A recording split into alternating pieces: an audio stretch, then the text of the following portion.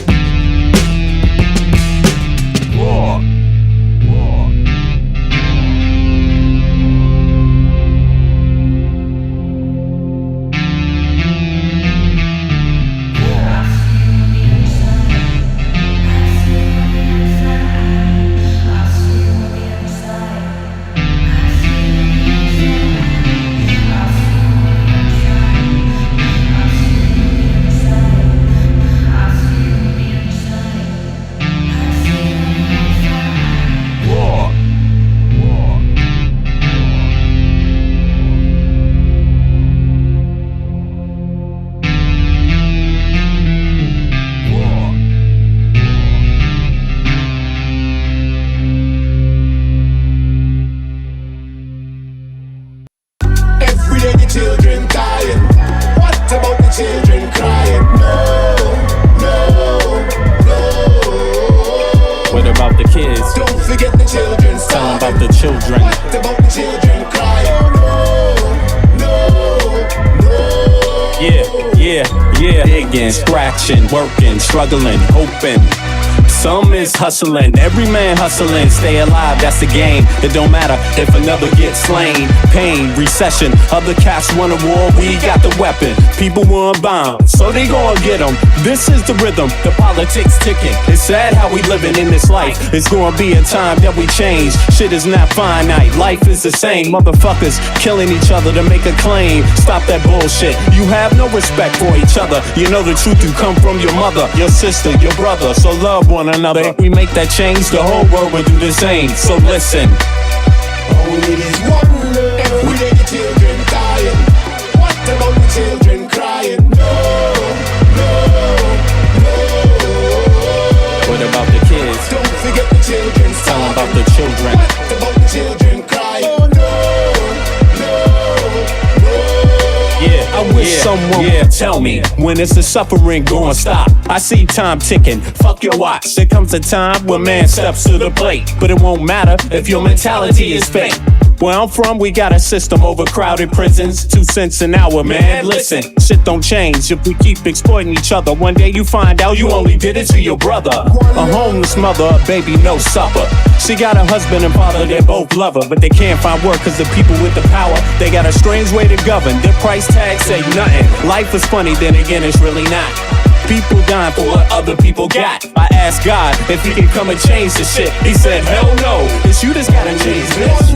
Every day the children dying. What about the children crying? One.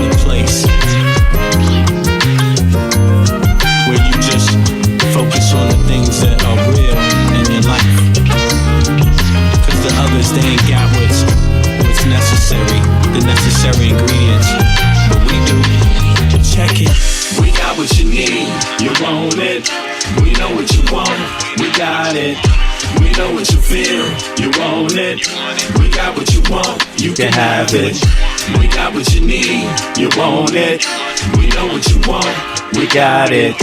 We know what you feel. You want it. We got what you want. Now break down. Orientation in this place they call Earth. Love from conception, from your mom, your birth. Pops planted the seed in the turf. From there, you must find out what life is worth. Grew up learning your do's and don'ts. Before working on your motor skills. That's right. Working on your coordination. Right. And orientation to what you like. The brand new thing. So gentle the soul we're capturing. In this distance, the alphabets the kids sing. They celebrate when it's time to go outside. As you get older, you do what? You learn to let all your troubles in your life just glide away. Stay focused, keep it cool. Keep you cool. Things in life will make it get rude. If you let it, if you let it, if you let it, if you let it, don't let it, if you let it, don't let it, baby. Oh man. Don't let it, if you let it, don't let it, don't let it. We got what you need, you want it. What's up, everybody? It is Friday, the 31st July, 0846 Central European Time. That makes it 0246 Eastern Standard Time, America. What is good, everybody? Happy to be back again for this wonderful day. It was beautiful weather in Copenhagen. My goodness. I love taking my little stroll in the morning, and getting some fresh air. You know what I'm saying? Just being out there when it's not too much traffic. By the way, it's summertime in Copenhagen, so everybody's on summer break. You know, there is little to no traffic on the streets. You know, the car traffic is basically not there. The public transport, you know, it's less traffic. You know, they tend to do street work and what they call spoorarbeid. That's like the train track work in the summertime. So there might be a few delays or some secondary routes people have to take when they drive because it's summer and everybody's on vacation. Or, you know, the train might have some special little delays or stops you have to transfer at to do a few things. But it's minimal. So, you know, it's been a pleasant morning for me. I hope everybody else has had a pleasant day. I know for some of you all, you're just getting started your days, and others, you're in the house chilling because it's in the middle of the night in America. You know what I'm saying? But in any case, I really hope everybody had a blessed 18 hours since the last time I was here. And if not, you know what I'm saying, you are just part of the real life that a lot of people are feeling, you know. And I really do wish you the best. Try to keep your cool. Try to bring people together where there's opportunities to come together, because as we see, there's a lot of people that make money off of war. There's a lot of people that persist in war, and that is basically all they know how to do. They don't know how to stop. They don't know how to admit when they're wrong sometimes. You know, everybody's wrong sometimes. Nobody's right all the time. And being a person that's right often, even me, you know what I'm saying? But that's life. It's, you know, it's not about being right. It's about how do you react when you're wrong? Are you gracious when you're wrong? You know what I'm saying? I've cursed out a few people in the chat for no goddamn reason at all. They were on my side, and they had to stop and be like, hey, man, I'm on your side. So I appreciate you all for showing me some grace, too. I mean, really. And I also had to apologize. I mean, even if I don't like somebody and I'm just goddamn wrong, I still apologize and let it be known that, hey, actually, I was wrong on that part. That's what you got to do if you want to stop the bullshit. If you want to be a part of the good, you got to be willing to stop the bullshit at any time. And you have to lead by example. You got to lead by example. You can't just talk about it. You got to lead by example. So none of us are above that unless you're a goddamn troll, you know, troll, unidentified and anonymous. They never admit a damn thing. So, you know, that's how it is. But trolls are going to be trolls. That's how they function. I got a troll challenge.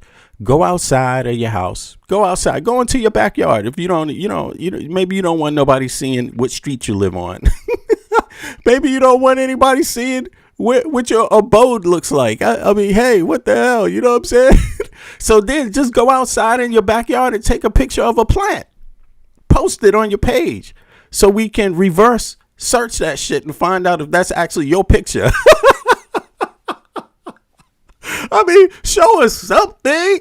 You know what I'm saying? A pot, a plant. Let us see the indigenous nature in your neck of the woods so we can qualify that with the rest of your statements and shit.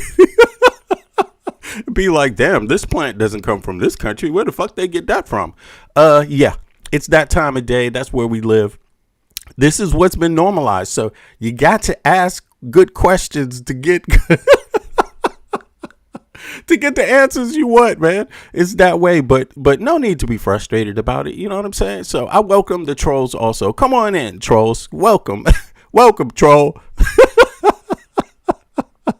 If you don't mind being called fake as fuck, then hey, come on in. No problem. That is, and if, you know, you could always hop up. Let me see. Let me put the panel link in there. Panel.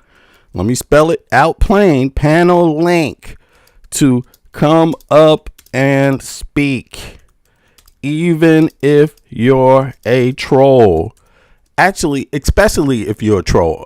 Okay, because I want to hear your voice at least. I want to know something. So there it is. It's in the chat now. So, anybody can hop up, friend or foe, real or fake. Bring your ass up here and let's make it happen. Now, I want to send this message out to everybody. Listen, we need peace. Some people need it more than others, and some people take peace for granted. But before things get too far out of hand, I'm just going to say, listen, everyone who is involved in war, bombing people, please, you all have a responsibility to send the best of you, the most peace-loving representatives of your nation. Send them out to speak publicly and say, we want peace. Just start your conversations that way. Say, I respect you. I want peace. When can we meet? And let's have a conversation that's not behind closed doors and secretive. Let's say we want peace. I care for you. I respect your people. Let us all say that. And let us all say it and have the meeting in public. Because so far, I don't trust these goddamn mediators and these people holding these meetings, because they never seem to get anything settled. It never seems to get solved, and it just makes me wonder, damn, what did they say in that little private meeting? Because the shit never seems to work out like the statements, So I want to hear the statements from now on. I want to hear it from the representatives' mouths. I want to hear one person say, I respect your people. What can we do to bring peace here today? We need it. And I want to see the opposing team stand up and say, you know what? Thank you very much for saying that. We respect you too. We care for you. We want peace also. This world needs peace together. How about say that? How about we say that? That's the challenge to the people that drop bombs. And it's to anybody. I'm not saying some are better than others, although, there could be arguments that are made, what I'm saying? But this goes for everybody, no matter what, because even the people that are right should be able to say that. Even the people that think they're right should be able to say those words of love and peace. Because why? Because this earth needs that. It's not about you. It's about everybody. The earth needs it. Water is a big problem. Food security is a big problem on earth. And all kinds of security. There's a lot of neglect going on earth, and it's not a proud moment for the human species. It is not a proud moment. Climate change is happening, and pollution is happening. Guns, killing civilians is happening. Killing kids, starving women is happening, and it's happening every day of the week. So, I just wanted to send that message out for myself, from me, because look, I do feel that way. This is what I feel. And if you're hearing it from me, I'm glad you're hearing it from me, because you may not hear it from the next person. So when you see me marching about in town, understand I'm a person that's asking for peace. Okay, I'm a person that's asking for understanding. Don't confuse me with somebody else. Okay, yeah, and that doesn't matter who you are. That message goes for everybody. We're all human, and none of us are perfect. So, having said that, let's get to the news. Wow, we got a lot of news now. Fauci is the big news. By the way, Fauci, I stand with you, brother. I stand with you. I plead the fifth too. Fuck Donald Trump. Okay, they got some nerve. Fuck the Republican Party. They have some nerve talking about you pleading the fifth, man. What does that mean? That means you must be guilty. Oh, really? Is that what that means? So that means Donald Trump is guilty. You're admitting it. He's guilty of 34 felonies because he pleaded the fifth. He pleaded the fifth. How many times on each count? Donald Trump was. He pleaded the fifth on charges. He pleaded the fifth in the civil court. I mean, can you even do that? What the fuck? If he didn't plead the fifth, he pleaded the next best thing. Just said some shit that just is like, okay. Anyway, so I stand with Fauci. Listen, he told you already what his scientific conclusion was. if you were not smart enough to understand it, you should be asking for better access to education. Okay, you should be asking for universal education if you didn't understand what Fauci said. Okay, and on that note, I found something very interesting too.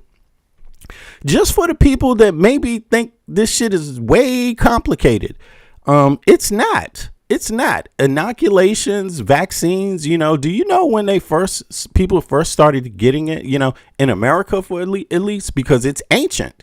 You should understand that it is ancient. It's not new.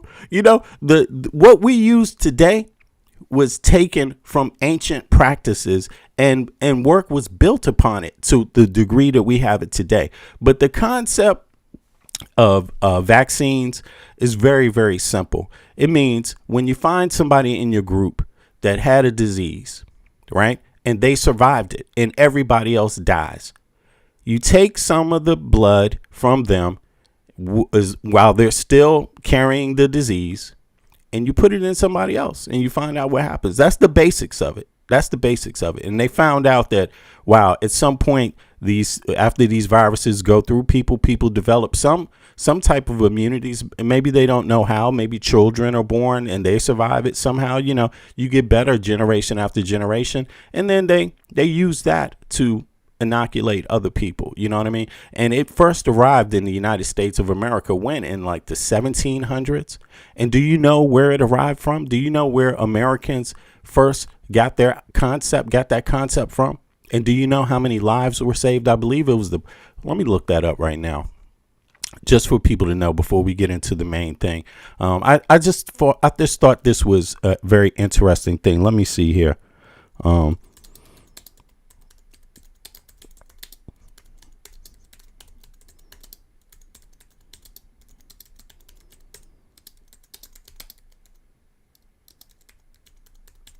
The guy has a name. It's an interesting name, and everyone needs to know it. Listen, I'm going to pull this up before we get into the rest of the news, and we will get back to Fauci. Now, listen, here it is. Let me pull it up for people. Okay. Spirit and principle, right? An enslaved West African man named what is it? Onesimus, right, introduced the concept of smallpox inoculation, virilation to America in the early 1700s. Okay, while it wasn't a modern vaccine, it in the strict medical sense, it was the direct precursor to vaccination and saved thousands of lives. Yeah, so people, this is in 1706. An enslaved West African man was bought for the prominent Boston minister Cotton Mather by his congregation. Mather named him Onesimus. That's a Latin name. I wonder what that means. Okay, around 1716, Mather asked Onesimus if he had ever had smallpox. Onesimus replied that he had both had it and had not had it, explaining that back in West Africa, he had undergone an operation where fluid from a smallpox scab was rubbed into a deliberate cut on his skin. He explained that this gave him a mild case of the disease, making him forever immune. So for people that are curious about that, look it up. You don't have to spookify it, right? And you damn sure don't have to be a hypocrite asking a motherfucker, it like Fauci, answer this question, and then say he pleaded the fifth, and then be like, oh my God, he pleaded the fifth. Oh my God. Like, hello, your president, you allowed your president to plead the fifth in regard to every goddamn thing. And Trump will be pleading the fifth to a lot more stuff. And so will many other people that he pardoned. Okay, so will many other people to come, because he's about to pardon a litany of people, especially all the people in his cabinet. Every single one of them will get a presidential pardon, flat out, from Trump. So if you didn't like Fauci, get ready for what's coming. Okay, so I stand with Fauci in saying every American should plead the fifth right now. I plead the fifth. Okay, I don't give a fuck what you asking me. I plead the fifth. Okay, it doesn't matter what it is. I plead the fifth. I plead the fifth. Just like Dave Chappelle, FIF fifth. I plead the FIF fifth. Okay, so there you have it. Now let's get into some of the other news real quick before we get back into Fauci and checking out some of the hypocrisy in some of the representatives' questions and outrage. And did you see it was somebody from one of these right-wing pundits that was out there like, oh my God, he pleaded the fifth. Lady, if you don't stop it right now, like, you ain't known for nothing else but being fake. Okay, and you supported Trump before. Now all of a sudden you don't support Trump, but you supported Trump in every fake endeavor he ever did. How dare you? Okay, listen, this is a sad point for being American. This is a sad point for legacy media. This is a sad point for a sad time for pointing the finger at anybody else. There's a few that still deserve the finger pointed though, but I think what's being shown to the world, since it is on legacy media, is that Americans can be some goddamn hypocrites. And I'm saying that because I'm one. Okay, I'm one of them, and I understand it. I'm not fighting that shit. Look, we claim to be doing all these things. Let me tell you what the United States of America did that's so hypocritical. They promised African Americans reparations, and then they didn't fucking give it to them. Okay, that's how hypocritical the United States is. And then today, because Mom Donnie brings up reparations, a reparations panel to research reparations, there's people out there talking about, why is he doing that? Why is he doing that? It's called keeping your monkey ass promise. God damn it. It's called having some integrity. Who knows if it's going to happen? But guess what? If it doesn't happen, all it proves is that you are an MFing hypocrite, and your country are fucking hypocrites. Your government are fucking hypocrites. That's all it's going to prove to the world. Everybody knows it. It's not a secret. You all have been so happy being hypocrites towards African Americans for fucking a century now. It's that 40 acres and a mule, that shit was 100 years ago. It still ain't happened. Fuck you. You got the nerve to be talking about Fauci. Fauci, he pleaded the fifth. He's a hypocrite. Yeah. Oh, really? Is he a hypocrite? Oh, wow. That's very, very interesting. So, that's very, very interesting. But in any case, let's start off with some other interesting news. It turns out that Mitch McConnell has been found alive, taking pictures. He's got his Betsy Ross picture where he's dressed up like a grandmama, sewing the new Kentucky flag. I don't know how many of you have seen that. It's on my timeline under one of my posts. It's true. It must be true, right? The picture exists. It must be true, y'all. He's got the other picture where he's doing the one finger push up with his wife on his back. Hey, shit, you saw it right here. It must be true, right? Yo, Michael, I hear you. You there? Yeah, I'm here, baby. I mean, is it true? We live in an alternative universe. Why not? Why can't that be true? Alternative fact universe. Yeah, might as well. Might as well be true. I seen it. What the hell? Why are you Kentuckians continue to complain about Mitch McConnell? Okay, he proved he's alive. You know what I'm saying? He proved he's alive. And Trump, he wasn't passed out. The man was just deep thinking. Okay, stop saying he's asleep in meetings and shit. Trying to bring peace to the world while he's like this. No, he wasn't passed out. The man was thinking deeply. That's what it looks like, But yo, did you want to say something about Mom Donnie and the reparations, or can we cover that later? Yeah, we can cover it later. We'll get into it. We'll continue. Okay. So let's take a listen to what's coming up about Mitch. There's some interesting things. I don't want to spoil it. So I'm not going to give you a spoiler alert, but we're just going to get through it real quick. A few other things, and then we're going to get into Fauci. So here we go. Prolonged absence has led the Democratic governor of his state. Oh yeah, click the like button if you haven't clicked the like button. It's going to help more people find the stream. Appreciate it, y'all. Andy Beshear, to press for more answers, writing, quote, I am addressing this letter to Senator McConnell under the assumption that he is capable of reading and responding verbally and not incapacitated by means of consciousness or cognition. As governor of the state that you serve, Beshear wrote, I am calling on you directly and verbally address the people of Kentucky and provide proof of your capacity to serve or resign. And my lead source tonight is the Democratic Governor, Andy Beshear. Oh, I'm sorry. Somebody said he's on eternity leave. That's Eric. Yeah, Mitch McConnell's on eternity leave, y'all. You ever heard of that?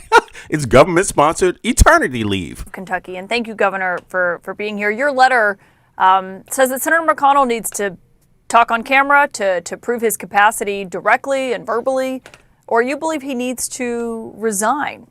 Have you gotten any response from Senator McConnell or his office?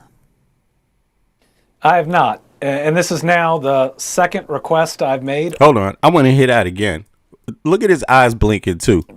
Have you gotten any response from Senator McConnell or his office? I have not. And this is now the second request I've made on behalf of the people of Kentucky. Listen, what's happening here is someone has been away from their job for. So what we got here, let me say it in Kentucky language. So what we got here. About 6 weeks.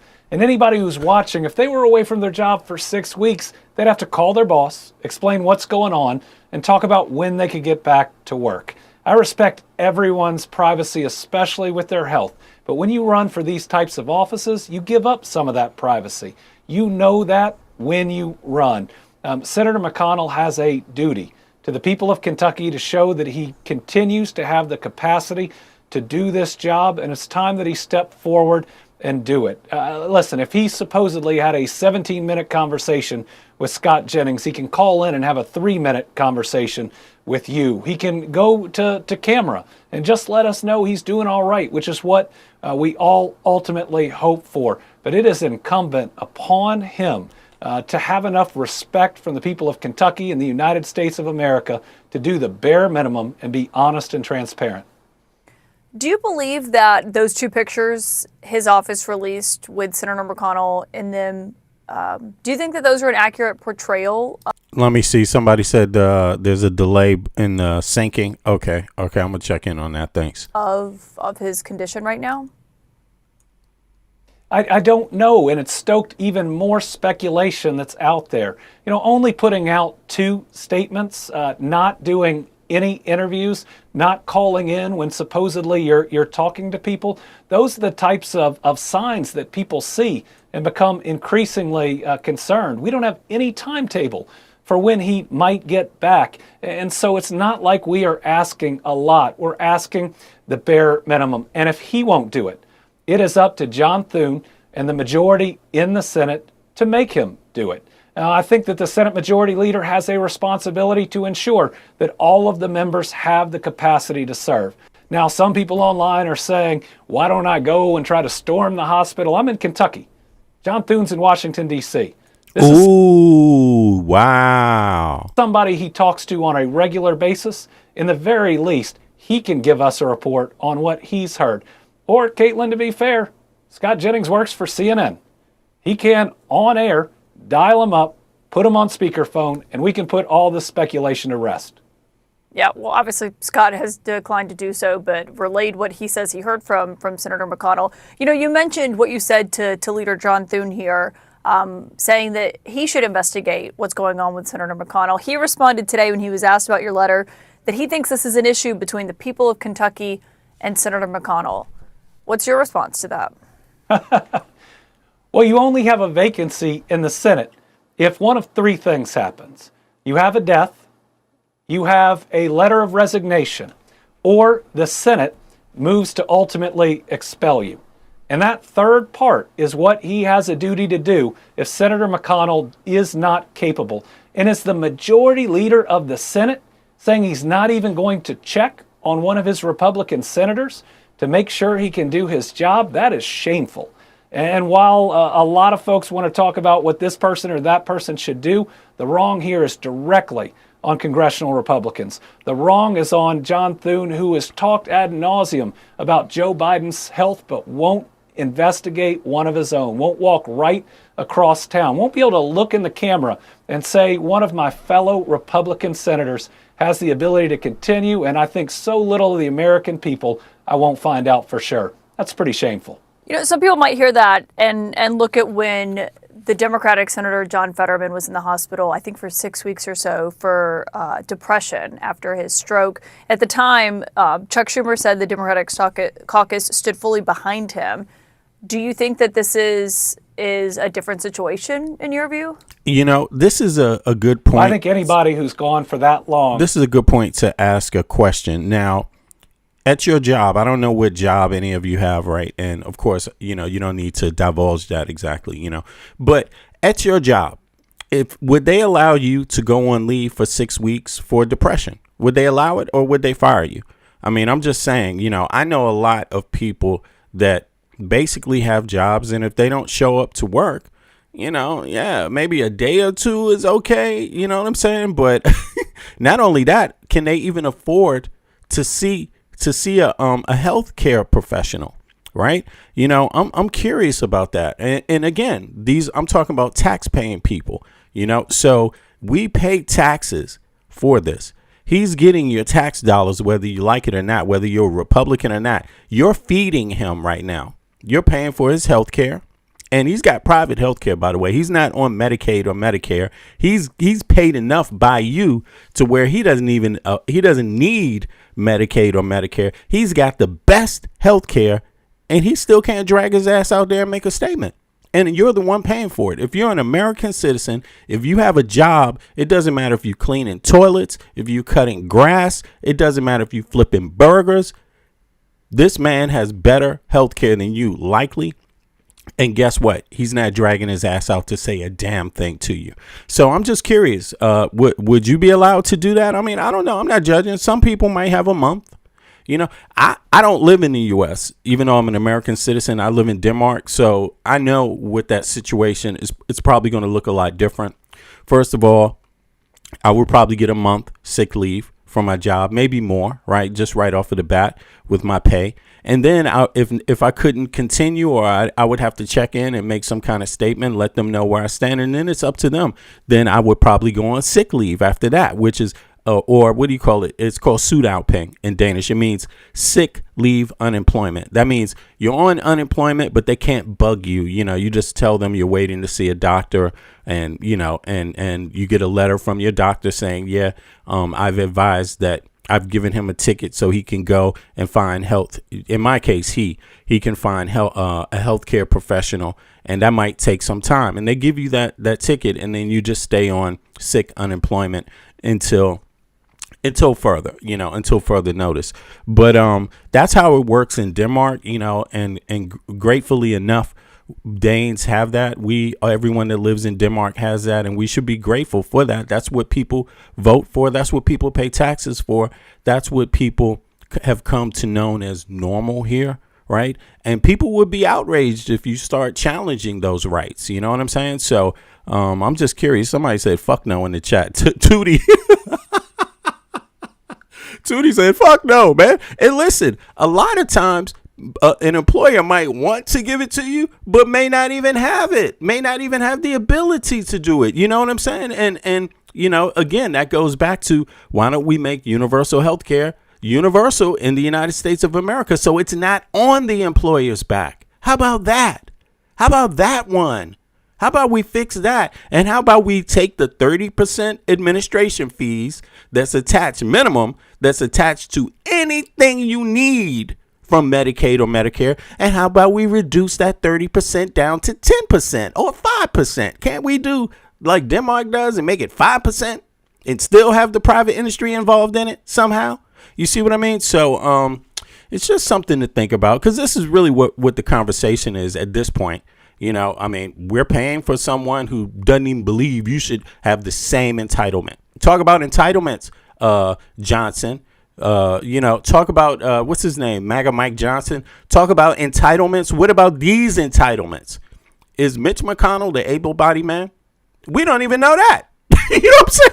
Michael Mike Johnson's out there. Able-bodied men shouldn't get nothing for free. They shouldn't get Medicaid for free. They shouldn't get. Well, is goddamn Mitch McConnell an able-bodied man or not? Or not? You know, show up. You at work, bozo. Tell your people something. Tell them. You know, like, are you doing work? Apparently, this dude is doing work too, but nobody can prove it. Watch, you're going to find out. Check this out. There's more. At least needs to be honest and transparent about what they're dealing with.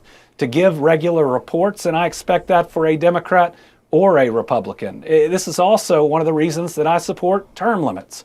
You know, it is time that we have a specific period of time where people can go into these jobs and that they're not careers, because part of what I think we have here is that Mitch McConnell doesn't think he has a boss, and he does. He works for the people of Kentucky, and he owes them an explanation. We heard from Kentucky Senator Rand Paul, who was commenting on your letter about Senator McConnell. Rand Paul? That name sounds familiar. On the fact of what you say is a lack of transparency. I want you to listen to what the fellow senator from Kentucky had to say. I think it's a campaign ploy by Bashir to look relevant. He wants to jump in. There's a lot of a campaign ploy to look relevant. This dude got Fauci, Dr. Fauci up there asking him questions that had already been answered 4 goddamn years ago. You know, and the last time they dragged his ass out there. So it's like, come on. And now he's talking about this is some politics. To what the fellow senator from Kentucky had to say. I think it's a campaign ploy by Bashir to look relevant. He wants to jump in. There's a lot of news over how Senator McConnell is doing, and so to appear relevant, he's putting out inflammatory statements and this and that. Okay, so what is this Fauci thing? Is that campaign? Are they running for office this year? Anybody up for election? Is the GOP senator? Is Rand Paul? Is he up for election in the midterms this year? I'm curious about that. Yes or no? Put a 1 in the chat if he's up for election. I don't even know. Put a 2 in the chat if he's not. Michael, is he up for election, this guy, Rand Paul?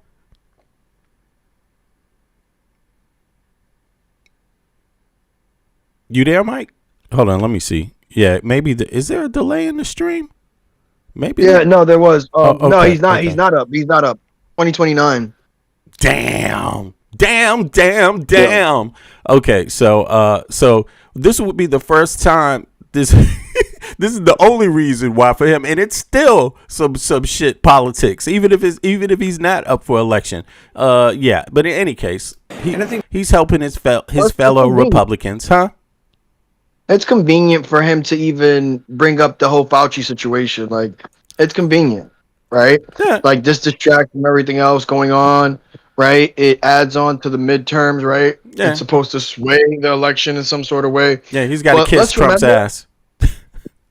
Even with Fauci, which they could have gone multiple ways. I know we're going to get to Fauci's, but Fauci's, the way they should have done this questioning is by granting him immunity so he can actually answer the questions, because they knew that he was going to plead the fifth. Who did they grant immunity to? Did they grant Pam Bondi immunity? Yeah. Did they? She was. There was. Yeah. Her. Who else? Yeah. Who else? The Clintons behind their closed door deposition. So there was a few individuals who have all been questioned with immunity, right? Yeah. Well, that's the reason why they actually showed up, right? Because even with Fauci, they knew this is the pony show that they did just to get sentiments drummed up, right? And let's remember, what we're doing for the chat, what we'll do right now before we even start to play Fauci, right? Look up Right. what, because I know the answer to it, right? Okay, I don't. Let me hear it. But Come what on. we'll do is look up what branch of government the director of the NIAID, which is the director of National Institute of Allergy and Infectious Disease. Look up what branch of government that's under. What branch of government is which branch of government is the NIAID? NIAID. Okay, what branch of government? Let me ask that right now. Let's see what. Yeah, because I don't know, man. Thank you for asking that, or having me look it up. Okay, it says, let me pull it up for people because I'm also learning here. It says the National Institute of Allergy and Infectious Diseases, NIAID, is part of the executive branch of the United States boy, federal government. crazy. That's So, crazy. so that means Trump. That means There you Trump. go. That means Trump was directly involved, giving the unitary executive branch power. It's almost as if he knew, because Fauci he's had the director position since George Bush. So he served under George Bush, Obama, 2 term, right? Trump, Biden, right? Well, and then actually he ended up with Trump, and under Biden, right?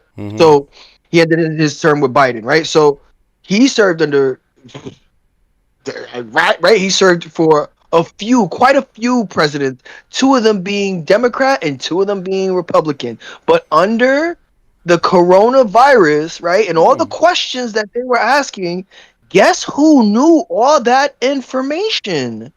Guess who knew it in advance? The Trump administration. It's crazy. It's wild, right? So it's funny how, they won't openly speak about Fauci because they know there's a level of hypocrisy, right? Yeah, every other Republican's going to play into the sensationalism of it, but they won't call out the hypocrisy that Trump guaranteed that he knew. He birthed the hypocrisy.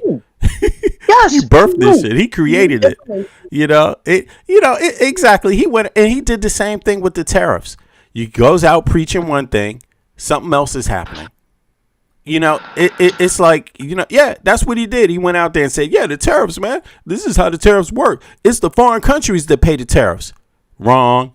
It's the American people that will pay the tariffs. The American corporations and the American people. That's what happened. And then the right-hand man, whatever the hell his name is, the Jeffrey Epstein Island dude, Jeffrey Epstein's neighbor, what the hell is his name? Went out there. Howard Lutnick went out there and sold the tariffs like it was a great idea. And then his son got paid off of the tariff returns. Like scandal, corruption of the highest order, and now they're sitting up here talking about this shit. It's just, it's bullshit, but let's go on. Even with that, right? Yeah. When we look at Rand Paul, when we look at him, do we think that these diary entries, which was on a federal computer, which is how they gain access to them, do we think that they just appeared now in 2026? Exactly. No, they appeared in 2024. They appeared in 2023, exactly. In 2021, right? They appeared when Trump's ass was in the White House the first time. Exactly. And while he was talking all of this other shit, Yeah. Yes, and that's what I want the viewers to understand. Whether they agree with what Fauci did or what his actions, if they made that be questionable, or his direction, whatever the case is, understand that all of that was under the purview and most likely the direction of who? Donald J. Trump. Right, and he knew it, and he went out and pretended like he had no idea. Nothing there. As if he had no control over the executive position that Dr. Fauci held. Yeah. Right?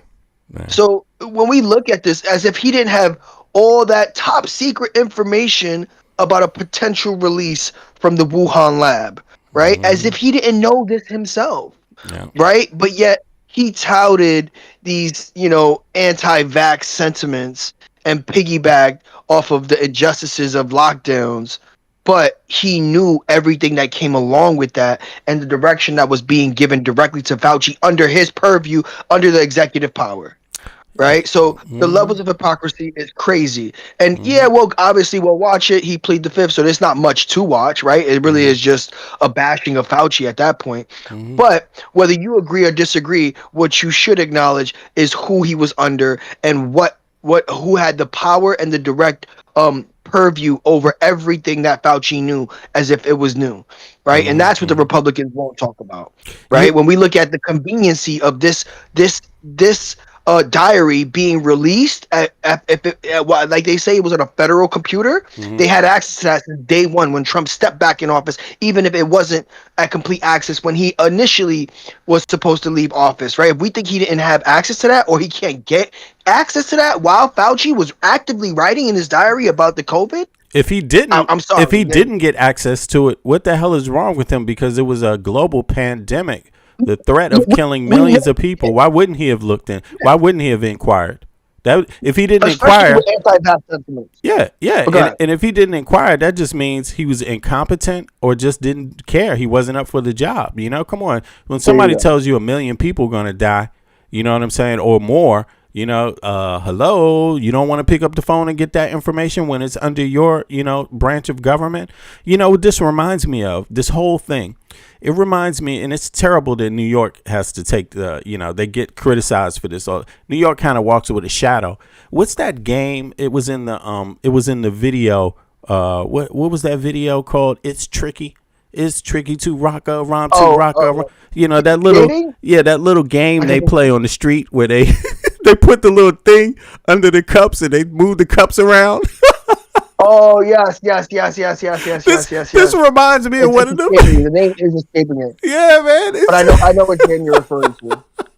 This reminds me of that fucking game, and Trump is the master at that game. That hustle, that little street corner hustle, man. That's what he turned this into, man. It's like I have the information, but I won't tell everybody. I'm gonna act like I don't know, but I'm gonna hustle them. You know, like, and then he's got a couple of people on the side, like, yeah, man, yeah, you can do it. You can win this game. No, you can't. It's a setup. MAGA lost that game. You can't win it. Yeah. Making side bets as if they don't know that it's all a scam, right? Exactly. Because they're all in on it. Exactly. While they group the person who's actually losing their money. The American people. And even worse, the MAGAs who just like, they would have lost everything on that game. The MAGAs. They was all in. Here's my house. It's that one. You know what I'm saying? Here's the key to my car. That one. Here's my diamond ring. Here's my wedding ring. They would have took all that shit off, It's like, it's terrible, man. They're just hustling people. A fancy hustle. That's the best people going to get. And now they got Fauci up there and they got the nerve to be like, why is he pleading the fifth? Man, you don't care about anybody pleading the fifth.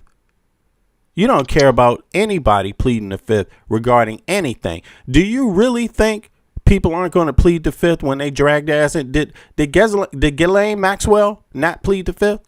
Did she even get on the stand?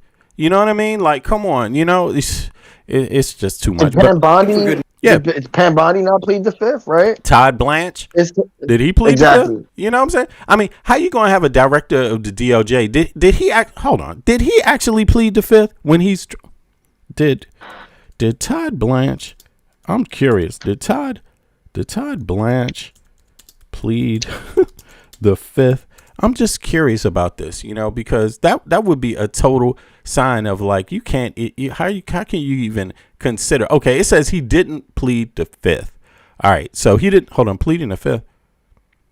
Trump's defense lawyer before nominating federal position pleading the fifth, invoking the constitutional right against self-incrimination during a public or congressional ceremony would be highly unusual, damaging.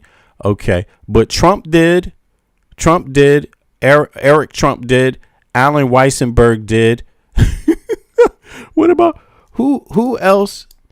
Who else in the Trump admin pleaded the fifth? I'm just curious because it's not like COVID's the only serious thing going on, right?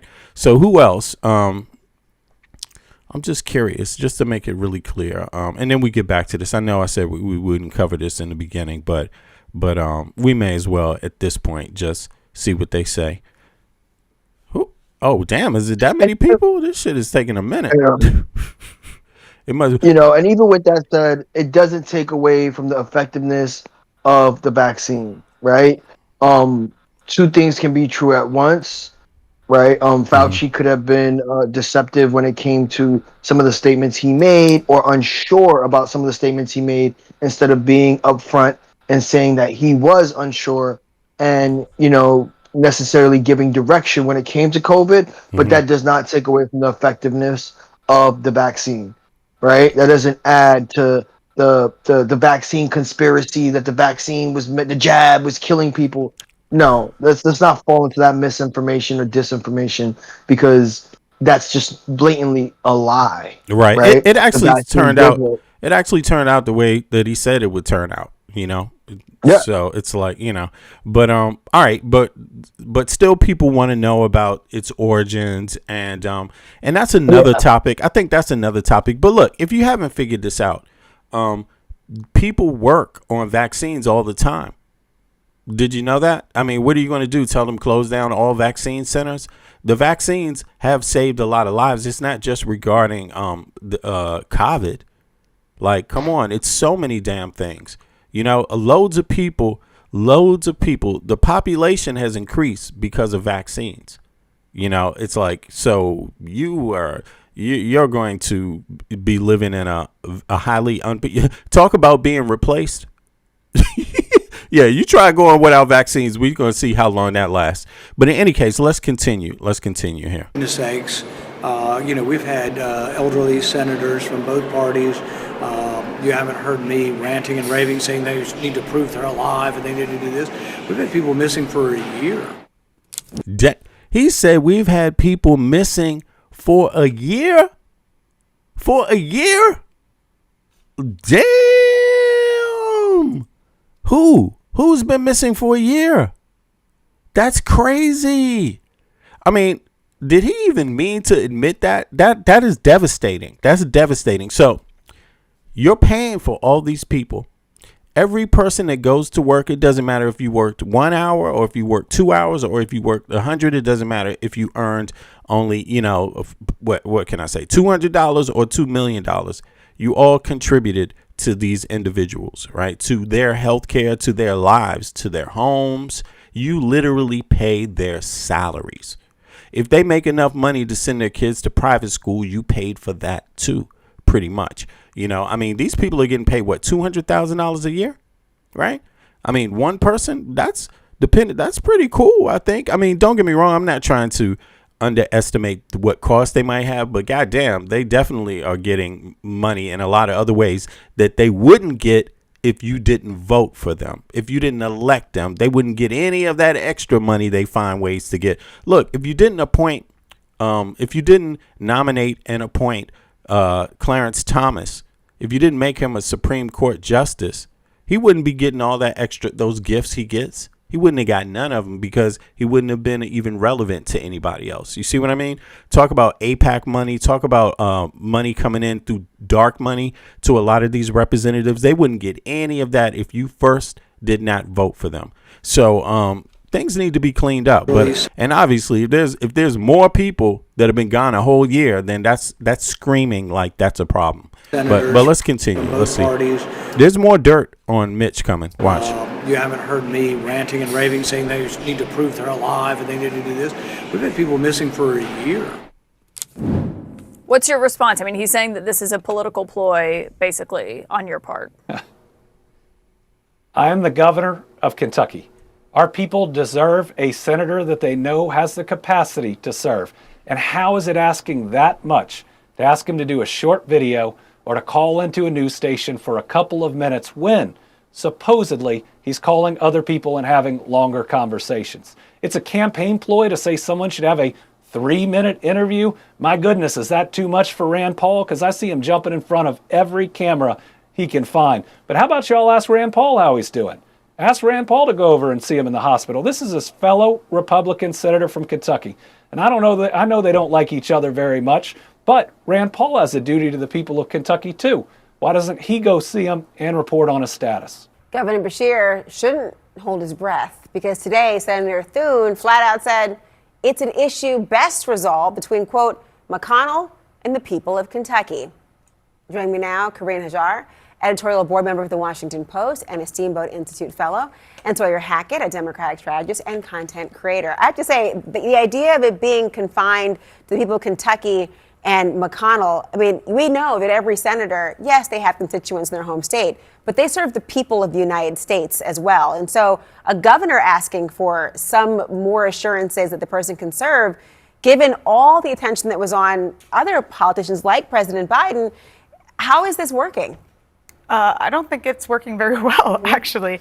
And all you have to do is open Twitter to see that everyone's asking the same questions. Of course, especially the constituents of Kentucky deserve, I think, an update. But look, I don't think it's unusual if you've suffered a medical event to need 40 days, 50 days to recover if that's what your doctor's recommending. What is unusual and what's raising suspicion is that they weren't transparent from the get-go, and they haven't been as transparent as I think that they could have been throughout this. I know that Senator McConnell really values the privacy around, this seems to be a pattern throughout his career. He wants privacy around his personal life. But when you've been out this long and so many people are asking questions, I think you owe more than 2 pictures, a phone call, a voice note, a video to your constituents. That would help take some of the suspicion away from all of this. You could even call into a radio show and not have any visual, right? You could do that if you want to preserve whatever physical restraints you might be having. I mean, Sawyer, Senator Rand Paul also weighed in and responded to Governor Beshear. Listen. I think it's a campaign ploy by Beshear to look relevant. He wants to jump in. There's a lot of news over how Senator McConnell is doing it. So to appear relevant, he's putting out. I think that's not working, because I remember just a week ago, people were pressuring the governor. They were saying the governor should try to use whatever power he has to remove him. They were trying to put it on him. And I think he's responding to that. You know, like, why are you putting it on me? You can actually remove him if you're concerned about it. You can actually go talk to him. You could talk to him on the telephone and report on it. You can ask him to, do something public so people see, somehow you can do more than what you've done. And so far, it's like, it is an election year. So what do all people do in election year? What do they all think about? They think about their election. So right now we got Congress. How many people are up for election this year, right? In just a month, 2 months from now, in November, that's a short time. That's 2 months from now. They're likely all, if you have a brain, you're thinking about the election. That doesn't mean you have to be false or play games with your answers, but to be thinking about it is not unusual. That would be normal for a person to do. But the point is, who can actually remove him? So let me see. Here. Damn, is something going on with my net? Let me ask a different question. Who can remove Mitch McConnell? Mitch McConnell, right? Damn, did I say that? Yeah, McConnell. Who can remove him? Can the governor?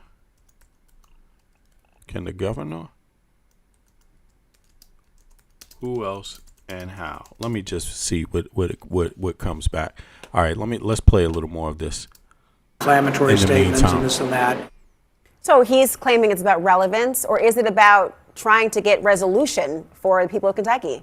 It's I'm frankly sick and tired of being gaslit by Republicans into thinking that by asking questions of Mitch McConnell, we're being crazy or being uncivil by asking questions about a U.S. senator who's been absent for more than 40 days from the U.S. Senate, who's missed 38 votes, who was found unconscious and, told us explicitly, as Karine just mentioned, that he had suffered a fall and he had pneumonia. And then we hear the audio dispatch from the 911 call, and we hear that a male was found unconscious and that CPR was being performed.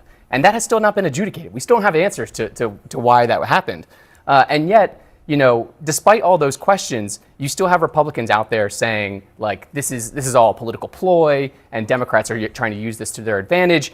If, to Karine's point, if Mitch McConnell was well and fine and recovering in the hospital, he could simply just record a 10-second video telling the American people, that he's recovering, or he could step into a news show for 5 seconds, or he could, call up any news program on any evening and make, kind of assuage people's concerns about this. He's leaving the door open, and that, leads me to believe that he's not capable. All right, so let me see here. There's some information back on this. Now it says, no single official, including the governor of Kentucky, can simply fire or remove a U.S. Senator, Mitch McConnell, right? Unlike executive positions or appointees, sitting U.S. senators are constitutional officers protected by federal law, and the process to remove one is extremely strict. Here is the breakdown on who holds the power to remove the senator and how it works. All right. So I didn't know this, which is why I'm asking, but I'm glad that I did ask. It's not cool to assume, I always ask. I try to ask qualified people if I do, or people that are proven to know what the hell they're talking about. But that doesn't mean I don't ask myself. I will ask, and look the information up myself too. That's just part of life, everyday life even, right?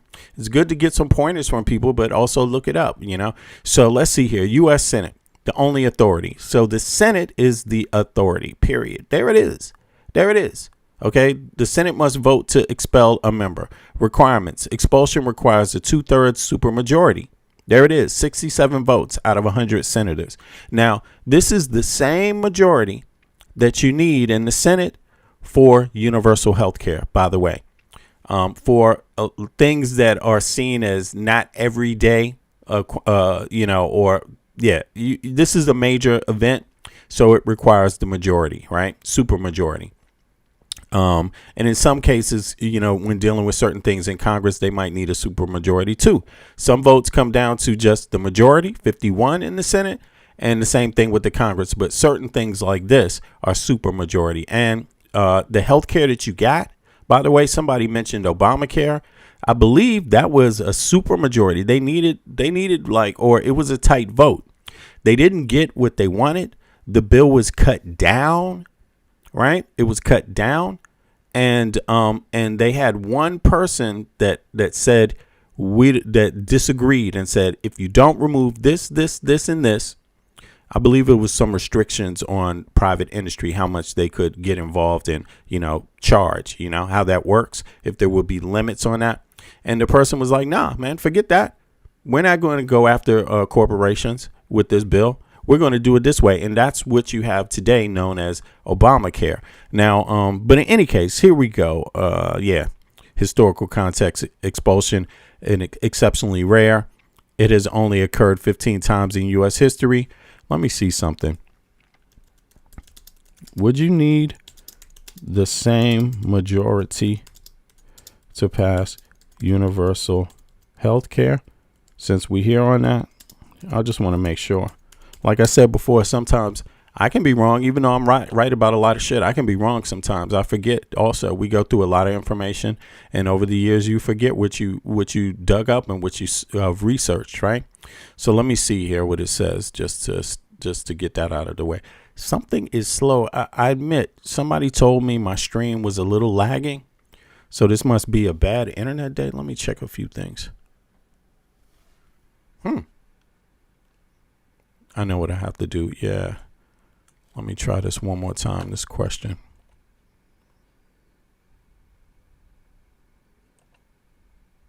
Thanks for your patience. By the way, click the like button if you haven't clicked the like button. It helps more people come into the stream faster. All right. So look, it says no. You would need 2/3 majority. You would not need 2/3 to pass universal health care. 2/3 supermajority is reserved for extraordinary constitutional acts such as expelling a senator, ratifying treaties, convincing an impeached official. Impeachment is what needs 2/3. Even massive reform like universal health care follows completely different set of voting thresholds. Let me see. Exact number. Standard path, 60 votes. So it's not the supermajority. It's still not 51. That's what it is. And I always get that confused. Right. So it's 60. It's not 51 like a lot of things need to be in the Senate. It's 60. So it's more than half, but it's not the supermajority. All right. So but it needs to be filibuster proof. So that's what it is. People need to dig in on that. You see? Right. So let's go on. Let's see what else is coming up about Mitch McConnell. Appreciate your patience. Let's see here.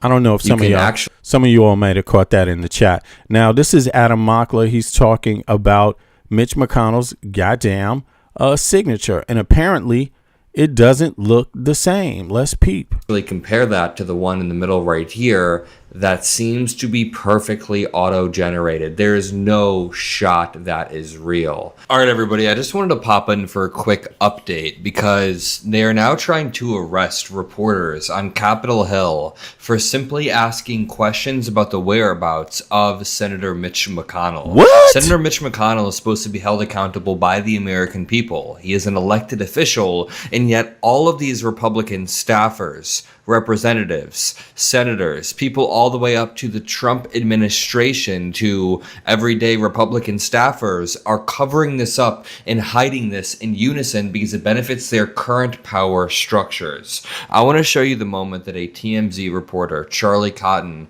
was kind of pushed away by a Nebraska senator named Pete Ricketts. Charlie Cotton says, at Senator Ricketts, sicked Capitol Police on me to get out of answering basic questions. Take a look at this clip. Health issues like that, he should be ashamed of himself. Do you think Mitch McConnell needs to do more to prove his health? I think we should give Mitch the time he needs to be able to recover and come back to the Senate. We're praying for him and wishing him well. Yeah, but we can give him the time he needs while also he provides. While also he. He's not with me, no. You guys are not. Only he's with me. These two are not. Yeah, but I'm a reporter, sir. He's not through security. No, I already have been through security, sir. I've already been through security. Sir, we came from I came from downstairs, man. Health issues like that. You know, to quote the words from the Trump family friend Andrew Tate, this is a beta male. I want to show you, like, if I scroll back a bit, he walks past the security and he immediately points and says, "Get this guy out of here," as if that's his personal security guard. Yeah, but we can give him the time he needs while also he provides. Get this guy out of here, he says. For as long as there has been journalism in the United States, which is the United States is founded on the First Amendment and freedom of press, there have been reporters and journalists on Capitol Hill who walk around and who ask questions. The idea that you can't answer a question about McConnell is absolutely despicable. And I also want to point out, when he says that McConnell deserves privacy, I just want to quote Governor Beshear here. As Beshear says, yes, everybody deserves some level of privacy, but when you become a public official, an elected official, you begin to cede that medical privacy. When you are one of the highest up senators in the entire country, you cede a lot of that privacy, especially after 47 damn days. Julian Andrione, friend of the show, points out, what is this? Senator Ricketts asks Capitol Police to restrain Charlie from continuing to ask him questions about Mitch McConnell, saying, quote, he needs to go through security. The only issue is they were already coming from the basement, which is inside the building, meaning Charlie, a credentialed reporter, had already been through security and is free to navigate the Russell office building and film anywhere within it he'd like. So he's already been cleared, he's already entered, and Senator Ricketts is trying to sick the Capitol Police on him because he doesn't like to answer questions about Mitch McConnell. Why are they all treating this like it's nuclear codes? This is Mitch McConnell's senior advisor on communications running away from Nicholas Bellasi. Quick question. Are you guys going to respond to Governor Beshear? Are you going to release a video of McConnell? Are you going to release anything in addition to the second photo? Anything you can say, sir, in response to the governor's letter? Nothing. That was my second attempt at trying to get an answer from the senior. Damn, running away from that is crazy. Nicholas. They didn't even acknowledge them. Bellasi. Quick question. Are you guys going to respond to Governor Beshear? Are you going to release a video of McConnell? Are you going to release anything in addition to the second photo? Anything you can say, sir, in response to the governor's letter? Nothing. That was my second attempt at trying to get an answer from the senior communications advisor to Senator Mitch McConnell on whether he plans to release a video statement. Here's video of my first attempt.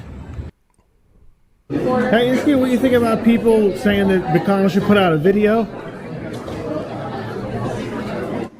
dude, what is up with these people acting like Mitch McConnell's status is like nuclear secrets, the nuclear codes? They have to run off every single time they're asked. Quite literally, run off. Let me show you this update from friend of the show, Aaron Parnas. Mitch McConnell update as his staff continues to refuse to answer any questions about why we haven't seen a video of the senator in over a month. It also comes amid allegations that McConnell's staff may have used an auto pen to sign a recent letter that was released this week over federal disaster relief. So this is the letter at issue that Mitch McConnell allegedly signed this week concerning disaster relief funds for Kentucky. This letter was first found by Desiree Townsend. Now I went ahead and zoomed in on McConnell's signature. This letter is dated July 28th, so it was sent out on Monday. The signature looks pretty perfect, as though it was generated by a computer. But then I was curious, so I went back and looked at his signature on letters sent in the past year. There were only 2 of them. Here's the first one. This was a wet signature as it looks, or a scan of a wet signature. Here's the second one right here, also a scan of that exact same wet signature. I stacked them right here. You can see the 2 other signatures on the old letters are identical, just one is a scanned version of the other. Obviously very different from this signature that was on the letter this week. So it's highly likely his team used an auto pen or some kind of other generation function on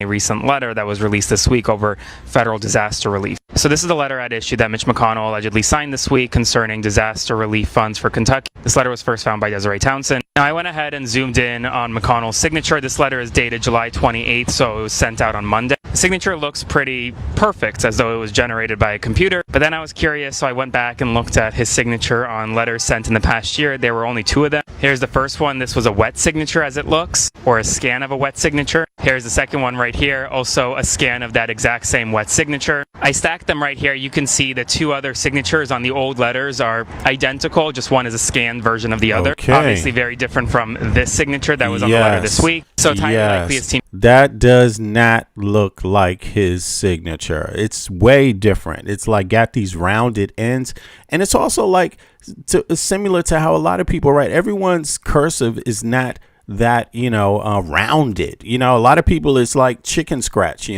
But let me see here, or very sharp ends. So let's see this one again. Yeah, you see, this is more chicken scratchier. Now look, there's 2. He got 2. One to the right, and then one in black to the right, and then one blue on the bottom. They don't look. I mean, these look identical. The blue, these 2 look identical. Now look at the next one. Version of the other, obviously very different from. You see, it's rounded. It's different. It is different. Let me just pull it back. Boop, boop. Okay. Now, boop. You see that top part? Boop. You see that?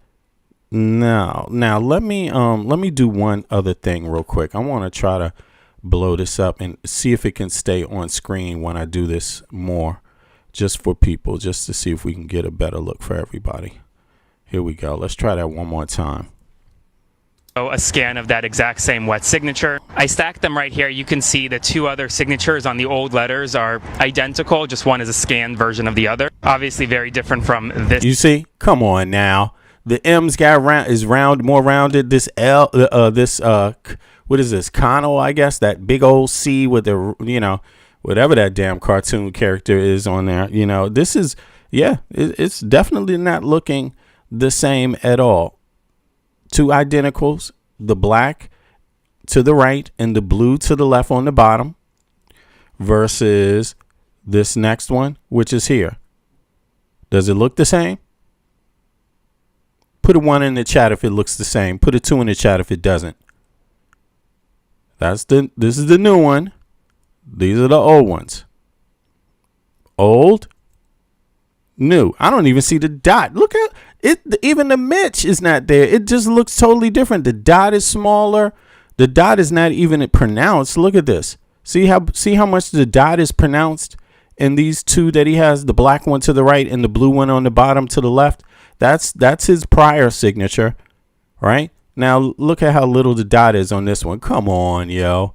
I mean, and if you're sick, if you're not doing well, how would your damn signature get better? What the fuck? Who does that, man?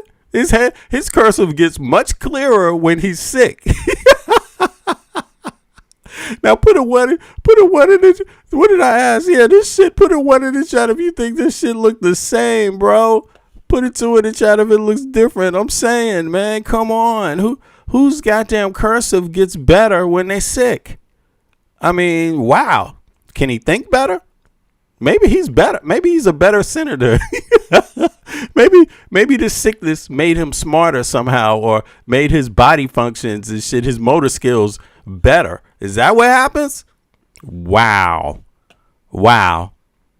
He should be teaching calligraphy and shit. You know what I'm saying? At this point, his shit got way good. All right, let's continue. Signature that was on the letter this week. So it's highly likely his team used an auto pen or some kind of other generation function on one of the, like Adobe or something. Senators do that regularly. Politicians do that regularly. Obviously, it's different because the people of Kentucky want to know where Mitch McConnell is and whether he's doing his job or not. And when asked about it by Nicholas Balazet, who's a reporter on Capitol Hill, his staff just kind of didn't answer anything and refused to say whether or not McConnell's going to release a video anytime soon. McConnell, as it currently stands, is in a rehab facility. He was discharged from hospital care. He's likely still at the GW hospital, but we'll have to see. Spread the word. Follow for more. It's incredible. Maybe he just got a whole new hand. They just chopped his old arm off and shit and threw a new arm on like Frankenstein and said, here you go, sign this shit, Mitch. Incredibly odd. And I just want to give a quick side note. I'm currently on a sort of working vacation, visiting some family. It would mean the world if you guys hit the like. Big up to Adam Mockler for the excellent news coverage here on vacation. I'm not that good. You know what I'm saying? I went on vacation. I went to Malaga in Spain and shit, and I couldn't keep the pace up. I mean, you know what I mean? All I could do was come on and say hi every once in a while to people. But big up to Adam Mockler. Yeah, I really like the youth getting involved in politics. It's your life. You will have to pay the bills for all the mistakes of the Trump administration. You will. The people that are retired already, you know, depending on their status, you know, they're paying for a lot of cutbacks. You know, particularly the people that are middle class and poor, you know, that are on retirement now. But the youth, you know, they're going to pay a whole lot more. Yeah. He's robbing the bank right now, you know. So big up to Adam Mockler. Let's continue. Media. Here's Brian Tyler Cohen, independent media. We got Nicholas Balassi, hunting down independent media. TMZ, it's all independent media pushing back against this admin. We do not, and by we, I don't just mean me, but Kentuckians and the American people do not have a real update on Mitch McConnell, which they deserve. This is basically someone that hasn't shown up for work for 6 weeks. And everybody who watches or listens to you, if they're gone from their job for 6 weeks, they got to call their boss. They got to explain what it is and give a timetable for when they return. But Mitch McConnell won't do that to his boss, which is the people of Kentucky. And it's a separate conversation, but it tells you that people stay in Congress way too long when they think that they don't answer to anybody. So what I've done is amped up the pressure and now called on Mitch McConnell to verbally talk to the people of Kentucky or America. If he can supposedly talk to Scott Jennings for 17 minutes, he can talk to you for 3. He can call into a news station for 3. For all I care, he can call to Fox News and talk for 3. But he seems unwilling to do it. If he can't do that, he needs to resign. Very well said. And I want to show you this update from the Parnas perspective about this auto pen scandal, because this is going to become huge. Mitch McConnell spokesperson Robert Sturr twice refused to answer Nicholas Balassi's questions about whether McConnell will release a video statement proving he's alive, with one exchange ending as Sturr simply walked away from the camera. It's the second such confrontation this month. Press Secretary Stephanie Pence similarly ignored Balassi's questions earlier in July, smiling.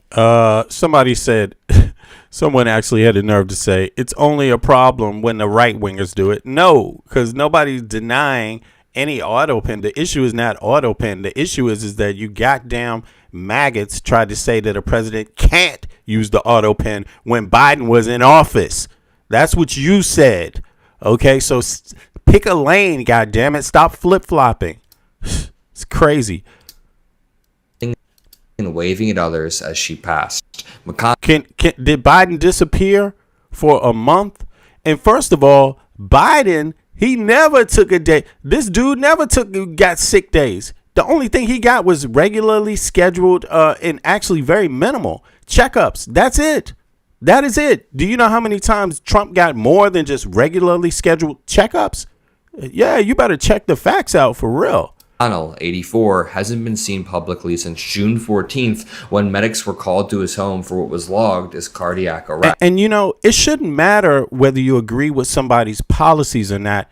You should not lie openly. You should not be proud about being an open liar and manipulator. That's called integrity. You see, like, seriously, go get some integrity for real. It matters. And his office stayed silent about his condition for nearly a month, fueling online conspiracy theories that he's brain dead. The office's first substantive update came July 12th with a statement and a photo of McConnell beside his wife Elaine Chao, saying he briefly lost consciousness and developed pneumonia. Here we go again with the dumbasses again. You can't admit that Biden had pudding brain? Well, what do you mean? Biden's the one who stopped his candidacy after people came to him with those concerns. Do you know who the people were that came to him? It was Democrats. And Biden stopped his re-election campaign. And then you complained about Kamala Harris saying that she wasn't selected. That's what maggots did. Okay? So, no. If Biden says he's too old, I say, okay, great. Get Kamala out there. That's what I said. So, in matter of fact, hop up on the panel. Hop up on the panel. Let's see here. Hop up on the panel. Let's talk about that. Let's have a nice dialogue on that topic and then go through the facts. All right. So here we go. Let's continue. Now, No heart attack. This is not about Biden. Guess who's not president anymore? Biden is not the president anymore. Let's stick to a topic now. Okay. Stroke. Can you maggots all do that? No, you have a hard time sticking to it. Okay, somebody could go out there and assault your mama and you would be like, but Biden, no. Or broken bones. To continue, Mitch McConnell's office released a letter that McConnell's signature was on concerning disaster relief, right here in the middle. Comparing the signature from McConnell on that letter to prior signatures on other letters, it appears that the signature, on first glance, may have been auto-generated. Here are older signatures from McConnell in the two most recent years. Here's one on the bottom right in black, and here's one on the left. You can actually compare that to the one in the middle right here that seems to be perfectly auto-generated. There is no shot that is real. There is absolutely no shot this is Mitch McConnell's hospitalized rehabilitation signature when a few years ago this was his signature right here. This is human. It's a little bit sloppy. Pretty cool though. Exactly. Pretty well written. This is like a perfectly made machine that they're alleging came out of the hospital. I don't believe it. That's why we need younger candidates who can connect with the people. Abdul El-Sayed out of Michigan, who's running for Senate, is really, really growing on me. I interviewed him a few months back, and every single time I see a video of him, I like him a lot more. Here's him interacting with a Trump supporter and winning over the Trump supporter. Younger people in Congress, please. No more Mitch McConnells. No more Trumps as the president. So you're talking about another 75 miles? Hey, if you can get AIPAC out of our stuff. Hey, so I'll just say much this. appreciated. AIPAC is spending $30 million to beat me. They've never spent more to beat any one person in their entire history. I kind of disconnected from politics for a while because the whole thing feels super corrupt. I voted for Trump. Yeah. And then I'll blame you for that. I woke up one day and I was just like, what did I do? Yeah. I'm not going to ever blame somebody because I understand how exasperated most people got. Yeah. And then you realize you're like, oh shit, that was the only alternative we had to the system that's broken. And what I'm trying to do is offer an alternative to the system that's broken that's not a megalomaniacal narcissist billionaire. So if you really want to beat AIPAC, I'm the guy. Really, most anti-AIPAC candidate in the country. We should have our own interests and do our own thing. Yeah. Not have our foreign policy dictated to us by another country. Yes. Not that hard. Okay, first of all, are you a Democrat? I'm a Democrat. Well, you got a good chance of me voting for you. Oh yeah, hey! It's interesting that first guy right before this was a Trump supporter who seemed to have been rather captivated by the message. Younger candidates are out there winning people over. Here is Detroit's James Cotton getting interviewed about Abdul. Did you vote for Abdul? Somebody different. Somebody different. Yeah, you know what I mean? Instead of going with the, Yeah, we need changes and shit, you know what I mean? Fuck it. We need changes. I mean, yeah, that's very true.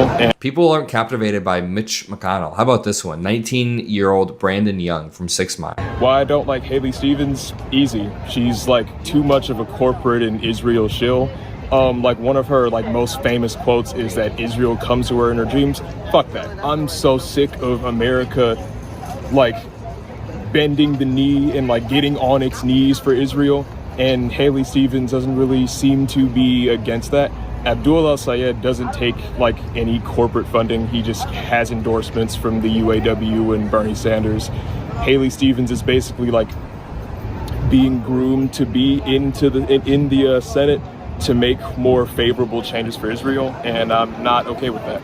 I already don't like indirectly supporting a genocide. Just the United States young people are really awake. They're really awake. And, I'm not trying to make it young against old, but listen, the more younger people need to get involved in this election. And by the way, if you're listening to this stream and you happen to be a person that considers themselves younger, 18 years old or between 18 and 25, between 18 and 30, you need to make sure you get your ass out there and vote. Don't let these other people that vote dictate your life, because you will be paying. You're already going to pay for it already.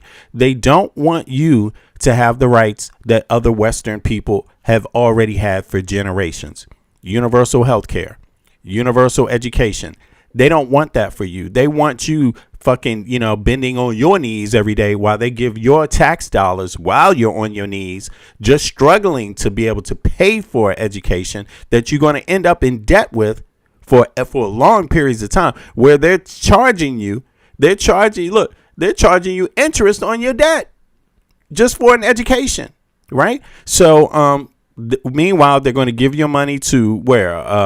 Argentina, just for whatever purpose, right? They're going to give your money to Israel, right? They're trying to make the Israeli military budget a facet of the United States permanent budget. Just the regular U.S. military budget, they're working on getting Israeli's military budget fixed in that, so they don't have to talk about it openly on the side. So you have everything to gain by voting right now. If you expect change, trust me, do it.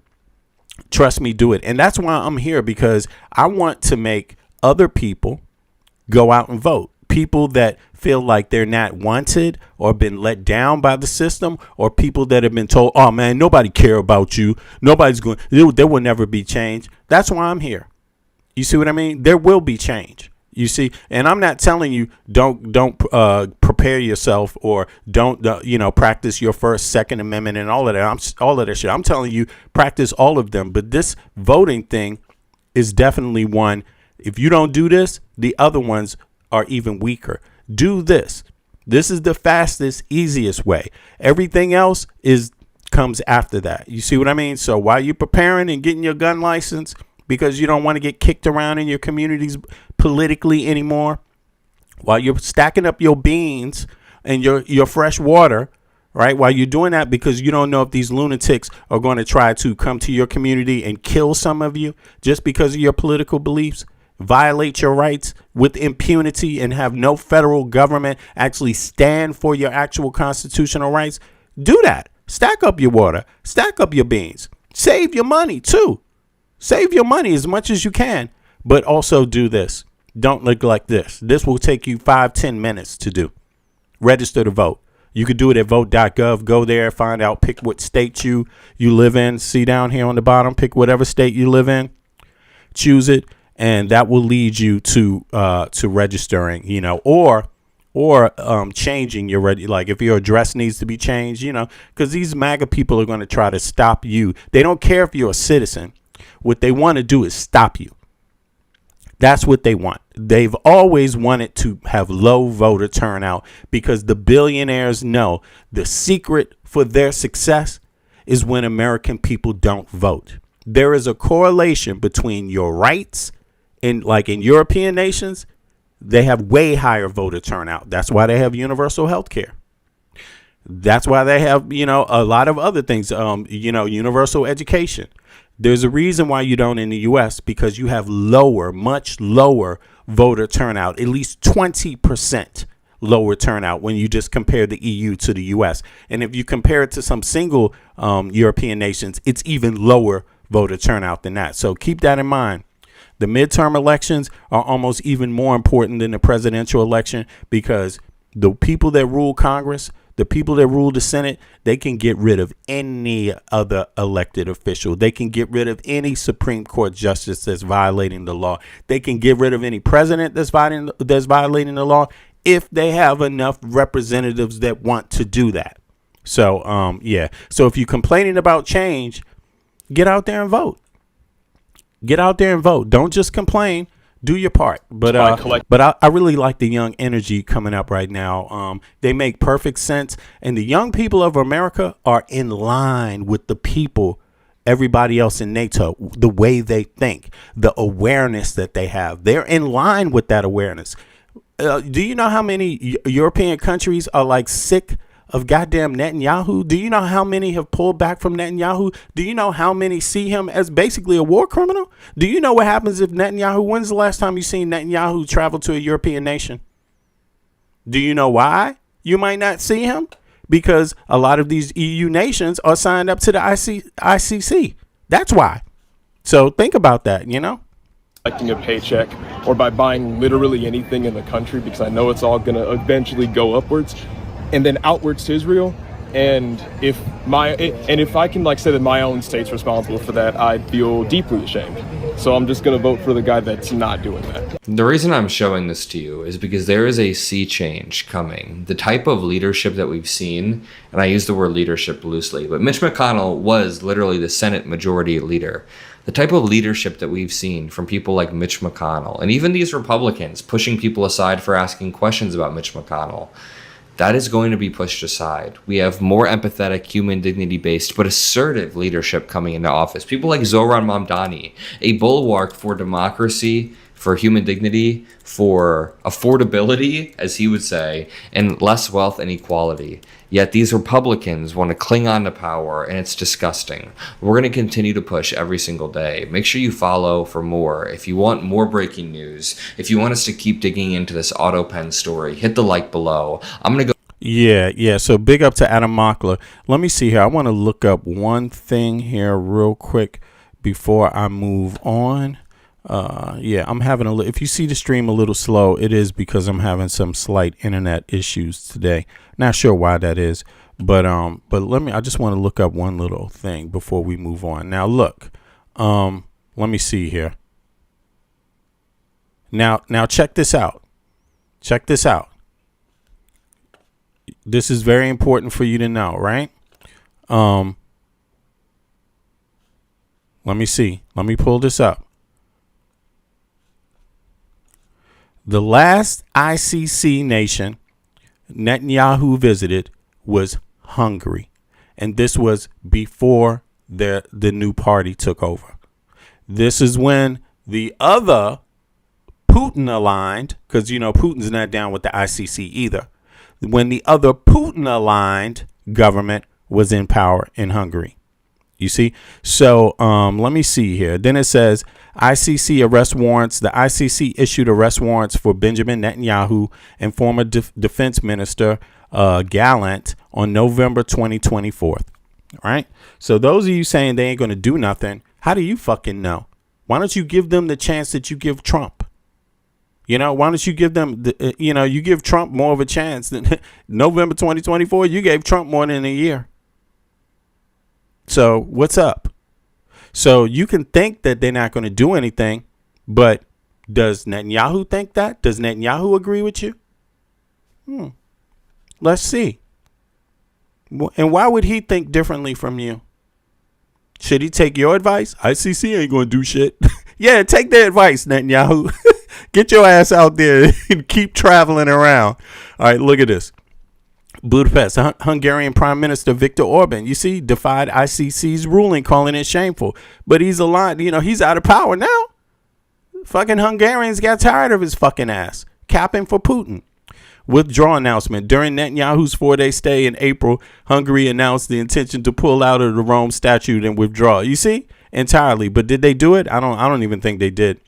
Prior to the issuance of the ICC arrest warrant, Netanyahu regularly traveled Europe. You see that? So there it is. There it is. So you may not think there's any consequence, but Netanyahu obviously thinks differently than you think. So just keep that in mind. And again, at least you could give them the same chance you give your president right now, who you pay your taxes to every day you lift a finger to earn 1 penny. Let's keep it real. Let's keep it real. That's all I'm saying. Let's keep it real. Forget who you like. Forget whose policies you agree with. Keeping it real speaks to your integrity. That's all. Or you don't have to keep it real. You can keep it fake. Let's do that. People can do that also. All right. So what's up next here? Let me see something. What do we have on the schedule? Yes. Let's see. Oh wow, this is beautiful. Is there Check this a out. benchmark? Is it fine? How many children can be raped and it's fine if you're in relation to the immigration community?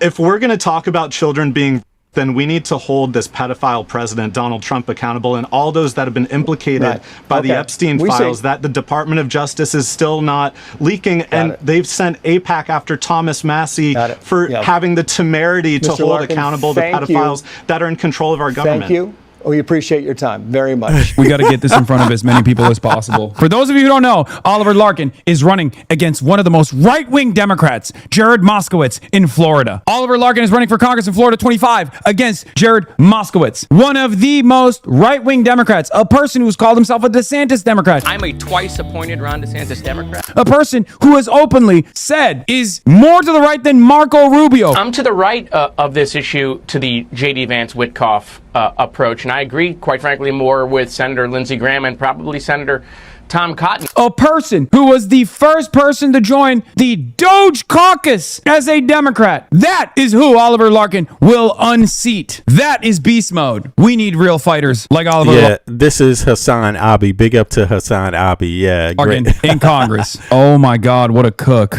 What a cook. Can you get a VAR on that Larkin clip? Yeah, let's run it back again really quickly. So I'm going to go through this slowly, okay? Playback speed 0.5. What is this? So Fox News host clearly is trying to claim that all undocumented migrants are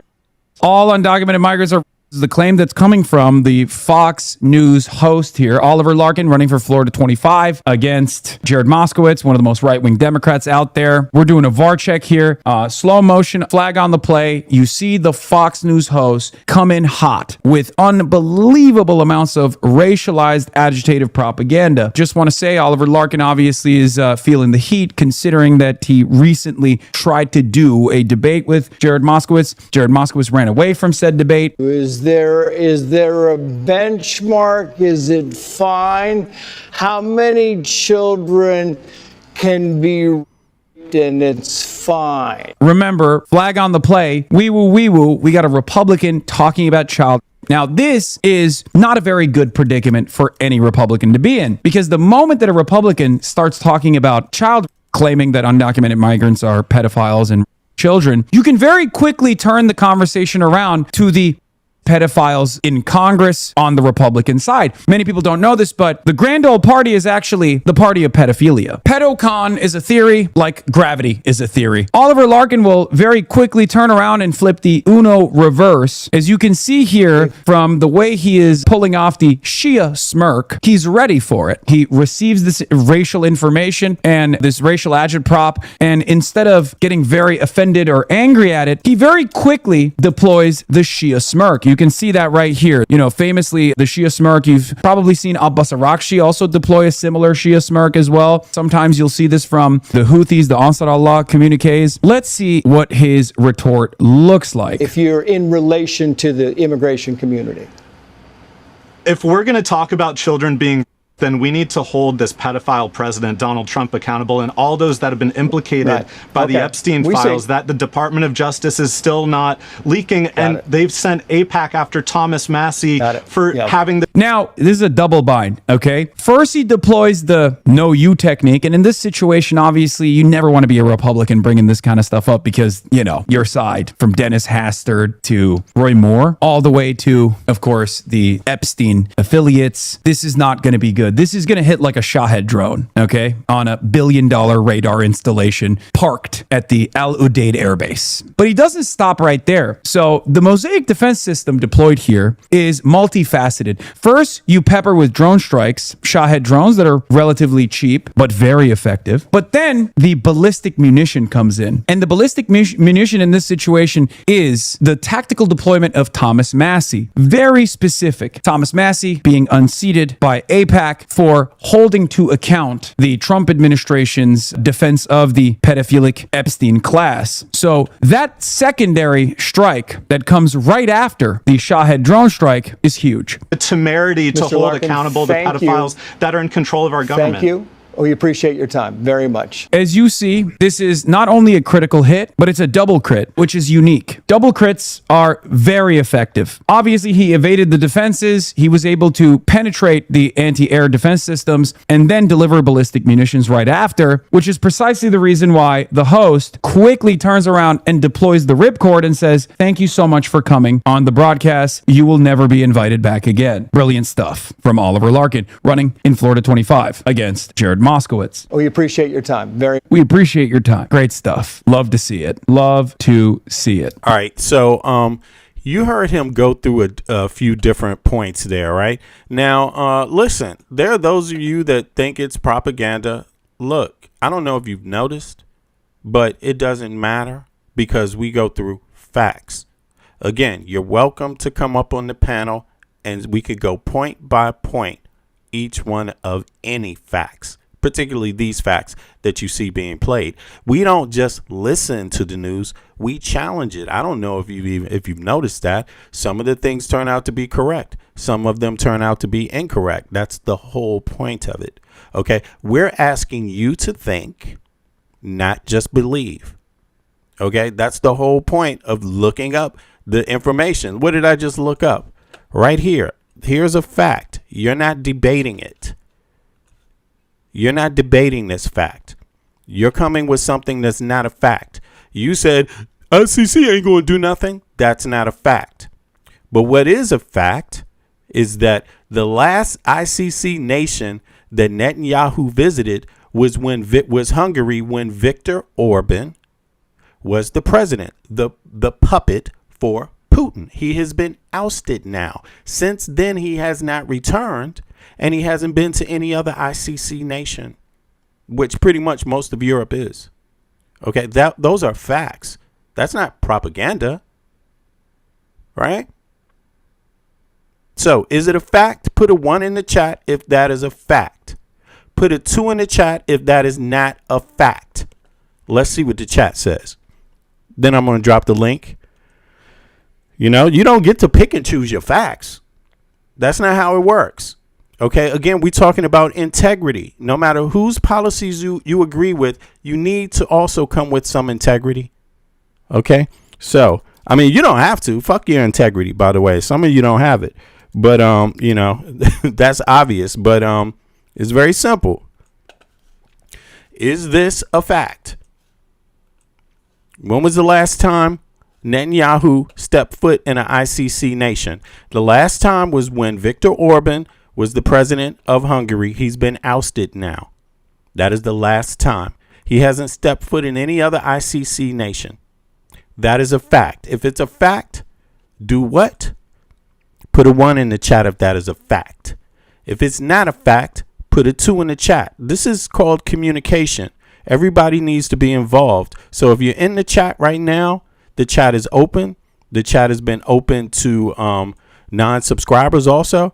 But you need to participate if you're going to be in the chat. That's the point.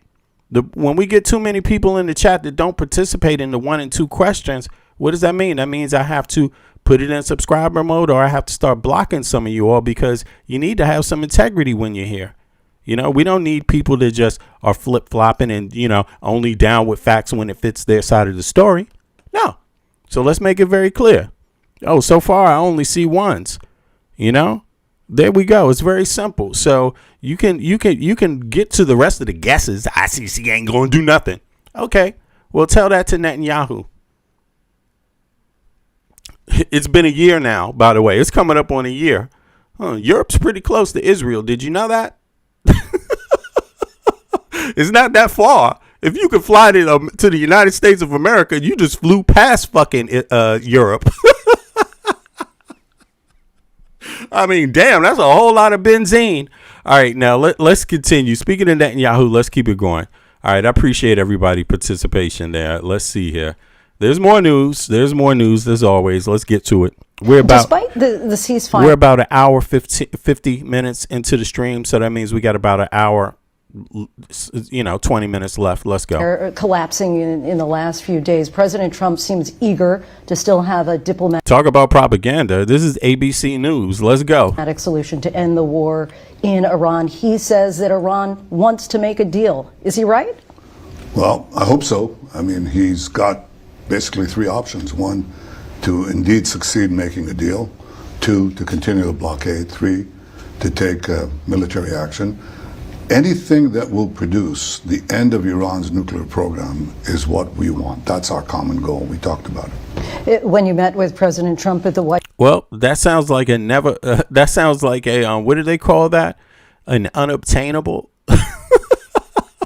You know, how do you end that? What are you talking about? You talking about forever, ever? Or you just talking about for today? Okay. Because they ended it before. Okay, it didn't exist before. You had who's seen the evidence that it has existed? Where's the evidence of that? You know, is this going to be another Iraq war, another invasion of Iraq? Is it going to turn out like that? Because there was no yellow cake, there was no weapons of mass destruction. I don't know how old a lot of people are that are listening. Most of my audience is like, to be honest with you, half for sure, maybe 60%. Is 45 years and up easily. Maybe, 65% maybe. So I'm sure all of you remember the yellow cake, the weapons of mass destruction not being there, the magic trick. You remember what happened? You see? I never recalled one time seeing any evidence of any type of nuclear capability. So far, all I've heard is that it would take them some years. Okay. And by the way, it's not your right to dictate to other people. Israel, you are a tiny little goddamn fucking country. You depend on other people, the American people, for your defense. You have depended on the American people heavily throughout your existence for your defense. You need to send a prime minister that is not so goddamn arrogant, because you could lose this one, because American people on the left and right have other problems to tend to.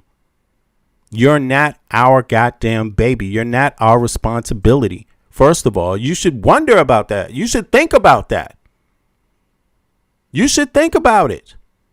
You have universal health care. American citizens don't. The ones that don't are tired of paying your fucking bills, to say the least. Okay. The ones that have health care are also fucking tired because the health care they got is fucking miserable. It's also not universal. You see what I mean? So it's just something to consider. You don't have to listen to my black ass. Find out. That's all I'm saying. I'm only telling you the facts. American people are getting tired of this never-ending fucking conflict. Don't we have that right to be tired, since we're the ones that pay for it? I think we do. Pay the cost to be the boss. That's what my daddy used to tell me. White House, did you try to persuade him to resume attacks on Iran? Actually not. That's the caricature, the cartoon. Oh, so they didn't try to persuade. Oh, that's very interesting. I like that question. Interesting. Just worth taking a note on. That will produce the end of Iran's nuclear program is what we want. That's our common goal. We talked about When you met with President Trump at the White House, did you try to persuade him to resume attacks on Iran? Actually not. That's the caricature, the cartoon picture. That is not true. We actually analyzed all three possibilities, and I thought we did it in an open way between friends and allies, and it's his decision. It's his decision. I think the important thing is we have a common goal, and the common goal is to make sure... No. I don't sound right-wing. I don't sound right-wing. Right-wingers are supporting paying other nations' bills. That's what they're doing. They're supporting this particular bill that has gone on for how many generations? Okay, I'm talking about universal health care, which every other Western goddamn nation has. I'm talking about being reasonable in the wealthiest country to ever exist. That's what I'm talking about. That's not a right-wing point. Right-wingers want your broke ass dead. You're a nuisance, Coyote. You're a fucking nuisance to the right wing. They want you dead. Okay, I want your broke ass to live a little while in a fairer America. Okay? I'm talking about universal health care. Right wingers ain't, you dumbass. Like, go ahead, Michael. Yeah, no, I think, Coyote, what he's trying to convey is that you're complaining about paying someone else's bills. The difference is social policies are for the benefit of Americans, of the same tax-paying individuals who pay into their taxes, right? So, to complain about someone else, yeah, we're complaining about funding someone else's bills in terms of them allowing their constituents to have free and affordable health care in the form of Israel, right? Where we don't even have that option, right? We don't even have a public paying option, where Republicans, they see anything that's a social policy, it will call you a communist, right? Even if it benefits the people, even if it benefits its constituents, even if it benefits its constituents so much that they tend to live longer, get better jobs, get better education, just because they're in good health, right? But they don't see it that way, right? They don't see the initial investment, right? Where instead they rather tax cuts for the rich, as if the rich outnumber the middle class and the poor. They absolutely don't, right? So in fact, we're socialists for the rich. We're socialists for the rich. When we give Musk and the Zuckerbergs subsidies to continue to run unchecked, and unchecked capitalism, it's a form of socialism, right? When we allow these high net worth individuals to get tax cuts, to give stock buybacks, that's a form of socialism. Right? We're allowing them to. So we're allowing them to prop up the market that they abuse, right? To underpay us, right? How about unions, right? Unions is another thing that Republicans rather free market instead of promoting the well-being of your middle class in the form of unions, right? So I think, individuals, obviously I think he's saying it in jest, but even in jest, you're wrong, right? Like, Republicans don't want that. And in fact, they want to continue to disenfranchise you and tell you that you're not working hard enough, and tell you that if you're not making enough, go work 2 and 3 jobs. Because guess what? It's the American way now. When the American way has never been that. When we speak about America great again, America at its greatest implemented some of the strongest social policies that now we call welfare. In the form of Social Security, in the form of SNAP benefits, right? Nutritional programs, right? Before that, Americans were going hungry, and now they're still going hungry. So, for the viewers, I think they should understand what that political nuance looks like, It's not get bogged down. Yeah, it's a disingenuous statement, Coyotes. It's just disingenuous, and it's ill-informed, Now, I don't know what program, what kind of political TV Coyote's been watching or regarding his tax dollars, but this is what it says. Recent key votes and specific numbers. Rejecting cuts to Israel aid, July 26. July 2026, the House voted on an amendment to foreign operations appropriation bills offered by Representative Thomas Massey to completely cut off $3.3 billion annual military assistance. Okay. 314 representatives voted against cutting aid to Israel, effectively supporting continued funding. 104 representatives voted for cutting aid to Israel. 103 Democrats plus 1 Republican. Hello, Coyote. Where the hell you been the last few weeks? Did you even write one of these Republican representatives a letter, an email? Did you call one? You know, like, what you talking about? And secondly, I don't play this game about right wing or left wing. I'm talking all the goddamn time saying that left wing, enough of the Democrats don't support universal health care, are not calling for it. What are you talking about? We've been talking about the Democrats that are funding some of this shit that we don't agree with. We've been breaking it down. Yo, bro, kiss my fucking ass. What the fuck are you talking about? Don't play games with me. Okay? Like, you better represent the facts. Okay? You might think I sound like it, but that's only because you missed a whole lot. Okay? You better wake your ass up. Like, for real. But in any case, or stay your fucking ass asleep. Okay? I'm not your goddamn babysitter. I'm not your daddy.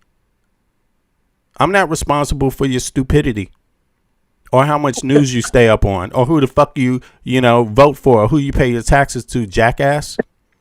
Okay? What the fuck? You know what I'm saying? Sorry. I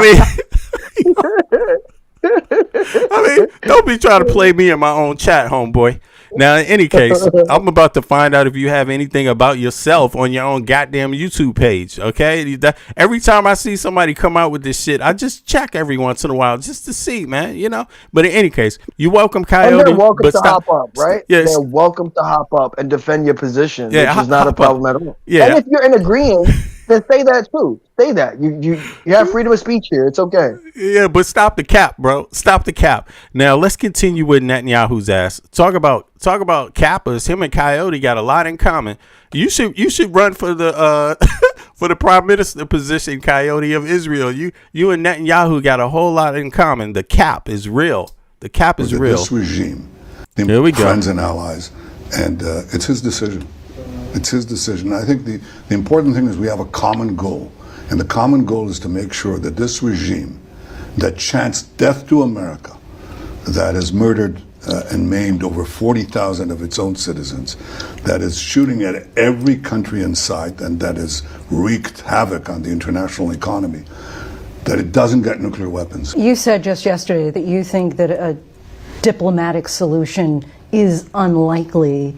Why do you think that you all have such different assessments of the outcome here? Well, I don't know if it's unlikely, but I'm skeptical about Iran's, mode of operandus. I mean, the method of operating.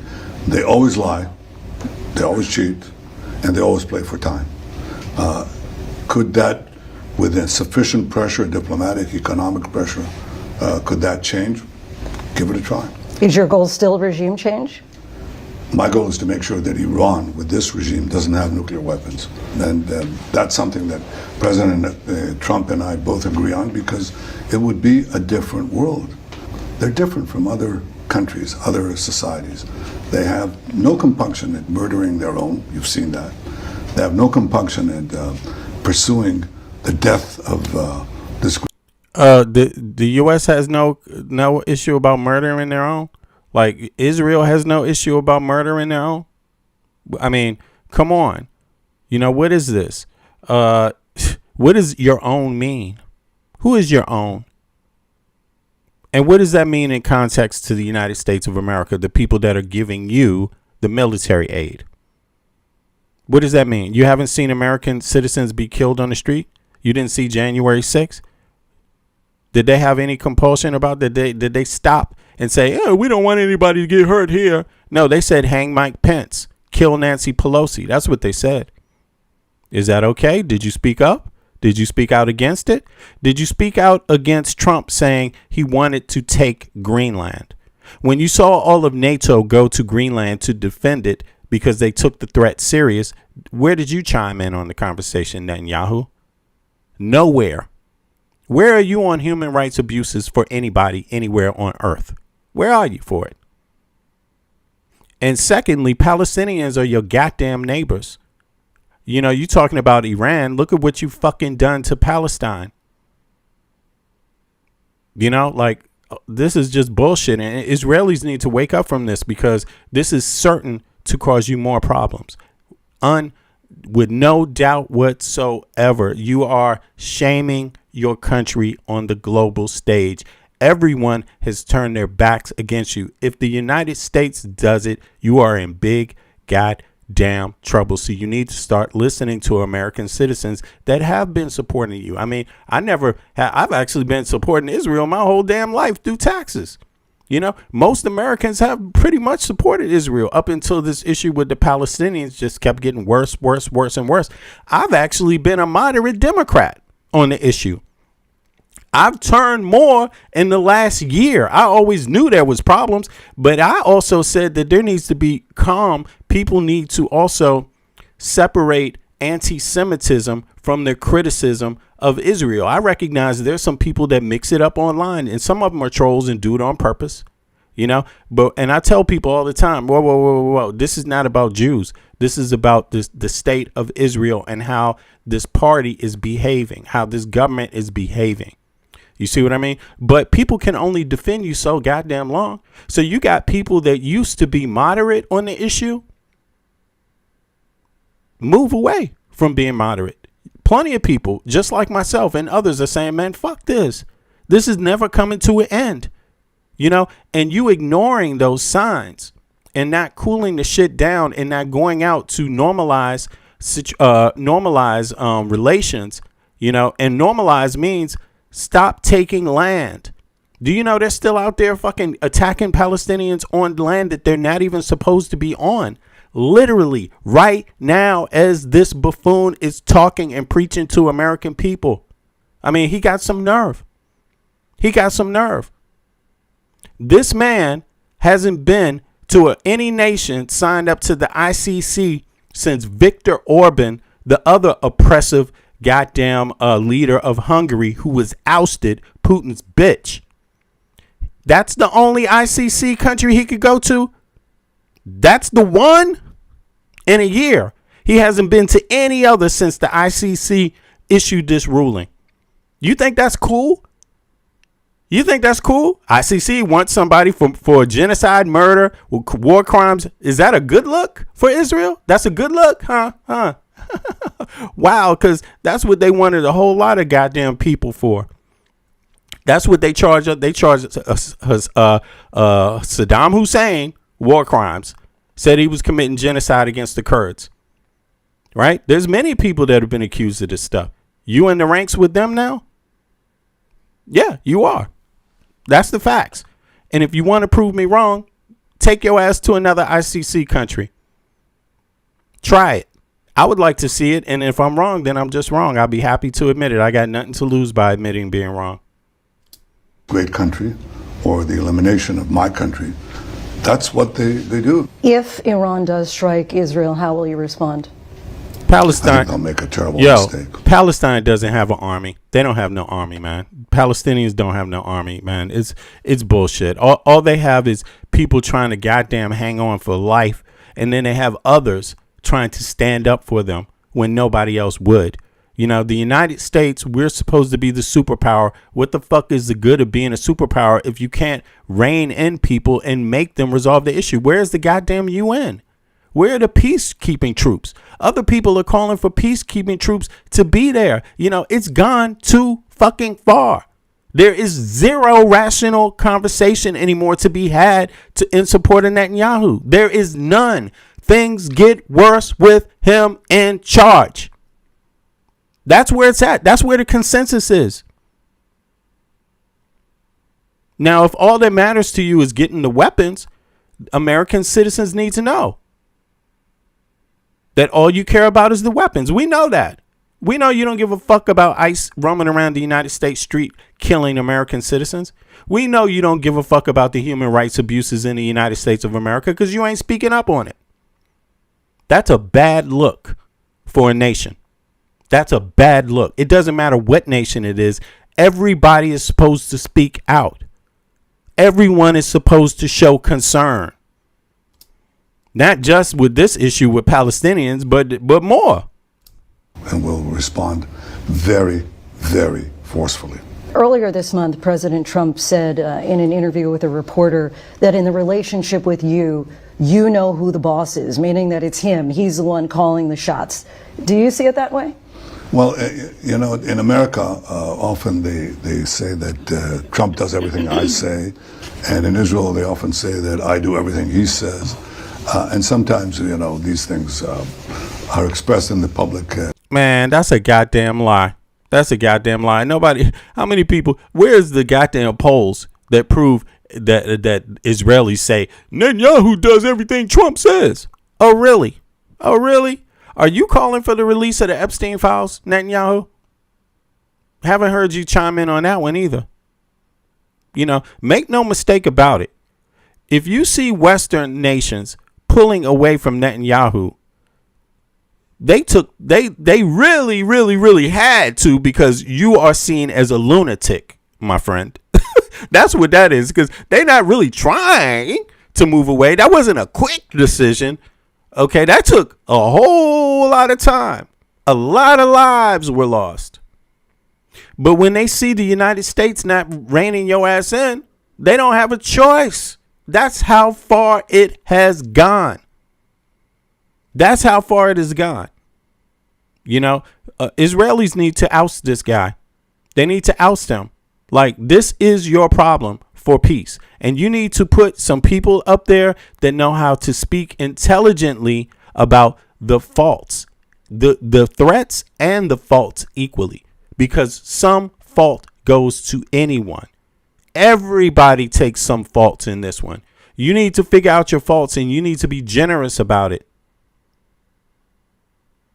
That's what good people do. You gain nothing from this.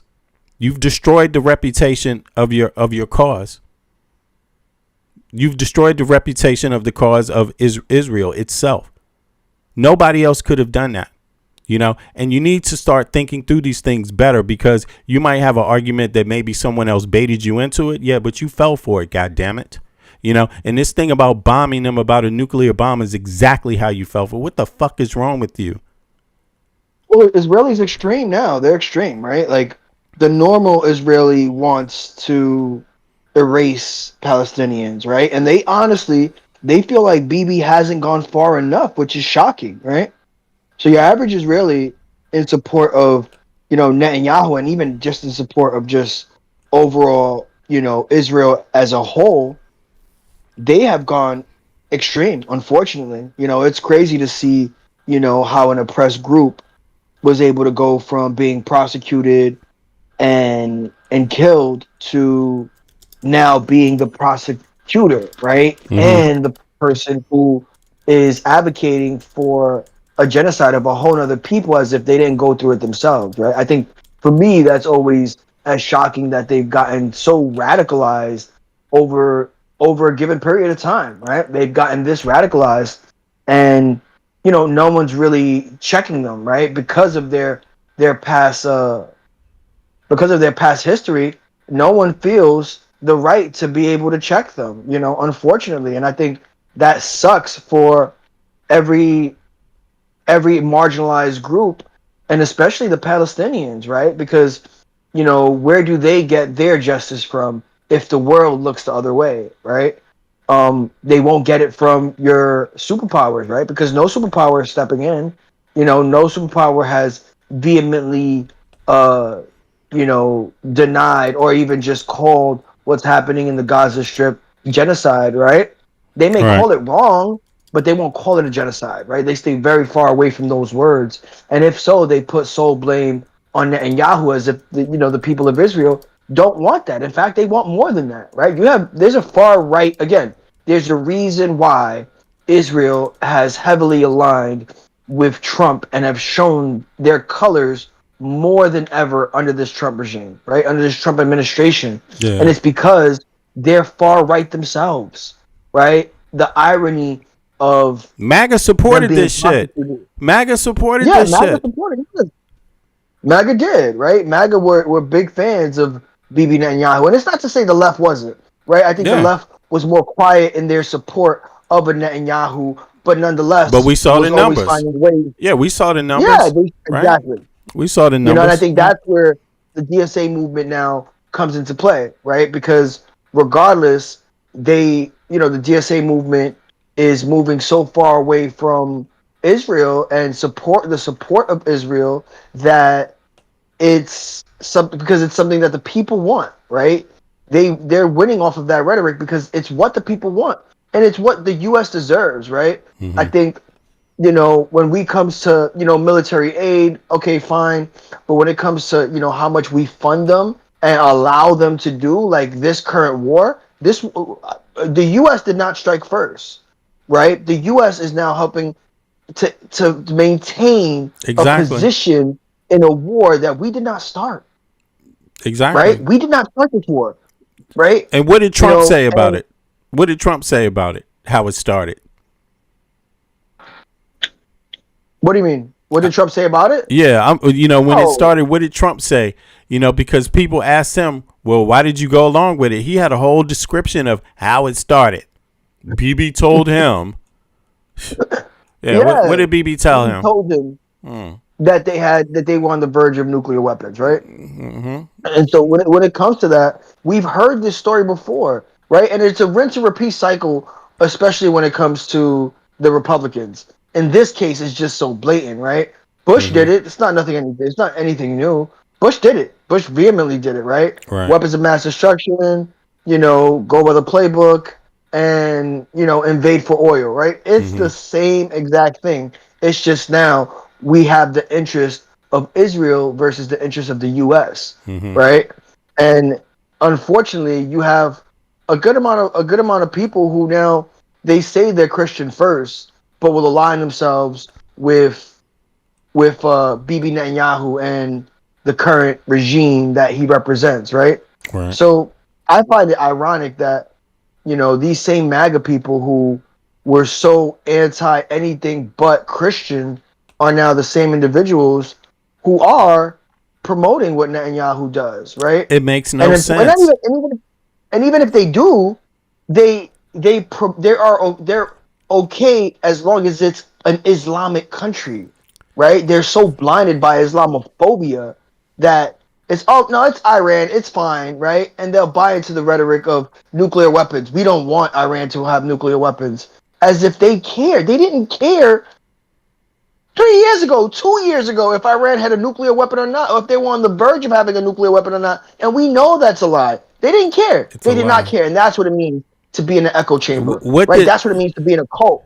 I'm curious about. Let me see something. Well, here, let me go over a few facts real quick. 14 NATO nations have taken concrete policy actions such as suspending arms exports to Israel, recognizing Palestinian statehood, blocking NATO-level cooperation, or publicly supporting ICC actions.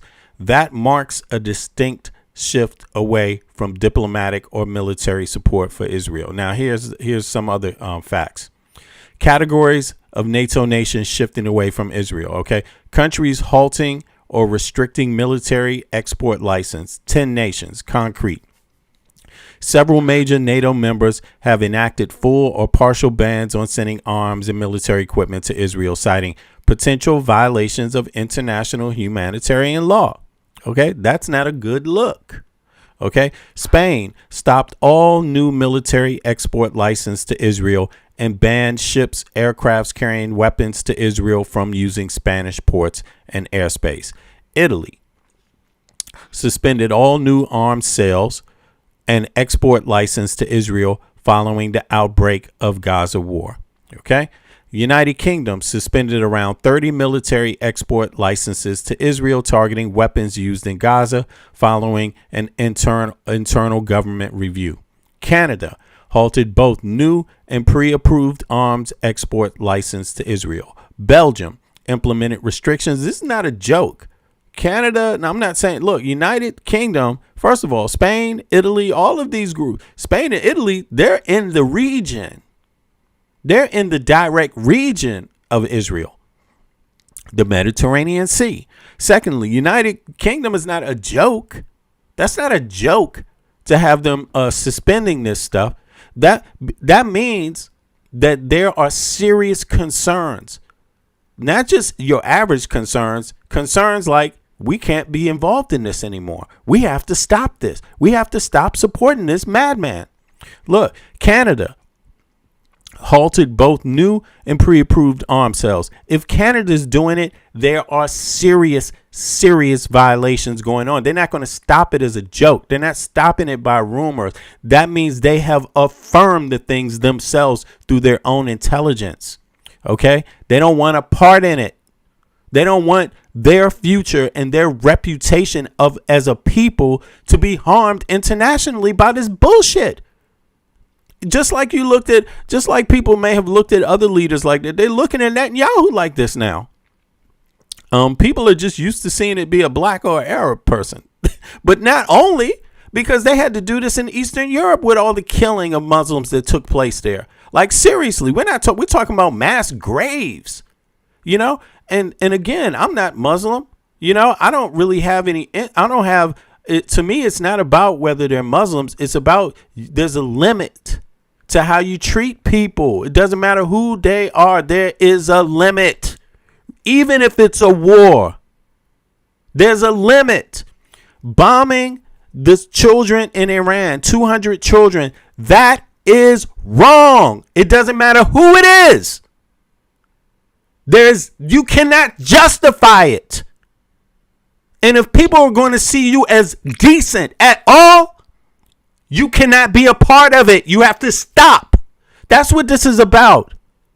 And being clever enough to know that there will be repercussions. Belgium implemented restrictions on military equipment exports and transport bound to Israel. You think Belgium is a joke? You think that's like they're just nobody? Netherlands. You think Netherlands is just nobody? No, these have big consequences. Slovenia enacted. Belgium, what did they do? Court rulings and government policies forced a halt to exporting Dutch held F-35 fighters. Fighter jets. Slovenia enacted complete bans on import, export, and transit weapons to and from Israel. Norway and Denmark. Do you think it's a joke? Look, tighten strict policies preventing direct arms sales or components that could be used. Do you think these countries are just a joke? These are firm middle powers. Firm middle powers, meaning they have a lot of say. Economically and otherwise. If you take them for a joke, motherfucker, you can't do math. That's what that is.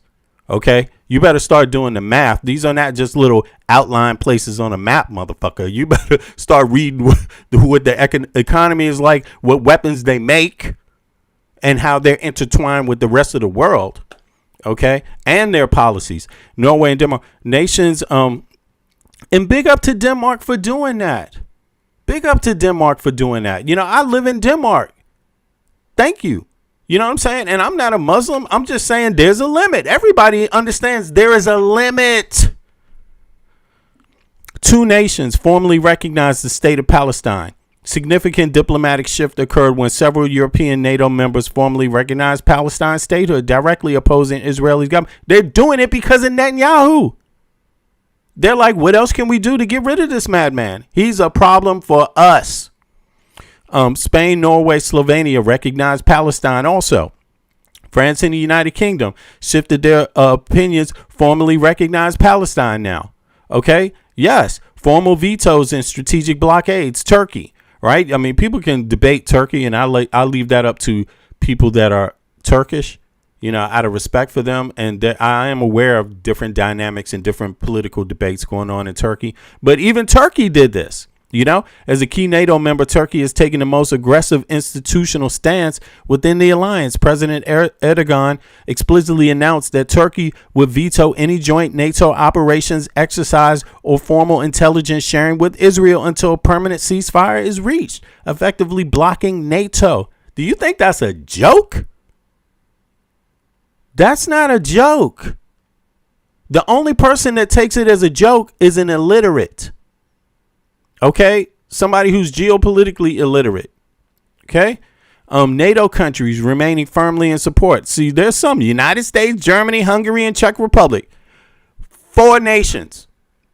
But look, 4 nations. But understand one thing here: Hungary, Czech Republic, and Germany are members of the ICC.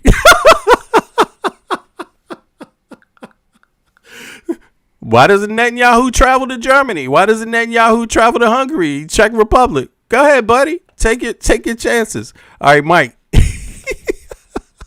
You want to say anything about that? I'm just saying, people make their choices. You know what I'm saying?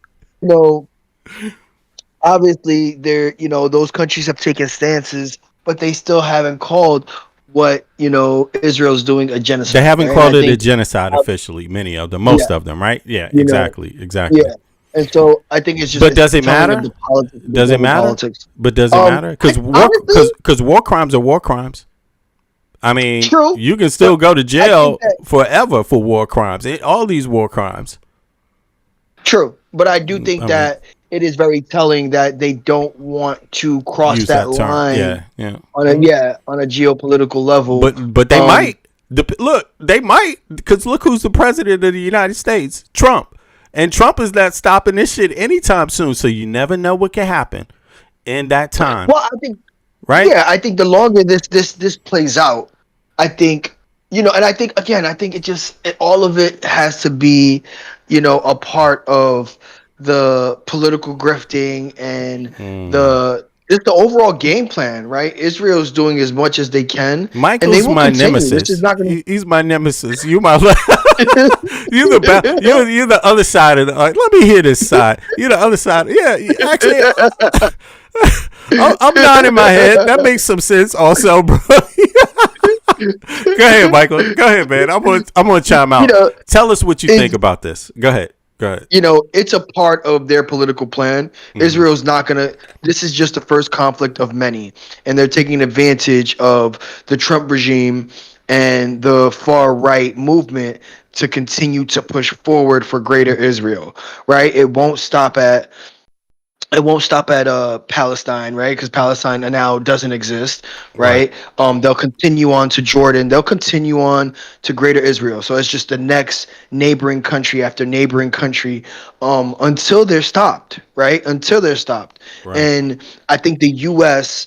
understands that, and this current U.S. regime wants that. They want a greater Israel. They want a greater presence in the Middle East, right? They want a Jewish presence, a Zionist presence in the Middle East, right? And they'll continue to take this far right stance, and it also builds up, a disfavor and hatred, if you will, for Israelis, and also allows for them to continue the narrative of being the victim. Look, people hate us. Look, people want to attack us. Right. Look, people want to harm Jewish individuals and anyone who's Israeli. So we have to continue to fight for greater Israel. That's not true either. That's not true. You know what I mean? Everybody knew. We know that. No, you know what I'm saying? Course. Like that would be wrong. We're not against Jewish people. I'm not against Jewish people. Period. Exactly. I'm not against but you also do have to understand. Yeah. The more that Israel becomes visible and hated, how do we think that trickles down to your average Jewish individual who isn't a Zionist, who no one can tell if you're a Zionist or not? You'll be signaled out by your religion and your race, right? So you do expect, attacks, anti-Semitism to exist, right? And expect for Jewish individuals to be signaled out, even if they have nothing to do with Israel, right? Because people will see it as a monolith. They'll see it as, oh, you're Israeli, even if you're not, because they'll now start associating every Jewish individual with Israel. And as they continue to build up negative favor, those attacks will now continue to happen at a higher rate, right, in individual countries, and they'll use this rhetoric to continue their greater Israel ambitions, right? So it's all a part of what they want, right? They understand how this works. They understand that not favored. They understand that the world is watching in a negative light. And do they care? No, because they're just using it as motives to continue to do what they do, unfortunately. Right. And I think, their partnership with the U.S., they're trying to tie that down with the NDAA in order to not have it be disrupted after Bibi leaves. Right. Because after Netanyahu leaves, the next prime minister is still unknown. Right. When we look from a global perspective, we don't know who's next in line to take over for Bibi Netanyahu's position. Yeah, I can't tell you. Right. No matter how geopolitical I'm aware, I can't tell you who the next prime minister of Israel even might be, right? There isn't a candidate around, and the candidates that they have shown are a lot worse than Bibi Netanyahu, right? Which is it's hard to imagine because we've seen Netanyahu who and how he's acted, but the other candidates are far right candidates for Israel. So if we think what Netanyahu's doing is bad, we can only imagine when the next prime minister gets elected. And by the way, he's up for election, right? So this is his election. This is him running up to election. That's why he's a whole lot more visible. And that's also why he's most likely visited the U.S. as these escalations increase, because he's up this year for re-election. And so with that said, the next prime minister is going to do a lot worse. So they want to reassure that they're properly funded through Section 219 in the NDAA to make sure that that's not disrupted with them going forward, right? Because the next individual is not going to do the same. He's not going to accidentally wait for, an attack on Israeli soil. He will move forward in a militant manner and utilize our funding to continue this greater Israel. So it's all a part of their political plan. The one thing, the viewers need to understand is Israel's most powerful weapon. It is not the Iron Dome. It is not a missile. It is intelligence. Israel has some of the best global intelligence in existence, right? And it's one of the main reasons why the U.S. has always capitulated to Israel.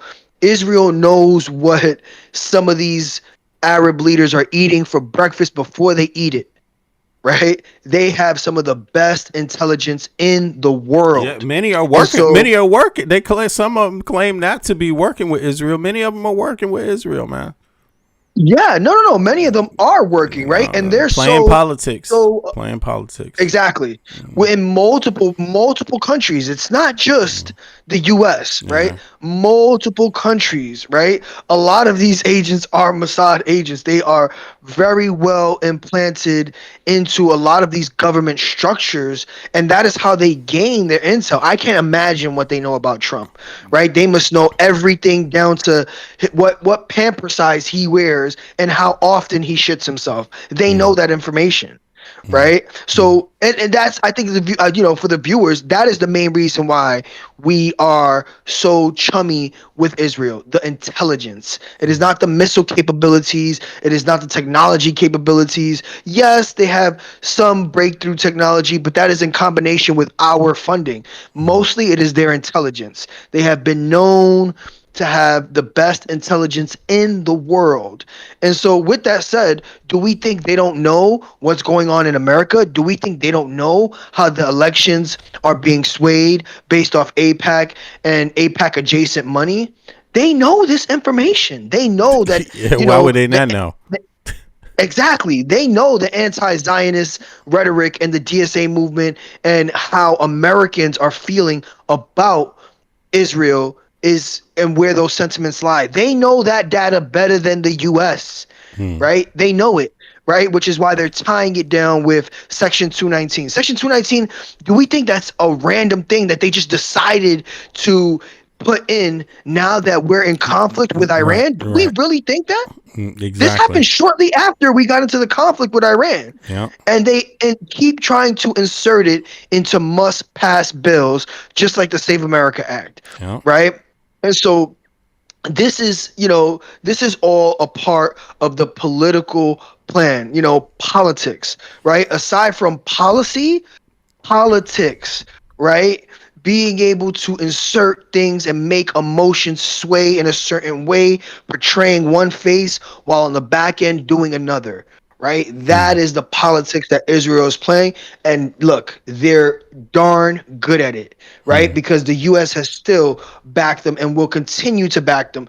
Even the next president will continue to back them. That is just a fact, right? We right now in the midterm, we can only hope that we elect enough reps and senators to be able to slow that down. It's not going to stop.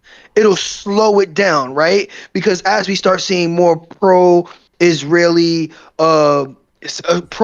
legislation in these bills, hopefully these, we have enough reps and senators to be like, you know what? No, I'm voting against this and going against the establishment. But in a two-party system, we know that both overwhelmingly get AIPAC money.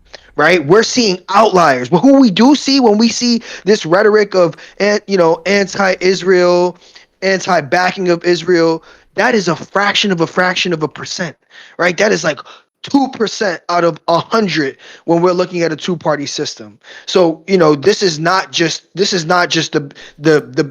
the beginning of what is going forward with how Israel is going to move, right? They're setting the precedents now to continue, unfortunately, right? And if the other countries, including the European neighbors of Israel, don't take a stance, they will continue to march forward. Right. And it's funny that Netanyahu's getting blamed for it because, yes, no one's saying he doesn't, but he's the face. He only speaks for the people of Israel. Right. We don't see mass protests in Israel happening to stop this war in Iran. It doesn't exist. In fact, you'll see an increase in enlistments. Well, everyone has to enlist in the army for Israel. So there's that. But you'll see more pride when it comes to this conflict in Iran and Israel, and it's unfortunate, right? So Israel's not going to stop it, right? And the European neighbors, they'll wag their fingers and say, "Bad, shame on you," but none of them will actively, publicly take a stance and say, "You're not welcome here. We want you to stop," right? They won't publicly say that, right? They'll do certain things, like obviously like you've mentioned, where they're taking smaller stances, but it'll take the whole Europe as a whole in order for Israel and funding from the U.S. to stop, in order for Israel to second guess their greater ambition. So to sum it up, I just don't see Israel being stopped. Hopefully with these midterms, we can elect the right people to slow down what that ambition looks like, but in no way, shape, or form is it going to stop. But go ahead, V. Yeah, man. I don't think that a lot of this is economics. Obviously, what's driving this is economic driven. With the situation going on in the Middle East, there's a lot of people that care more about money on earth than they do human lives, and that's my view of it, right? But I also think money is going to become a problem because of this. And then it's also, look, the next question I have is this. When I say money, I mean, how are nations going to keep their economies flowing with this kind of dynamic existing, right? How does it affect their trade? How does it affect their relations, right? But my next question is this: who's going to take the refugees of this war? Because it looks like it's expanding. We're going to get into that right now. Who's willing to take refugees from the Middle East? Put a 1 in the chat and state your country. Put a 1 in the chat if you think that your country. Put a 1 in the chat if you think your country, if you support Israel and you think your country should take refugees from this conflict, and state your country. Again, put a 1 in the chat if you support Israel in his actions and you want your country to take in some of the refugees, and mention your country. I just want to see how many people are hypocrites, and I want to see what countries they come from. You know what I'm saying? Like that, because somebody's you have to pay one way or the other. It doesn't, So let's see here. Dark Fury, do you support this? State if you do, put a 1 in the chat and state the country you come from. If you think they should take refugees, your countries. Local neighborhood hater, same thing for you. If you support this, state your country and put a 1 in the chat if you're willing to take refugees. All right. Who else? Julian Fry. What's up, Julian? I appreciate you. Juliana, I appreciate you. I see you in there. I've been looking at the comments too. Lee Chi. Well, I guess Lee Chi is saying fuck no. Put a 2 if you don't agree with it, but state your country also. And you can also, that applies to you too. If you don't want to take refugees from here and you don't agree with Netanyahu, put a 2 in the chat. But if you do support it and you do want to take refugees, state your nation and put a 1 in the chat.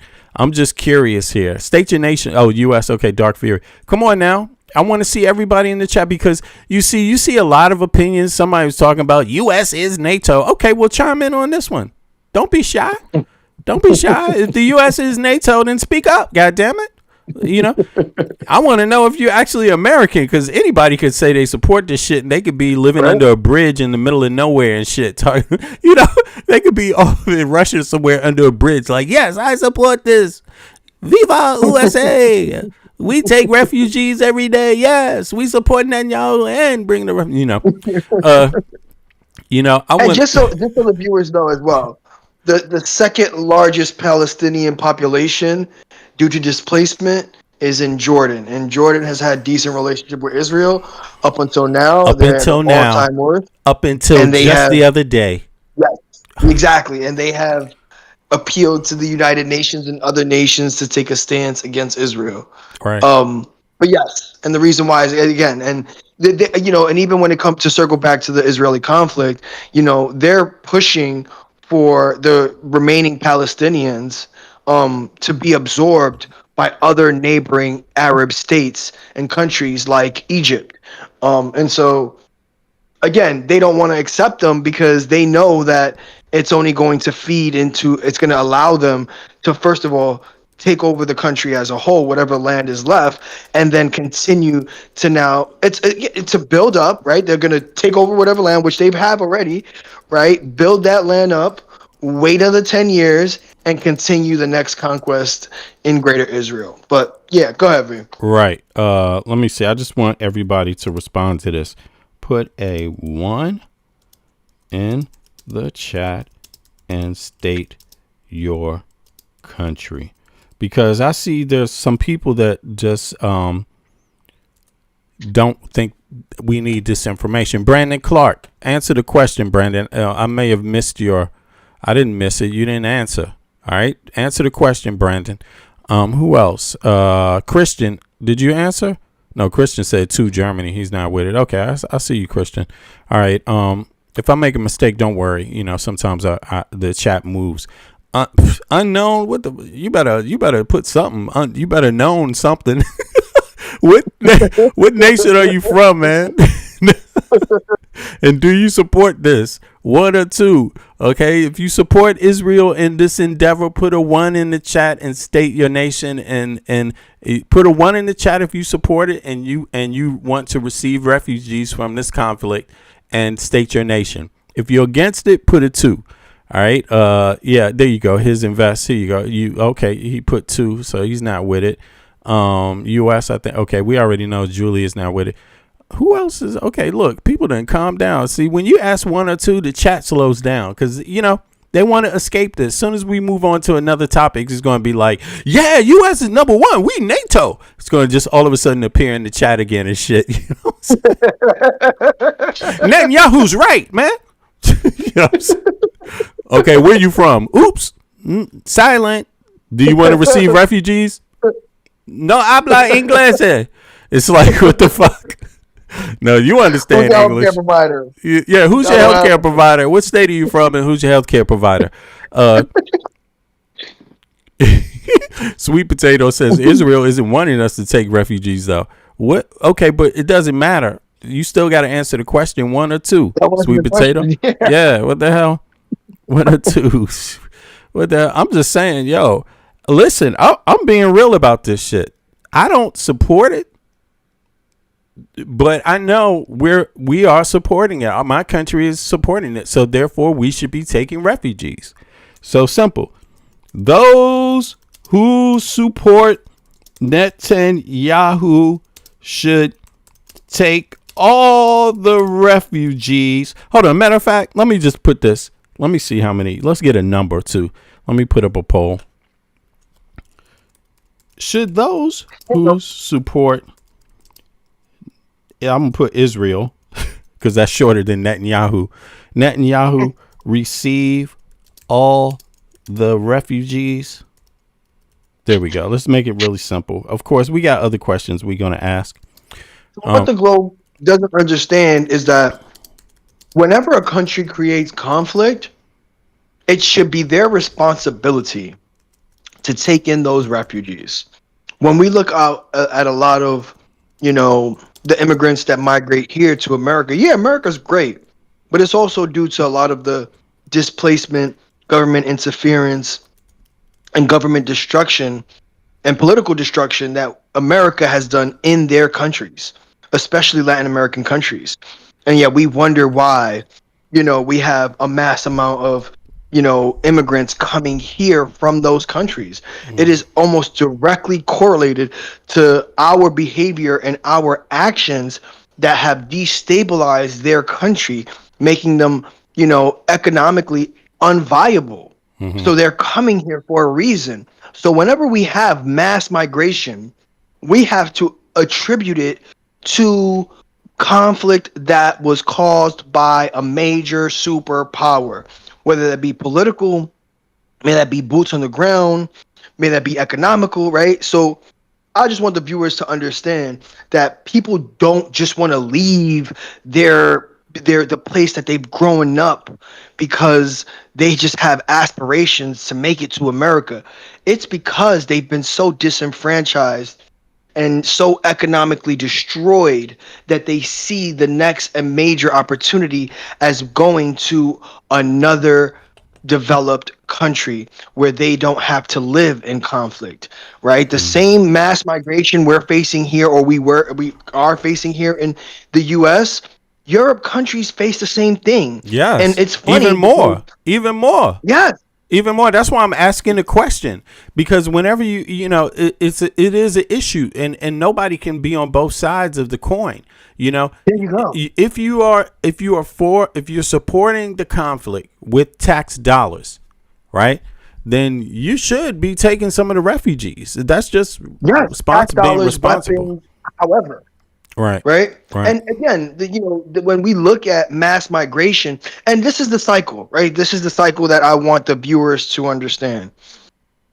Usually right-wing governments tend to create these conflicts and interference and destabilizations of a lot of these nations. Not that it doesn't happen on the left as well, but it's more blatant on the right when they start wars. And once we start these wars and economic destruction within these countries, after this conflict ends, now they're in an economic state where they're not viable, these countries. And so that creates mass poverty. And now that poverty creates mass migration. So years later, now when there's potentially a left-wing party or some form of a left-wing or liberal party in place, no matter where you are as a superpower, now you get mass migration. These mass migrations now create negative sentiments and right-wing sentiments and reinvigorate right-wing sentiment, right? We saw that when Bush started his wars, right? The continuation throughout Obama, right? The ending shortly during Obama, and then the peacetime during Trump, right? Trump and Biden. And now the mass migration again, right? Which led to another right-wing movement, which now closed the border. We saw it at the beginning of Trump's first term, right? Shortly after Obama, right? So when we're looking at these things, we have to look at them in cycles, right? And the cycle is create destruction through war and economic destruction and political interference. Complain about refugees. Exactly. We're all for the war, but we don't want no refugees. There we go. Right? And now those refugees now start to flee en masse, and then years later create another right-wing wave of anti-immigration, right? Perception of invasion, right? A threat to culture. These are all part of the right-wing conservative playbook. You know, these things happen in cycles, right? And it goes along with major tax cuts, right? So during wartime, we do major tax cuts, and then we go to war to stimulate the economy and prop it up, while these tax cuts to offset these tax cuts. Then when we're not at war and these tax cuts still exist, we start seeing economic failure because we're not bringing in as much taxes as we were prior to the war. Now we start seeing a failing economy, and then they start to blame the left-wing liberals and their policies on strong taxes that are hurting the economy, when it was the war with the tax cuts years before. And in economics, it takes years for some of these policies to take full effect, right? We're now in our second year, we're now starting to see where Trump's tax cuts have taken place. But it just so happens to be we've ironically gotten ourselves into another conflict to pump money in. And guess what the NDAA does? It asks for a vast amount of money to do what? To pump it right back into the system, so that way we can offset those tax cuts that are hurting the economy, right? Only to avoid a recession long enough that towards the end of Trump's term, guess what's going to happen? A recession, right? It's so cyclical that it's sickening. Right. And especially for individuals who are older, who maybe haven't been as politically involved just because of life and lifestyle. Now you understand how this cycle works. Right. This cycle it's been the same since Reagan and Nixon. It has continued to go on and on and on. Right. Right. And it's crazy that these cycles exist and that we don't call it out. Instead, we get so bogged down by the contemporariness and the current political climate that we can't call out the irony, the pattern, and just the overall plan that goes along with the back and forth, especially when it comes to the conservative side or the Republican side, right? But yeah, V, go ahead. I'm just looking at the chat, and Brandon Clark says, he says, first, terrorists can't have a nuclear weapon. And then he says Muslims are robbing Americans blind as we speak. But then when I go to look at his page, it says he's been on YouTube 2 years and he doesn't show anybody anything about himself. He doesn't show anybody anything. Nothing about. If you could pull up in the chat, what percentage of Americans identify as Muslim? Yeah, I know the answer. I want the viewers to know the answer. Yeah, exactly. Okay. What percentage? Because he's an irrational ass motherfucker. What is his name? Brandon. What percentage of the USA population identify as Muslim? I mean, it's just irrational for him to even say this stuff. But I just want people to know, like, you gotta understand there's trolls there, and there's people that have opinions about other people's color, other people's ethnicity, their religion, but they don't want you to really know anything. They don't want to show you their ethnicity. They don't want to show you what country they come from. They don't want to show you anything. They just want their opinion to count. And what I'm saying is, your opinion don't count for shit. Okay, because you don't even stand on it as a person, because you don't want anyone to even know anything about you. You could be anybody saying anything.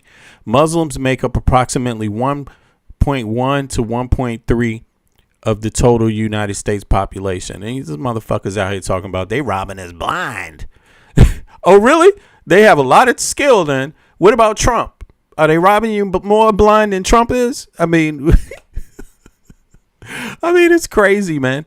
And, yeah, Brandon, where you at, man? Keep your hypocrite ass in the chat. Brandon, please hop up on the panel. We'd love to hear your voice. Brandon, are you from Minnesota? Where are you from? How come you don't show any of it on your page, man? Why don't you show people what your ethnicity is, since you such a proud ass in the chat? You know, let us know something, man. Don't do a Mitch McConnell on us, okay, motherfucker? Even he showed more of himself than you. Come on.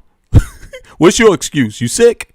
All right, now someone in the chat saying that we're gonna see a picture of Brandon. Like, we're gonna see a picture of Brandon and shit in the hospital in his little bed and shit. Yeah. A bunch of memes. Brandon, Fucking Black Brandon Lives sounds Matter like t-shirt on. No, go ahead. Go ahead. Yeah, he sounds like he went to the Sid Rosenberg School of Islamophobia. I think so. I think so. Either that or he's just a manipulative lying motherfucker. You know, troll. That's more likely. It's more likely. School's expensive, bro. Nah, but let's see.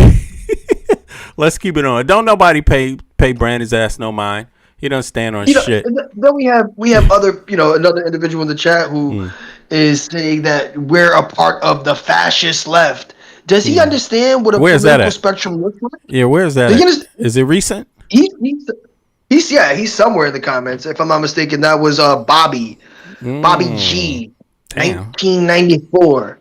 Damn, Bobby. Right, because of people like you are the left, the fascist left, who is anti-freedom. You love NATO, and you're immature. You just want to dox people and threaten them. That's why he doesn't have personal information on his. If we part of the fascist left, then why the hell are they? Why are they worried about anti-fascist stuff? There you go. If we part of the fascist left, what the fuck? Which one is it? Are we anti-fascist or are we fascist? Here's what we can do. If you could pull up, where does fascism rank, on the left or on the right? Yeah, right? Let's see here. Where does fascism? Yeah, it's a hard right ideology. Yes, it is. But let's let the viewers see that, right? We know that. I know that. You know that. Right? But let's let the viewers. The socialism part was just a misnomer. It was just trying to cover up and downplay the fascism part and water it down a bit because they knew the association with fascism was too much. Oh yes, you're talking about a particular fascist, right? These are people that believe that the foreigners, the foreign governments, pay the tariffs. So, they're not too smart. Here it is. Let's see. A lot of people don't understand that Mussolini was a Republican fascist, and he changed the name to National Fascist when he took over the country by force. But then he allied with Hitler, and they changed the name to National Socialists or Nazis as a misnomer to water it down. Yes. Here it is right here. But Republican fascist and National Socialist are the same thing. Yes, that's what it says right here. Explicit neo-fascist and far-right extremist group. Historians and political scientists locate actual explicitly fascist or neo-fascist ideologies on the fringe far right outside of mainstream political parties. These non-state organizations directly adopt fascist symbols, white supremacist views, and anti-democratic tactics. Paramilitary and white nationalist groups. Groups such as the Patriot Front, Blood Tribe, Atomwaffen Division explicitly embrace National Socialist fascist or neo-Nazi ideologies. Militia and violent extremist networks, organizations that promote political violence and advocate for accelerationism, the collapse of the democratic state through civil conflict. Mainstream political spectrum, analysis versus rhetoric. Within the mainstream American politics, the term is rarely self-applied. Instead, it is used as a critique of political opponents across both major sides of the spectrum. Critics, okay, so now we're talking rhetoric versus actual groups. Critiques directed at the far right conservative movement. Political science such as Robert Paxton, Jason Stanley, and Anthony DiMaggio, and critics on the political left argue that elements of fascistic or authoritarian politics have entered mainstream right-wing populism and Christian nationalism, citing erosion of democratic value norms, ultranationalism, and mass retaliation. Damn. Leader-centric loyalty. Yeah, that's Trump for you. Okay. Critics of the direct left progressive movement. Conversely, commentators on the political right frequently use terms like left-wing fascism or red fascism to describe progressive democratic political actions, pointing to state overreach, institutional control, But how do you have believe in a unitary executive branch and you complaining about state control? Like, which one is it? Well, but you got to realize some people thought fascism was fantastic, especially before World War II. But even after World War II, there was a big fascist movement in America in the 50s, and in Bush. Senior, he has a father named Prescott Bush, who was a senator from Connecticut, and he was trying to bring fascism to the United States up through the 50s. That's all right. Yeah, you're right about that. I heard that also. Check this out. That's Prescott Bush. Prescott, you might want to sit down before Googling him. Yeah, it's true, man. And people change. People do change in time. Just because somebody does have a certain ideology, at one time doesn't mean they don't change. It happens all the time. Not saying all of them do, but it does happen. People learn through mistakes often. But it says here, the summary is like this. Political scientists, fascism in the USA exists primarily on the violent far-right fringe through its tactics and rhetoric. So the far right embraces both the physical, organizational mechanisms and the rhetoric, such as severe anti-democratic impulses and political violence are increasingly scrutinized within the broader political populist movement. So basically, the thing about the left being fascist is essentially just rhetoric. Outside of the rhetoric, it doesn't exist anywhere else. So, but of course, people that are into rhetoric ain't going to stop their rhetoric just because you bring some facts out now or all the facts. They have socialism confused. They have socialism confused with National Socialists. Somebody in the chat asked, I don't know what it's in reference to. Maybe it's in reference to something else. Why does ethnicity matter? Well, the reason why I usually ask somebody what their ethnicity is or their nationality in reference to comments that they make about other people's nationality or ethnicity or quote unquote race. So as soon as I see a comment in the chat where someone's like, black people do this, I ask them, okay, but what's your actual ethnicity yourself? Because I want to go to their page and see if they even show what theirs is. So I do that as a practice here just to try to get people to not use that kind of language. Go to something else. But if you don't actually show who you are, you shouldn't actually talk about other people because that's considered trolling, at this point. You see what I mean? No one can trust who the person is that's saying it, especially if they don't show nothing of themselves on their own page, on their own YouTube page. So nobody's going to trust you. So I'm just saying, for anthropological reasons, that's how I look at it. In terms of collecting data from the chat, like, it's not really going to be seen as anything else but trolling.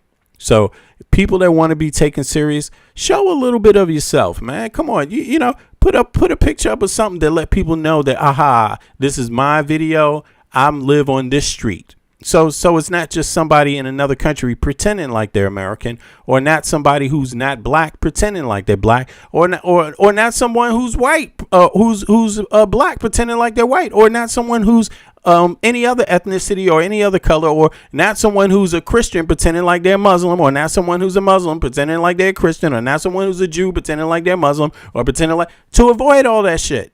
You see what I mean? Like, if you want people to take your criticisms of a particular group, my advice is show something of yourself. And that's why we say, if you don't want to show something of yourself, hop up on the panel so we can hear your voice, so we can ask you some questions. Here's the panel link again. That's why so that's how it plays into it. The 1 and 2 questions are about qualifying your other statements in the chat. So we can go back and other people can say, okay, well, this person said 1 on this question, but then look at all the other rhetoric they're talking in the chat. Does that add up? You see, that's why we do it. So, or 2. So here we go. Let's move on now. Let's hear some more, because Netanyahu, man, he's speaking. I put it to you like this. I don't give a fuck what Netanyahu says. I don't believe his ass. He's a problem. Israelis should get rid of him. But hey, they probably, like you said, it's a possibility they get somebody who's just as bad. But it doesn't matter. Ultimately, I'm not Israeli. I don't decide who they vote for. I would never decide and pretend like I decide what Israelis want. I don't. I'm an American citizen. I'm complaining about my country's support of your country, specifically in regards to these particular topics. That's what I'm doing. And I have the right to do that as an American. It's protected under freedom of speech. And also, you know, I haven't even been anti-Israel. I've been a moderate American for a long time. It's only as of late that I've been like, enough is enough. So, you know, if you don't want to hear my words, a person that's been pretty much a supporter for a long time, not a supporter because I've never been against Palestinians either. See, that's the difference. I've never been against them. I've wanted peace to prevail and two-state solution. I'm an American. That's what we technically wanted. That's what our presidents are supposed to say. That's what we've been supporting. Now we see that our government is not standing up for that anymore. So we got to change our attitude towards it. You know, either we're going to be about this shit seriously, or we have to say, why are you getting my tax dollars? Why are we continuing to pay for this when people are not upholding that value? You know, it just makes no sense. You know, I'm not going to keep on paying for some shit that doesn't work. Why? Who does that? Who does it? Nobody. Only a goddamn fool or a slave does. So I'm not a fool and I'm not a slave, you know? So, all right, let's continue. Do we need to hear any more of this bullshit from Netanyahu? Yeah, let's hear a little more of his lies. Well, I think just to interject there. Yeah. I think they're having very much the same situation where America's having, where they have a right wing and a left wing that's fighting over this loyalty and fighting over what to do with the Middle East and basically having like a giant base there, in the form of a country. But it looks like America's control of the situation isn't what they want. So what we're trying to get out of this and get in return just hasn't panned out. Right. Yo, Christian, why don't you have anything up on your page too, man? Like, come on, man. You can do better than that, man. Like, who are you? What's your ethnicity? What is your nationality? What's your religion? Where are you from? There's nothing there on your page that can confirm any of it for anybody. I'm just saying, So I don't think Michael's going to spend too much time on you. But if he does, if you want to hop up, we could at least hear your voice since you don't want to show us nothing else. Come on. There's the link also for you too. All right. Now let's keep it going. I appreciate that, Eric. I agree 100% too. I know there's some Israelis that feel differently about this too. Yeah. It just kind of keeps flipping back and forth a lot like America flips back and forth, except when it flips back in Israel, it just flips back to the Netanyahu side. And he's basically been in control for like over, 30 years that way. Yeah. Yeah.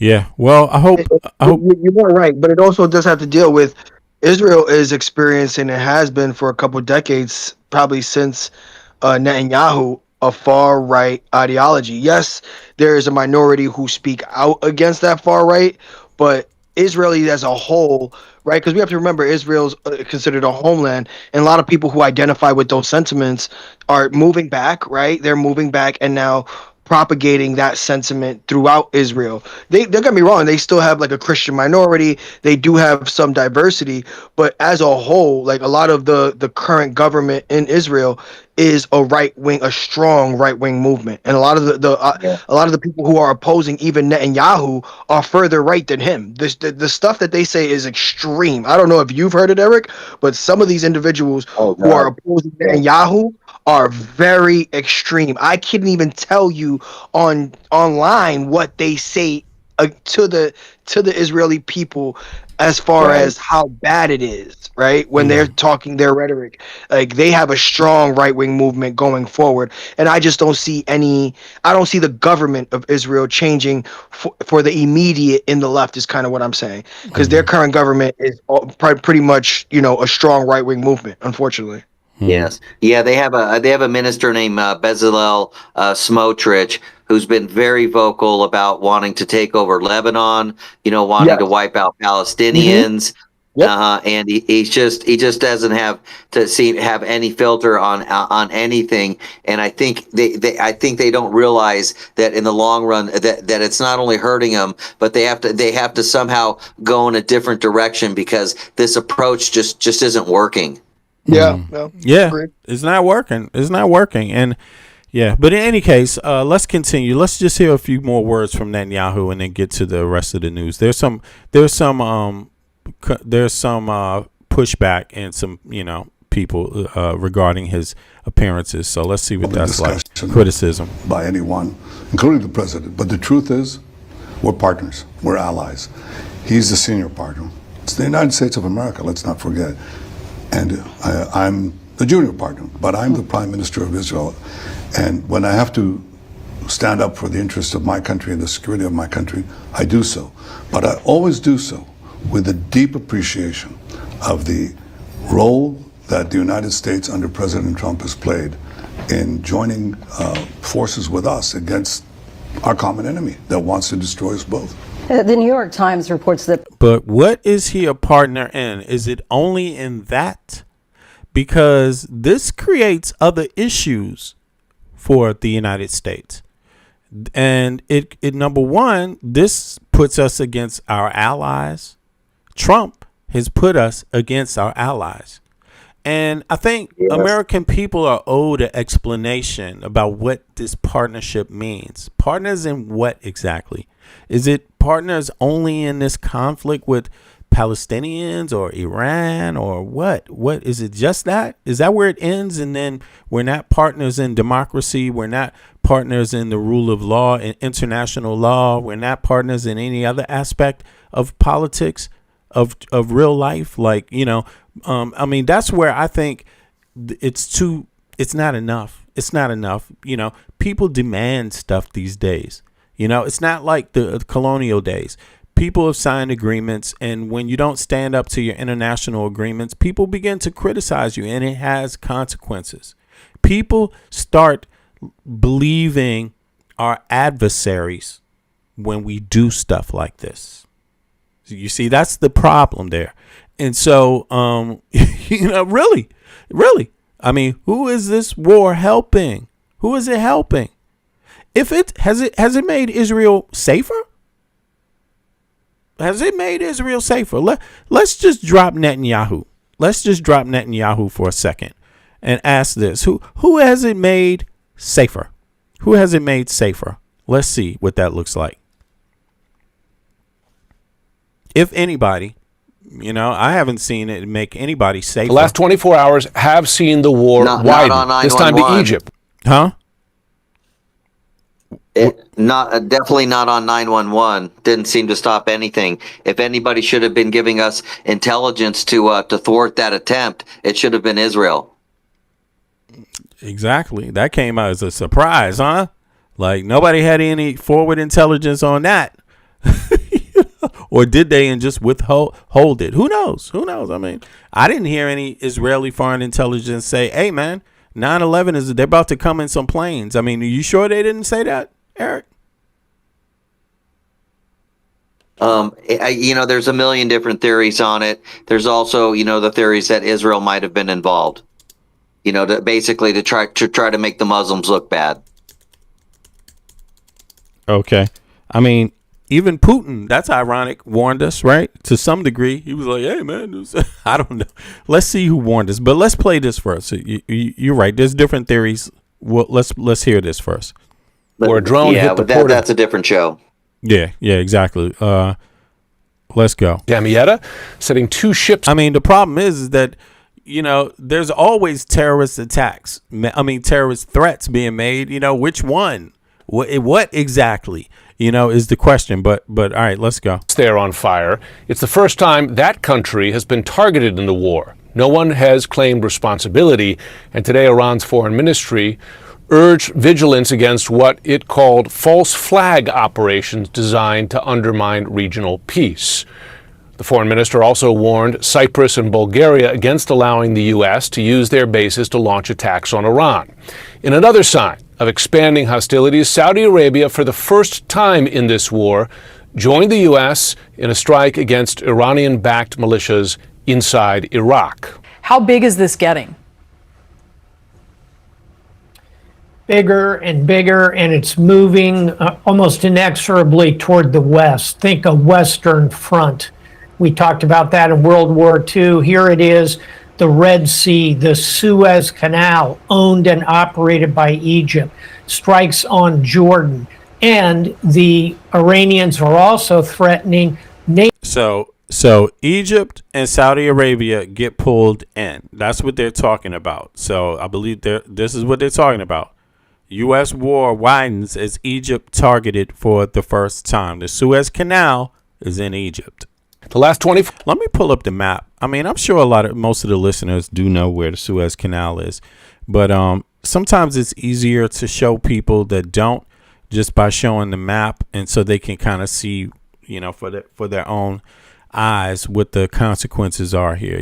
And keep in mind, everyone knows that China would definitely like control over the Suez Canal. Russia would definitely like control, or anyone else to have control over the Suez Canal.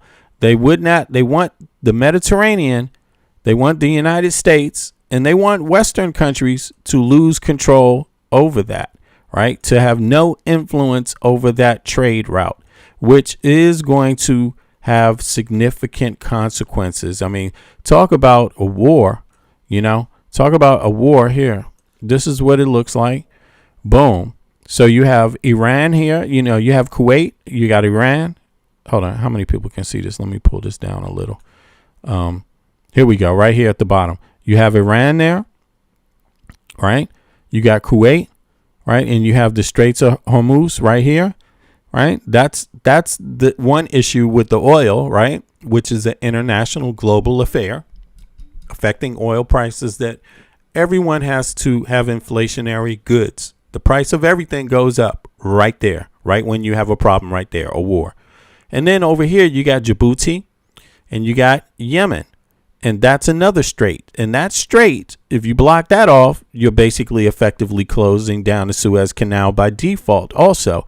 But this is the Suez Canal right here. You see it goes basically through Cairo, right? I don't know if you can see Cairo right there, and into the Mediterranean to the right of Alexandria, the green lush area.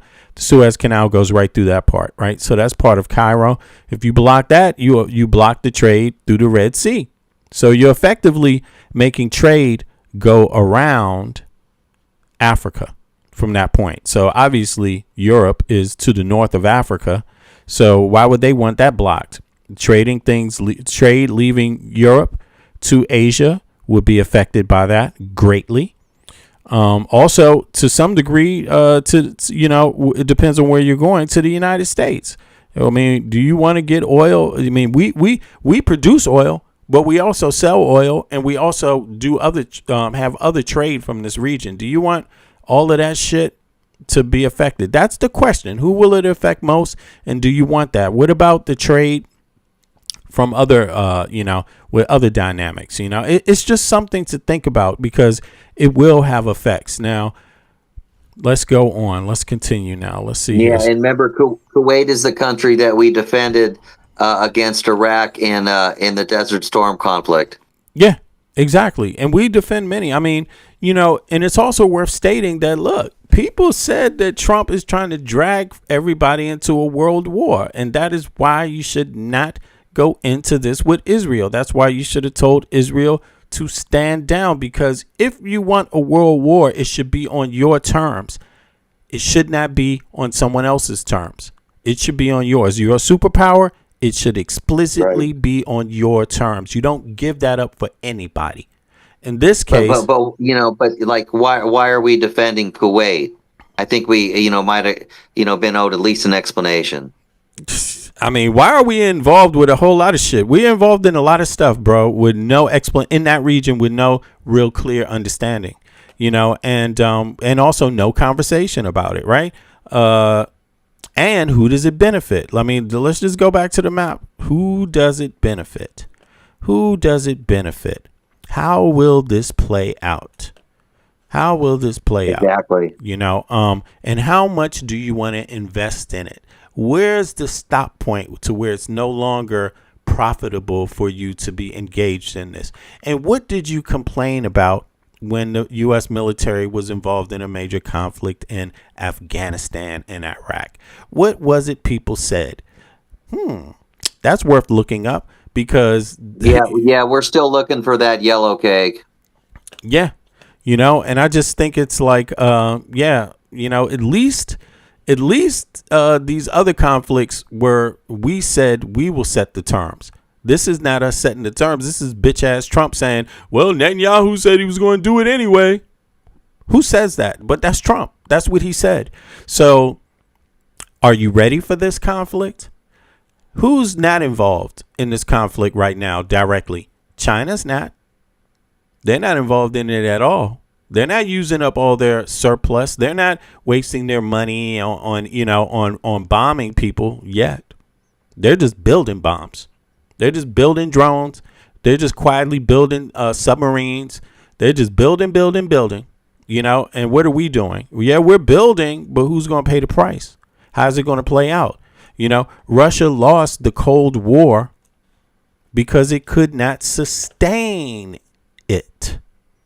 That's why they lost it, because they couldn't sustain it. They came close, but in the end, guess who creeped in? United States. Gotcha. Because we were able to sustain it just a little bit longer. World War II. Who got involved last? United States. Why did we have so much success? Because we got involved last. Yep. And we were able to let everybody else, including Nazi Germany, use up a lot of their resources everywhere. Then we came in and said, well, we're fresh. We're fresh off the block. Our soldiers are totally fresh. Let's get involved. And we got loads of shit ready. We've been waiting on this. We've been planning for years, watching this shit go on. And people complained about it. What's taking the U.S. so long? Why they only get them out? La la la. And we got involved last, and basically we had the advantage because of that. So, but this one, we're not involved last. Guess who's going to be involved last? The people with the country with 1 billion goddamn people. Of course, there's India there. But is what Trump's doing helping India? How is this helping India? How does blocking the Straits of Hormuz help India? How does blocking the Suez Canal help India? It helps China. How are they going to get India going to get their goods to Europe? Who's buying stuff from them? At what point is it a irrational choice to support the United States? At what point does it just become irrational? And can Indians count? I'm just saying, maybe some of them count better than Americans do. I mean, that's something to think about. I know Europeans count better than Americans do. We don't fucking count that well. But in any case, all right, let's hear some more. 4 hours have seen add on to that before you go forward. Yeah. India is also the main hub for these troll farms, right? So I go to tell you that they're in the disinformation, misinformation game as well, right? A lot of these, farms, these troll farms and misinformation and right-wing farms are in India. So that goes to show that they're also sitting back, right, and just watching things play out while attending to their own government, but causing the chaos in themselves as well. They're contributing to that as well. Absolutely. You hear that, Brandon? Brandon Clark? Did you hear that? Somebody's talking about you, man. Now, I know you guys can't see. Hold on, let me see. Can y'all see this? Brandon, here we go. We talking about you, Brandon. Put some shit up on your page, man. All right, I noticed Brandon just bailed out like, see you later. Nobody here but us chickens. All right, let's keep it going. Here we go. Widen, this time to Egypt, where a drone hit the port of Damietta, setting 2 ships there on fire. It's the first time that country has been targeted in the war. No one has claimed responsibility, and today Iran's foreign ministry urged vigilance against what it called false flag operations designed to undermine regional peace. The foreign minister also warned Cyprus and Bulgaria against allowing the U.S. to use their bases to launch attacks on Iran. In another sign of expanding hostilities, Saudi Arabia, for the first time in this war, joined the U.S. in a strike against Iranian-backed militias inside Iraq. How big is this getting? bigger and bigger, and it's moving almost inexorably toward the west. Think a Western front. We talked about that in World War II. Here it is, the Red Sea, the Suez Canal, owned and operated by Egypt, strikes on Jordan. And the Iranians are also threatening NATO partners, saying, whatever you do, NATO partners, don't allow your bases to be used for strikes against us. So we're seeing a kind of inexorable movement to the west here, Brianna, and it's very worrisome. Here's the play. The Iranians are pulling in as many of the Arab states as they can, hoping that they, the Arab states, will turn around, put pressure on the U.S. to pull out. I think it's going to backfire on them. And I'll close with this. I am seeing pretty credible reporting that the Saudis are trying to put together a coalition of Arab states in order to push back on this Red Sea challenge they're facing. So I don't think this is going to work for Iran, but that's the game they're playing. And you also are looking at Iran reiterating the Strait of Hormuz is going to remain Yo, Ken, peace to you, Ken. Appreciate you. closed. You have 14 mostly regional countries backing that maritime defense alliance that's supposed to protect the shipping routes, the global trade. What does the future of global shipping through all of these regional waterways look like in your view? You've put your finger on why all this matters beyond the pretty obvious day-to-day impact on the global economy of shutting down a major strait. Why it really matters is, broadly speaking, are we going to preserve freedom of the high seas? Are we going to preserve transit rights through straits around the world? Are we going to protect our Suez Canal, Panama Canal, and other areas of the oceans that are so crucial to trade? So I think, again, you're going to see Iran's efforts here backfire. It'll lead to the coalition that you and I just talked about of Arab states. But what I'm hoping for, Brianna, is the Europeans, who after the United States and perhaps China have the third most powerful combination of warships. Will the Europeans come into this alongside the U.S. to reopen this strait? I'm hoping that is what happens. And that would be, in that case, a real strategic mistake by the Iranians to broaden this conflict. Yo, anybody want to chime in on that part? I'm like, listen, I'm sorry, but some Americans are not getting the message. Trump attacked Europe, essentially. Trump dissed publicly Europe, and their party publicly disses Europe every day. They keep saying NATO, without the U.S., NATO's nothing. The U.S. is NATO. This is what they're all saying. Look, then they come out there and then they actually try to make public arguments about taking Greenland, a country, a place of its own. You're going to talk about it like you can just take it? Then on top of that, they actually had, they put out enough signal to where European nations actually sent military there to avert a threat. Yo, you fucked up. You fucked up yourself. And your congressional members and senators fucked up the United States of America for not immediately impeaching this stupid MFer, the best friend of Jeffrey Epstein. You can't beg people to help you when you won't fix your own bullshit. Who the hell wants to put their life in your motherfucking hands when you don't even care about your own country? You don't even care about the alliance. You have a leader for the first time in the United States that doesn't even give a fuck about the alliance. These people are out of their goddamn mind, yo. Yo, do something about it yourself. That's what everybody keeps begging you to fucking do. You know, it is ridiculous. It's ridiculous. This man, yo, shut the fuck up. Shut the fuck up. Maybe if these goddamn congressional members and senators gave a fuck, Maybe somebody would help. But who should help you at the risk of their own goddamn suicide, you stupid ass? You have a leader that doesn't give a fuck about anything. Period. Even you. Who can help that? Nobody can help until you solve the problem. The problem is Trump. That's the problem. And the problem is the people that keep allowing him to continue this nonsense. That is the problem. Fix that problem first, like everybody keeps begging you to do. Then people can talk about what there is to salvage. But there's nothing to fucking salvage. People don't want a world war, you dumb motherfucker.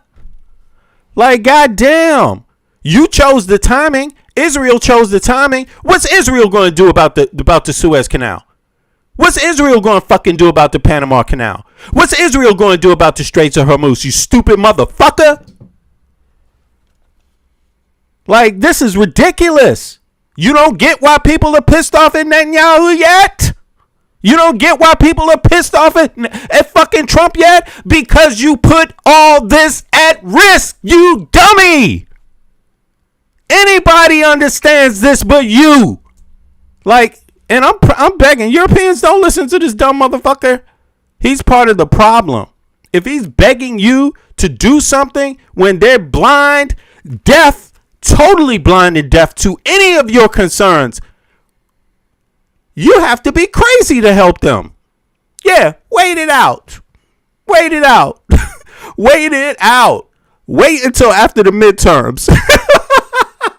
We can survive this 2 more months, goddammit. Wait until after the midterms. Until then, don't budge a fucking inch. Do not budge a fucking inch until we solve our problems at home.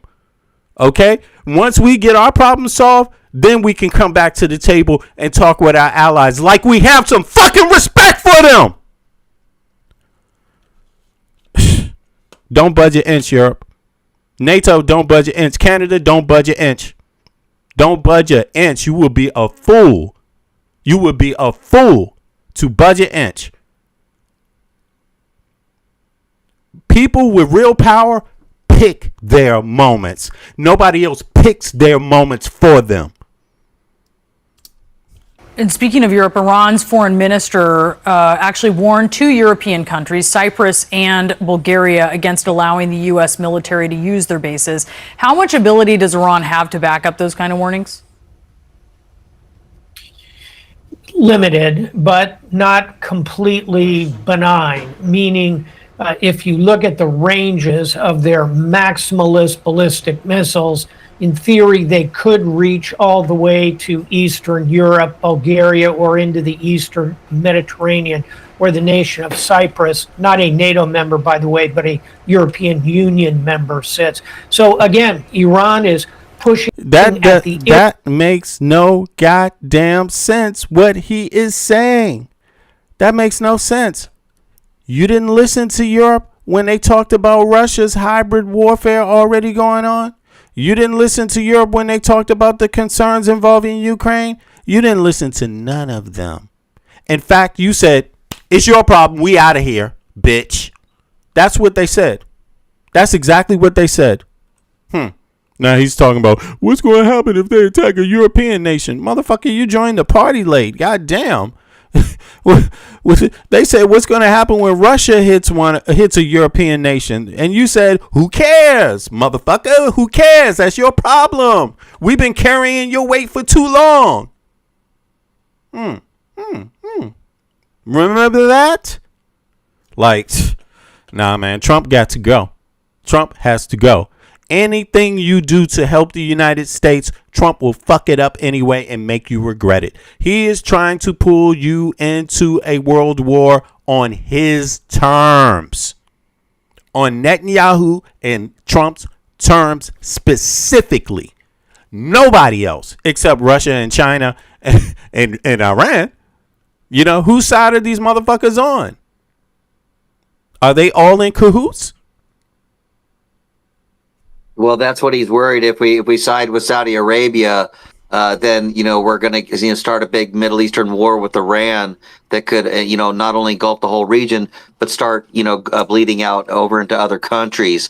And you remember last week they were talking about actually giving Saudi Arabia nuclear weapons, and that kind of went sideways. And that's probably the reason. So you gotta realize that Iran is a Shia society. They're a hardline right type of Muslim, where the Saudis are Sunnis. They're a much more liberal type. They believe actually in a lot more of liberal type of a live and let live, except for letting women have rights. But it's a thing where if that does deteriorate, if that does turn into a giant regional war, who knows where it could go from there? Yeah, who knows where it could go? Nobody knows where it could go. But you stand a better chance at having influence when other people have already worn out all their abilities. Entering in too early, not advisable. Not advisable. Trump is wearing out. And think about this. This is the craziness about it. Obama inherited 9/11. He inherited the Afghanistan war. He inherited the Iraqi war. He inherited it. He brought it to an end and made a deal with Iran. This motherfucker Trump came in and ripped up the nuclear deal with Iran. The deal that was attached to a lot of activities, not only a nuclear bomb. He ripped it up. So and he didn't replace it with anything. Trump didn't replace it with anything. And so here's the thing. There's a lot of ways to intervene. There's a lot of ways. There's a lot of people that want to intervene, and they're wishing for Trump to get the fuck out of the way. Stop doing what you're doing and call in your dog, Israel. Call in your dog. Call him in. Congress, Senate, call them in. Stop begging. Yeah, I think you just nailed it, V. Yeah, call them in, man, because there's enough influence to where people want to talk. But if the only influence you're going to yield is calling them terrorists, thinking that you're going to bomb this with your way out of it, guess who that helps? That helps the people you say you don't want to help. What the hell? It's just ridiculous, It's ridiculous. And we had a lot of soft power. And a lot of nations had a lot of soft power. And soft power is diverse. It's diverse. It's not just having a bilateral agreements. All of these, Iran wants bilateral agreements. They want safety. They want to exist. And you don't get the right to choose what somebody else's government is. Not to say that there's not issues and you can't talk about those issues. You could talk about those issues every goddamn day. But once you engage in a war with them, the conversation stops about politics. The conversation stops about human rights. The conversation stops. And at the same time, are we concerned about all of these things with other countries that we're partnering up with right now? Do we tell them what to do? When did we tell Saudi Arabia, you got to let women drive cars now? When did we tell them that? They killed a goddamn reporter, allegedly, but this is what our country came to, that they chopped up a goddamn news reporter in an embassy. What is this? What is this? We're trying to pretend like there's not extreme forces on both sides? Where the hell did goddamn Wahhabism come from? Excuse my language, but where did it come from? So you talking about stopping Iran from having a nuclear bomb, and now you talking about giving a nuclear bomb. Even the conversation of giving a nuclear bomb to people that bred Wahhabism? Damn, you got amnesia.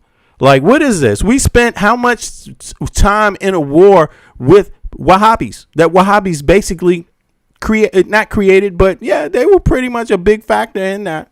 Osama bin Laden and his beliefs.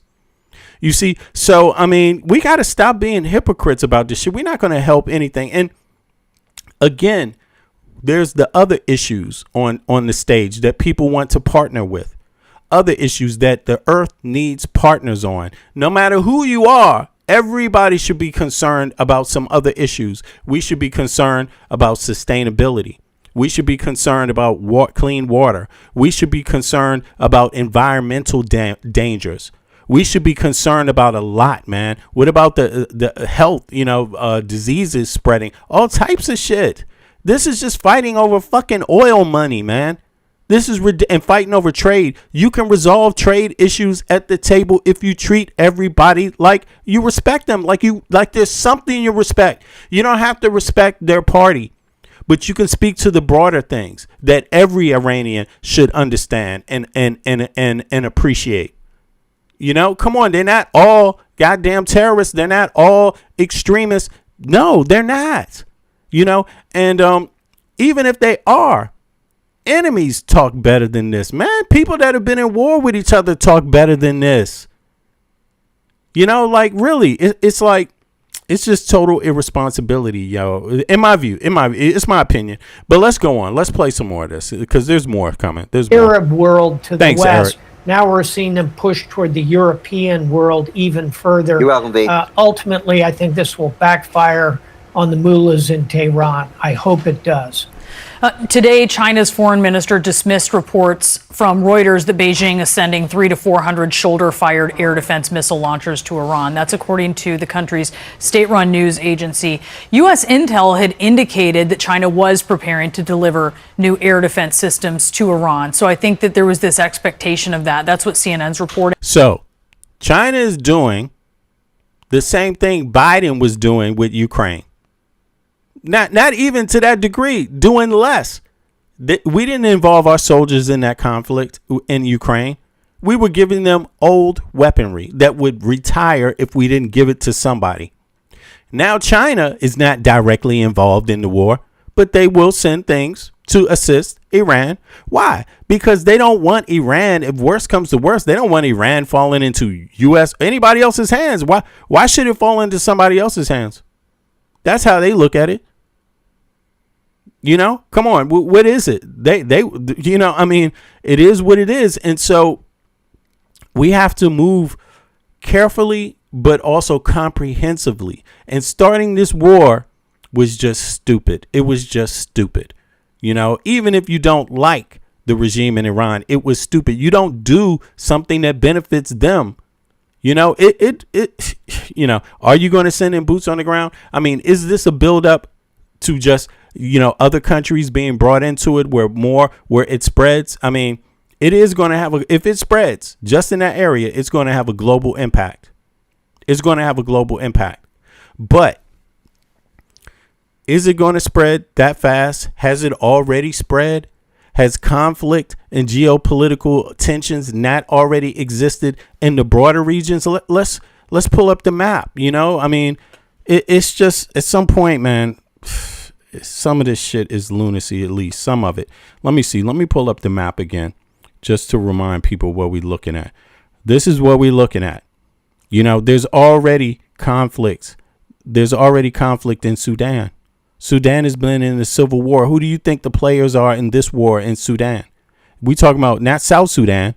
We talking about Sudan. This was Sudan, right? Who do you think is involved in this? What are the countries involved? How many of the same countries in the Middle East that are involved in this, including Israel, right, are involved here? How many? Tehran is also involved here. You see what I mean? So this, instead of cooling things down, they sped it up, forcing everyone to have to deal with it. But whose terms is it? Whose terms is it? Does everyone agree with the terms? And then how do you respond to a nation? In this case, this man is calling on Europe. How do you do that when you have a president that insults Europe and insults NATO every day he's awake? How's that possible? Who has more power right now? If the United States wants the EU to be involved, why don't you get rid of Trump? Can't you do that? That's only one man. That don't cost so much. That's a lot cheaper than a war. That's a lot cheaper than having to make all kinds of other decisions. Just get rid of this motherfucker and see how things go. after that. How about that? Wouldn't that be a good step forward in negotiating what is supposed to happen with the rest of this shit? It seems to me like that would be a reasonable, unless you just have to have Trump, you know, like you just got to have Trump, a simp, you know. Jeffrey Epstein's best friend just has to be the president of the United States to get us through this. Okay. Has been. What kind of concerns does this raise for you? What does this look like? It's not just the package of potential shoulder-fired missiles, whether that's a good piece of intel or less assured. But what it ought to worry all of us is if China is going to line up alongside Iran to the degree of providing military-grade hardware or even, Brianna, components that go into it, that's extreme. What has it been doing with Russia and Ukraine? Again, this was an issue the United States walked away from. What's the problem? You walked away from that. Fair is fair, right? Why should somebody do things differently than you do them? Extremely worrisome because it gives Tehran a lifeline. It's the phone a friend concept. Tehran worked closely with Russia. If Beijing starts to step in alongside Russia, supporting Tehran, we'll have a bigger problem that could, final thought, bleed over into the Pacific as well. What the president could do is what he might be uncomfortable doing, and that's asking for help. If you have those Asian allies that need the strait to be open, you have Europe partially dependent on Middle East oil. You have all the Gulf states at play here, as well as Israel, a major coalition to do two things: to pressure the Iranians diplomatically with one full-throated voice, but also to... Let's hear that one more time. What the president could do is what he might be uncomfortable doing, and that's asking for help. If you have those Asian allies that need the strait to be open, you have Europe partially dependent on Middle East oil. You have all the Gulf states at play here, as well as Israel, a major coalition to do two things: to pressure the Iranians diplomatically with one full... Just let's be clear right here. Let's go back to the map, because there's something that this guy did not mention at all. And again, he's talking to the American public like the Americans are fucking stupid, you know? And maybe a lot of Americans are fucking stupid. Those are my people, whatever. I only have one citizenship. I'm only born in one country. My ancestors only come from one country, pretty much. I mean, in the last, since the colonial era, right? But this is the gist of it. Europe is right here. And let's zoom out, right? They're talking about what goes on over here. Yeah, that'll affect a lot of people. That might affect the U.S. How would that affect the U.S.? Interesting. And then you have the Atlantic Ocean. Last time I checked, Western Europe had no problem going to South America. Okay, I don't understand. Is the war here? Where's the war at here on the Atlantic? Okay, the EU just signed the biggest trade deal in the history with South America. Yeah, that's what Trump made them do with all his tariffs. They had to do that to offset the tariffs. Okay, yeah. They signed a secondary biggest one with Asia, right?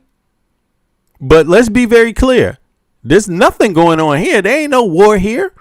There's no war in the Atlantic. Look, last time I checked, Africa was south of goddamn Europe.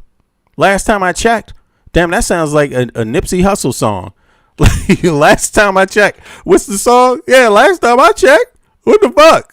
So there's a whole lot of trade opportunity. Last time I checked, Greenland and Canada was right here to the north. Come on, what do you think Canada is? That's a big ass landmass.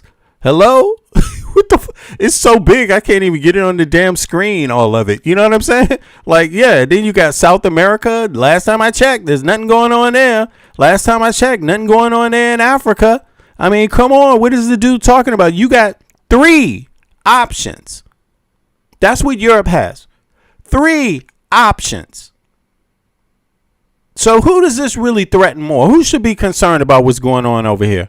And when should somebody else from Western Europe get involved all the way over here? Yeah, sure. It might take some interest. You can be involved in a lot of ways. Maybe you can be involved like China. Send them some weapons down there. Yeah, maybe you could do that. Send them some satellite imagery. Help them out with China. Maybe you could do that, right? Yeah. That's another option. Direct warfare is not necessarily Europe's main. It's not your only option now. Just let's keep it clear. How many people South America have? How many people Africa have? You see, now it might take a change in some policy, which is happening rapidly because of Trump. Yeah, it's happening rapidly. You saw how fast Europe made a deal with Nigeria about some damn oil. You think the Nigerians ain't scrupulous enough to be like, oh, hell yeah, fuck it. Come on. You want to help us with some more infrastructure on this oil shit? Let's get the trade going, baby. We got some more things we want to do. That's what's going on here. Come on. So don't just be aware of that. That's all I'm saying. You know, now we didn't do the numbers, but come on. What do you think? You think Africa is not a powerhouse when it comes to resources or manpower? You think South America is not a powerhouse when it comes to resources and manpower? If you do, you out of your goddamn mind. Again, this comes down to math. Distance equals math too. Who's closer? How much money do you have to spend shipping shit back and forth? Western Europe, Africa, South America, Canada. Or is it going to cost more over here? You pay for every inch. You pay an extra dollar. You pay an extra fee for every inch that ship has to travel. That's what you do in reality every day of the week. Okay, so last time I checked, big up to Nipsey Hussle. All right, throated voice, but also to exact economic sanctions on the Iranians because we know their pressure point. Maybe not so much as their military, it's their economy. That has to happen. But Jim, I think ultimately, this, as General Gibson says, this is going to be a war of attrition. We're going to have to grind down their military, but they're not going to give in anytime soon. Well, but Ambassador, there's another credibility question too, because deals with this president, I think one could reasonably say, don't always hold up. Ask the Saudis about the nuclear deal. The president seems to be raising questions about his promise to allow Ukraine to build interceptors under license. Ask any U.S. trading partner about trade deals. Hey, hold on. I'm sorry. Somebody in the chat said, fuck Africa. Let me show everybody who that is real quick. And then let's go to that person's page. Like I told you before, I would be really surprised if there's anything on their page. But let's check it out just for fact's sake. Look at this. I told you, you little bitch ass. When did you join? Look at this. Nobody going to believe nothing you say. What's your ethnicity and what country do you come from? Utah, Blaine. We don't believe you're from Utah, bitch. Okay? Now, secondly, fuck you. Okay, Blaine? Fuck you.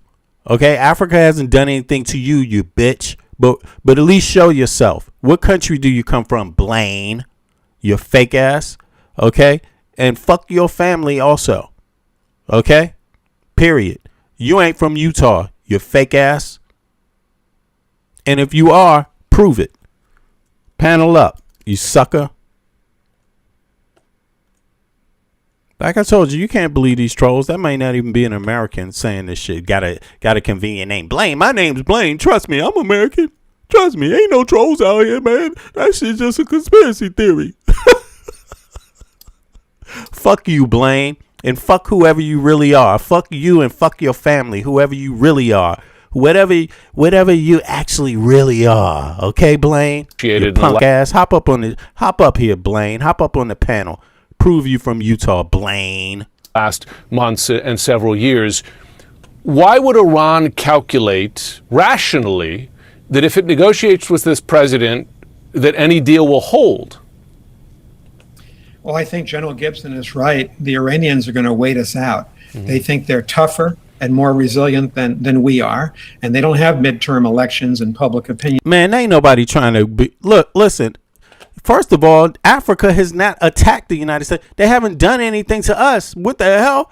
Look, so, hold on. Who said this? Africa has 1.558 billion people. Europe has 750 million. We can't take them all. And we shouldn't even be thinking about trying to take them all. Why take them all when they're willing to trade with you? What the hell? That's the whole point. Like, it's totally irrational.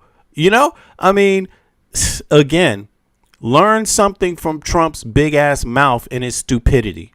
Do the opposite. Speak with intelligence, speak with respect, and you will get it back. Okay? Like, what is this? You know, people want to make wars with people that are all close to them and everything. That's the dumbest shit on earth. Why make wars with people that are close to you when you can make peace, money, love, and happiness? What the hell? Like, it makes no sense. And again, yeah. But in any case, people need to really check themselves sometimes with this math. And I mean all the math. I mean all of it, you know, like really. To contend with. So I think that's a factor here. That's why I think, Jim, your question is a good one. I don't think the Iranians are going to trust commitments made by Steve Witkoff or Jared Kushner or President Trump himself.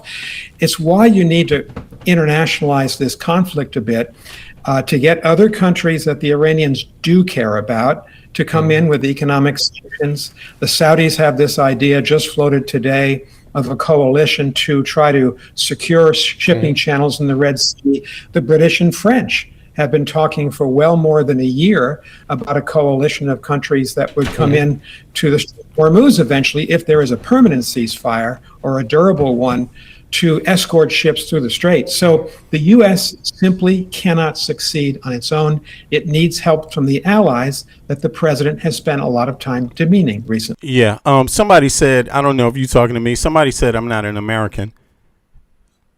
No, I'm an American, and I'm probably more American than you. Hop your bitch ass up on the panel. Let's talk about it. Okay? Let's talk about it. My family, I'm born and raised in Washington, D.C. Okay? I was born in Freedmen's Hospital. It's called something else today. If you know anything about D.C. history, you probably don't, you stupid ass. Secondly, my family goes back on both sides to the colonial period before the fucking country even existed, you jackass. Here it is. But I live in the great country of Denmark, and that's because we're allies, you jackass. Secondly, this is me right here, okay? Here I am. You see that? You see that? That's me. Listen, hop your bitch ass up here and let's talk about it. Let's see who's more American. Because it's obvious I'm American. But let's find out who's more American. Get your goddamn passport. Show me something. Let me see. Let's find out who you are. You show anything about yourself on your page, or you hiding your bitch ass? Here we go. Let's take a look in real time. Let's take a look. And I'm definitely not the American that bows down to Israel. Hello? What the fuck? Who are you? Nothing. Got nothing. You're not proud of who you are? You're not proud of who you are? Put something up. You don't even have a goddamn plant on your page. Like, who are you? Prove something. Go do it right now. You got 5 minutes.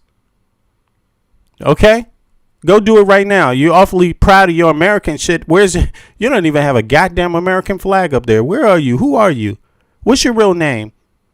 What's your ethnicity? What's your religion? What country do you come from? Can't see none of that on your page. Yeah. Go get your passport. Come on and hop on up. Now let's continue. Here we go. There's more in this news though, which is sad. It's actually very sad. Here we go. Let's see here. I'm not making a action overnight by the UN. Yes, you are, because you can't prove you're not a loser. Okay, hop your ass up on the panel and prove you're not a loser. Put something on your page and prove you're not a loser. Like, goddamn, what's up? If you're not a loser, show some shit. Stop hiding. Stop. No one believes you, okay? No one believes you. You don't even believe yourself, and you're not proud of yourself. You're not proud of your family. You're not proud of your country. You're not proud of your neighborhood. You're not proud of your town. You're not proud of your state because you have none of it on your page. Is that even your real picture, you dumbass? Meantime, Egypt says that a fire at its Mediterranean port of Damietta was caused by a drone. Now, this is the first time Egyptian infrastructure has been hit. Eleni with us following this part of this narrative. This will, of course, be fueling fears of a broadening war. You're not from Africa. You're not from Africa. You're from nowhere. You're not from anywhere. Okay? If you're from Africa, get the fuck outside and take a picture and put it on your dumbass YouTube page. Stop fucking hiding. No one believes you. Okay? No one believes you. Are you Israeli? You said I was Israeli. Are you Israeli? Are those fears merited at this point? Yeah, I mean, this is what my sources are telling me and industry experts. So I was alerted to this late last night, Dubai time, and there was shock in the industry that Egypt and Damietta port was targeted. It is a crucial port for Egypt. It is strategic. It has an LNG terminal. It is on the Mediterranean.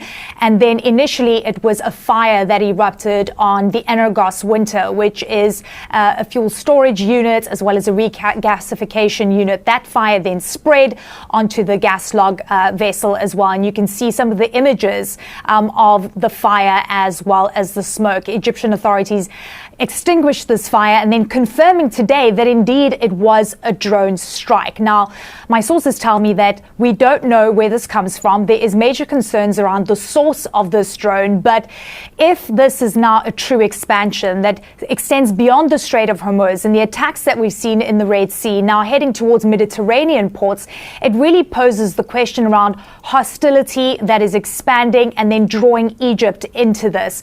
And importantly, it's energy infrastructure again, Becky, and it basically mimics and it has the hallmarks of what we've been seeing since the start of the war to try and cripple economies not only in the Gulf region but also now broadening it to the wider Middle East and even Mediterranean ports in terms of impacting a country like Egypt. We know that these two vessels were quickly pulled out by tugboats. They're now idling in the Mediterranean according to Kepler, and now Egypt needs to make some kind of plan, contingency plan. These fuel storage units were brought in to deal with the high energy demand for Egypt over the summer period. The risk assessments right now by shippers, they don't know what this means, but they're wondering if this is a once-off or whether this is a true escalation that's now broadened to other ports. Right, you are up to date. Eleni, thank you for that. You're up to date both from Washington and indeed from the wider perspective in the region. More, of course, as we get it. At the same time, Iranian media say explosions were heard across the south of the country.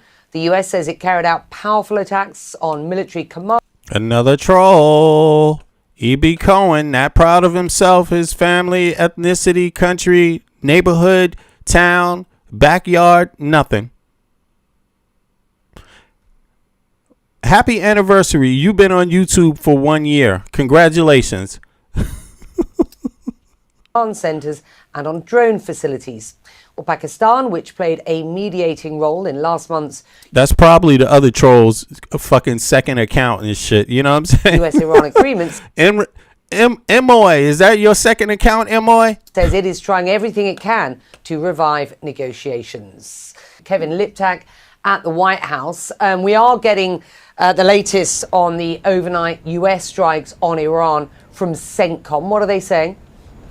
They're describing this as a heavy wave of retaliatory attacks for those attempted strikes by Iran on U.S. positions that happened 2 days ago. What CENTCOM says they targeted were military command centers, missile and drone facilities, coastal surveillance and defense sites, and maritime capabilities. They say that these were all 5 minutes up, Roy. Too bad, loser.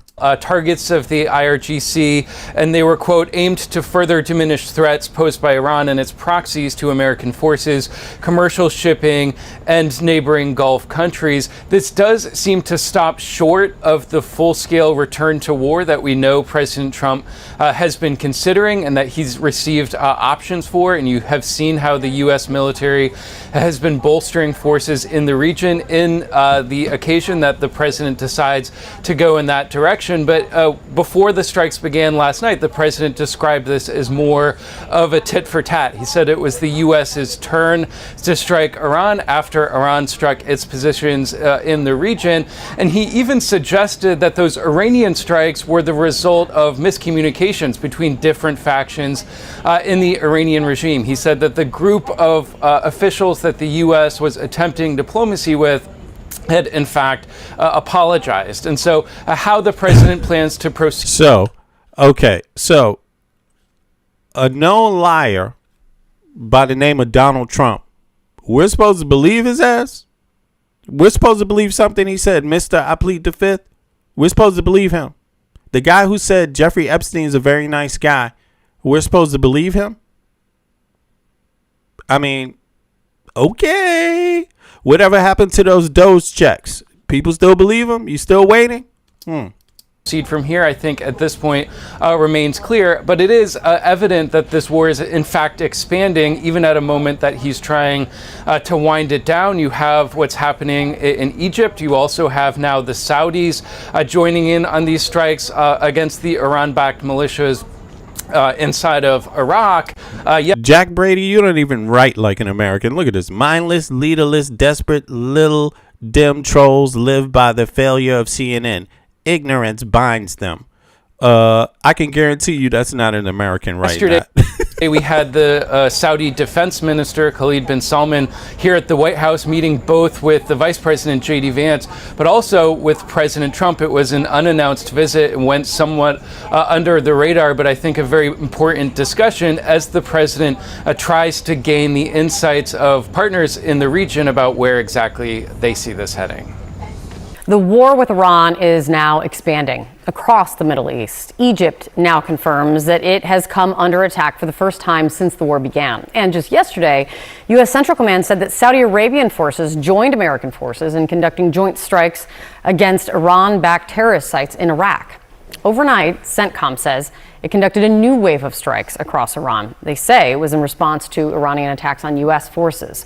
The strikes were forecasted by President Trump earlier, who said from the Oval Office that it was, quote unquote, our turn. The question now is, how many more turns will there be before any negotiations to end this war start back up in a real way again? Joining me right now is CNN national security analyst Beth Sanner. It's good to see you, Beth. Egypt, Saudi Arabia, they're now involved in this thing. What does this mean for the war? Well, I don't think Egypt is involved yet, which is really an important kind of nuance here is that the Iranians, or we don't actually know who struck a U.S. LNG facility. It's not exactly a facility, a platform in Egypt. Egypt hasn't responded, and I don't think they will. I'm not sure Iran wanted I don't think they wanted Egypt to respond, but this is part of a potential kind of horizontal and vertical escalation of what's going on, right? That we're seeing more territory horizontally, more geography involved, but most of it is aimed at US and then also Saudi assets, but the kinds of assets are also changing. So we're seeing this vertical escalation in terms of not just U.S. military bases, but also this kind of logistics or energy facilities. And so we are seeing an escalation now. And again, today, Iran has responded with attacks on Jordan and Kuwait. And so we're seeing this tit for tat, Kate, and you know, there's some big questions here because there's got to be an off-ramp at some point, but the president now is deciding. Yeah. Up or down.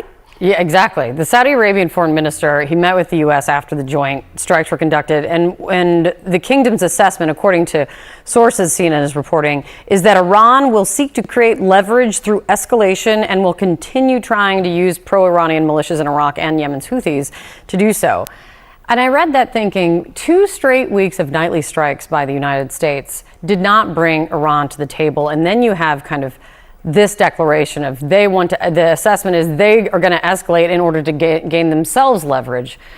What does this do? It kind of gets us back to the same question, is like, what's the off-ramp?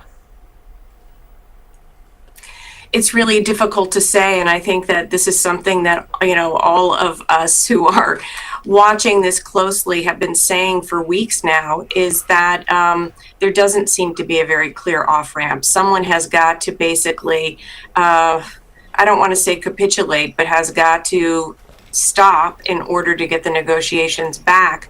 But it takes 2 to tango, and I think what Iran is showing that, they escalated during the pause. Right? So we had this pause, and then they did this surprise attack on Jordan. I think it was purposeful. I think it was to send a message that it happened when the president was meeting with Netanyahu in the Oval Office. And it happened when there are these discussions about what's going to happen to the Strait of Hormuz. And I think Iran is showing very clearly they have very clear red line on control of the Strait of Hormuz. Huge leverage. The Saudi Houthi issue is a slightly... it's very obvious. You're not going to control that. You're just not going to. It will be a major war in the entire region before that happens. You just have to understand how insane Trump's plan is. So, again, wrong strategy for dealing with even someone you claim is an adversary. Okay. This has already been thought out a million times, which is why Obama and experts advise the other strategy. Again, you can't push people up against the wall and think that they're just going to stop, that they're not going to defend themselves. Listen, Iran is going to go all out, whatever its capabilities are, to the end. So, would you do that in your own country? If people came to attack Denmark, would Danes go all out? Would Americans go all out if someone attacked the United States of America? Or would you just say, oh, well, fuck it. Let them have it. I mean, what's going on here? What's going on here? Is Germany going to say, oh, well, fuck it. Let them have Germany. Let them control. Even though Germany's mainland, you know what I'm saying? Let's take another one. Netherlands, you know what I'm saying? Belgium, any France. They're just going to say, oh, well, fuck it. Let them have it. You know what I'm saying? Denmark going to say, yeah, you know what? Let them have the Straits of Copenhagen. Let them have the Straits of Fyn.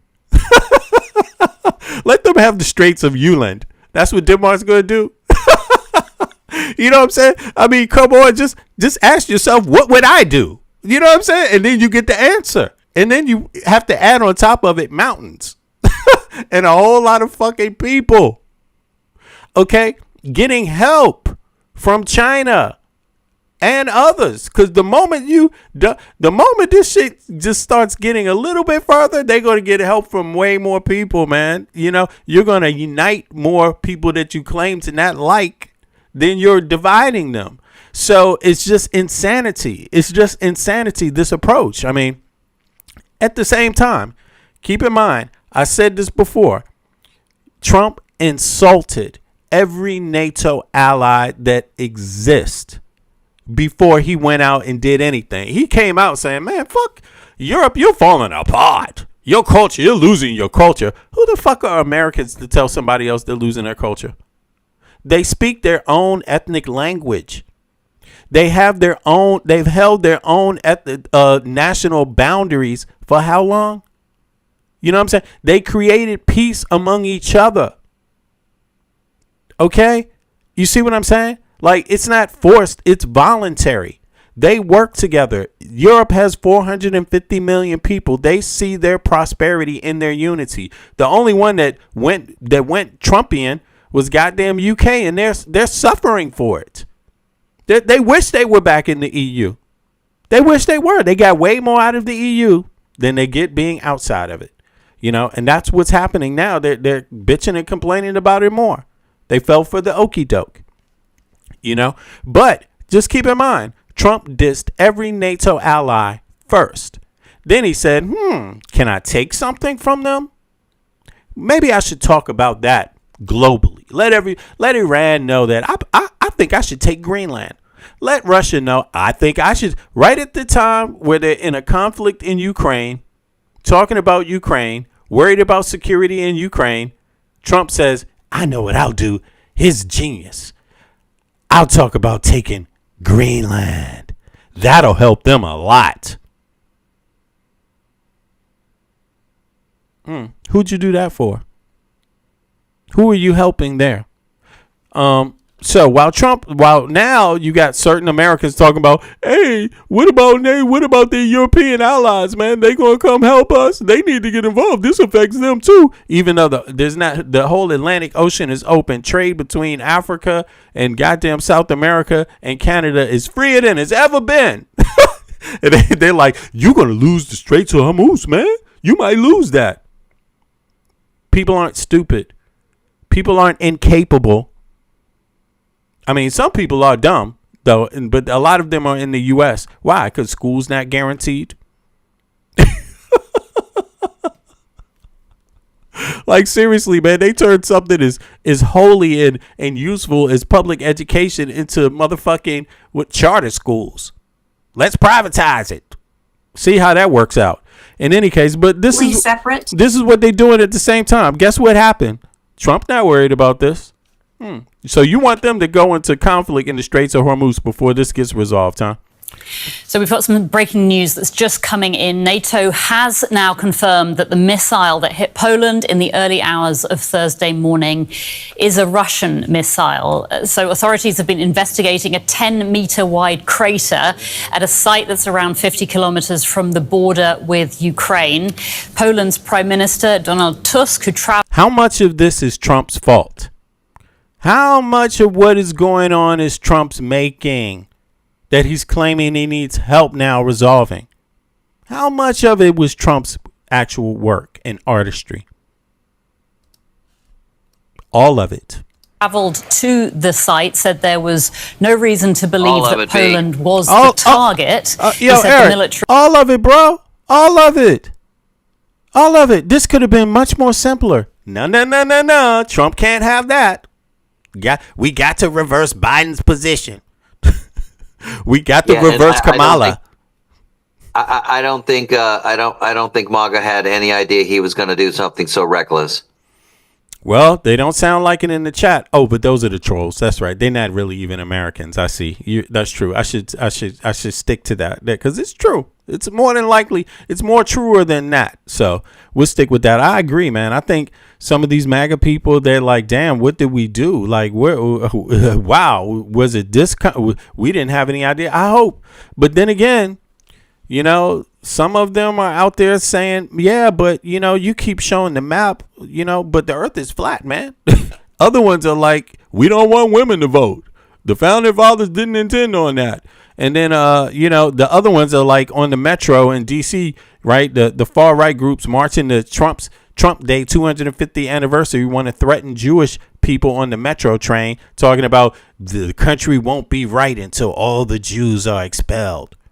So some of them clearly are fucked up and ignorant, still to this moment. That was just a month ago, the 200 Independence Day. You know what I mean? So, and then others are just trying to land on the mall in a parachute, crashing and shit. I mean, we need to have just a MAGA poll where we start off trying to figure out what level of reading in English do you actually have. You know what I'm saying? Because, there's a whole lot too many of them didn't get. I mean, if you voted for Jeffrey Epstein's best friend, can that make you clever? How clever can you be? I mean, that's a real low bar, bro.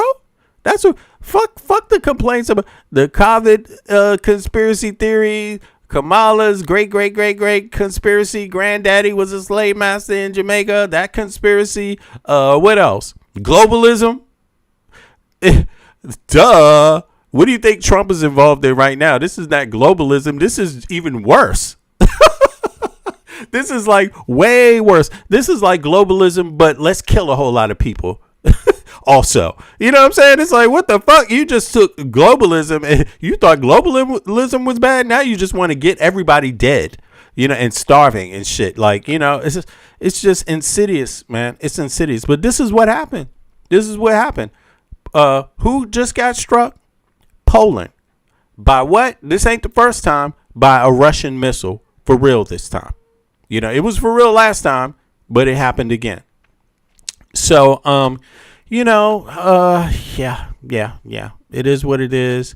They're going to talk, you know, I mean, you know, it's like, come on, man. Is Trump even concerned about this? Netanyahu, what do you think? Netanyahu? Any opinions from Netanyahu about this? Any idea how to solve this problem, Netanyahu? What's going on? Trump, Peter Thiel, Elon Musk, Howard Lutnick, what's the goddamn economy dude? Jeff Bezos, or what's his name? Is his name Jeff Bezos? Bezos? Is that his name? Yeah. Anybody there? You know what I'm saying? What about the White House secretary, Caroline Levitt? Any ideas how to solve this problem? Or is it just that? Yeah, that's Scott Bessent. Yeah, Scott Bessent. Yeah, Jeff Bessent. Scott Bessent. Yeah, you know, when they going to chime in on this one? You know, so sounds like bad timing for Trump and the people that want the European allies to stick their nose into the Straits of Hormuz to bail Trump out and bail Netanyahu out, who they already don't like, by the way. You know, for a whole list of reasons, a long list of reasons. You know what I'm saying? It's like, damn. Okay, but this is interesting because no, Netanyahu doesn't have much to say about this, right? Why would we think he went and visited Viktor Orban of all people, Putin's bitch? You know, but in any case, let's see what else is going on here. Here we go. President Trump and Israeli Prime Minister Benjamin Netanyahu met at the White House Tuesday for their first meeting since the two nations jointly attacked Iran 5 months ago. Trump and Netanyahu met for 90 minutes, but they did not appear together to make public comments. Netanyahu posted a short video after the meeting. I just finished an excellent meeting with President Trump. When I say excellent, it's not just lip service.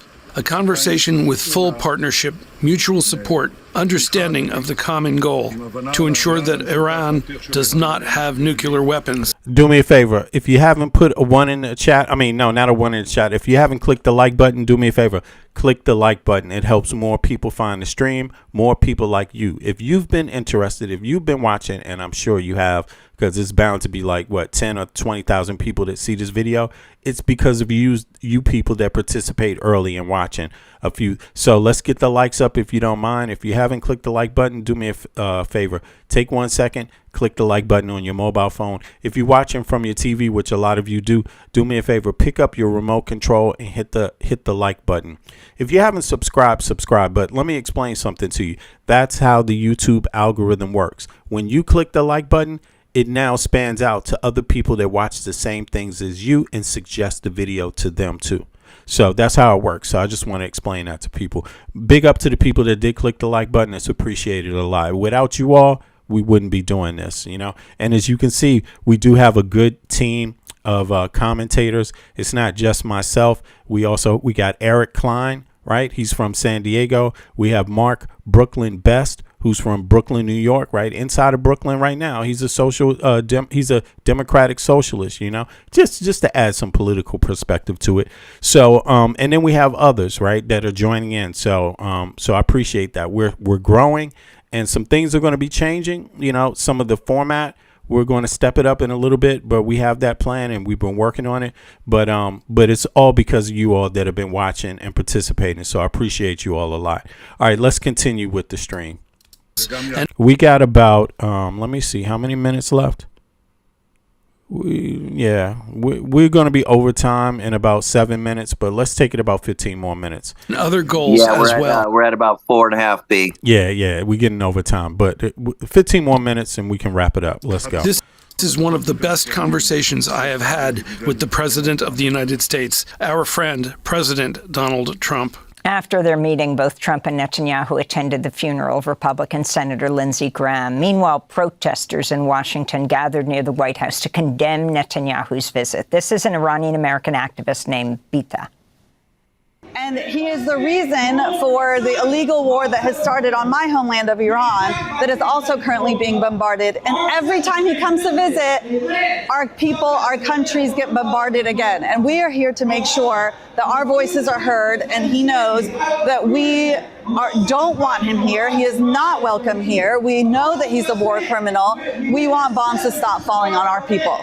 Netanyahu's visit comes as Israel is escalating its military operations in the occupied West Bank, where there's been a surge in settler violence.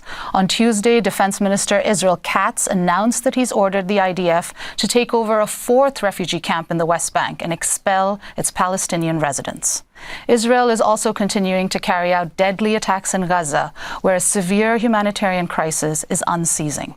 The Trump administration allowed Netanyahu into the United States, even though the International Criminal Court issued an arrest warrant for Netanyahu for war crimes in Gaza. We're joined now by a top UN official who's been barred from visiting the United States due to her public criticism of Israel. Francesca Albanese is the UN Special Rapporteur on the occupied Palestinian territory. She's been under sweeping U.S. sanctions for most of the past year. A judge lifted them briefly, then they were reimposed. She's also author of the new book, When the World Sleeps, Stories, Words, and Wounds of Palestine.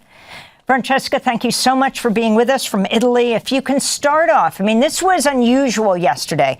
I think it was Netanyahu's 7th visit to Washington since Trump returned to the White House. It was his first since the beginning of the U.S. and Israel's attack on Iran. And interestingly, though we see a video of Netanyahu saying it was the best conversation they ever had, Trump, in a rare move, did not invite reporters into the White House for either a photo op or conversations afterwards. And apparently the conversation was about Iran. Yet, in Israel, the Israeli military has launched major operations in the occupied West Bank. Now, the Israeli defense minister, as we just said, saying they're taking over a fourth Palestinian refugee camp. Can you assess the situation and the significance of this meeting? Thank you for having me, Amy.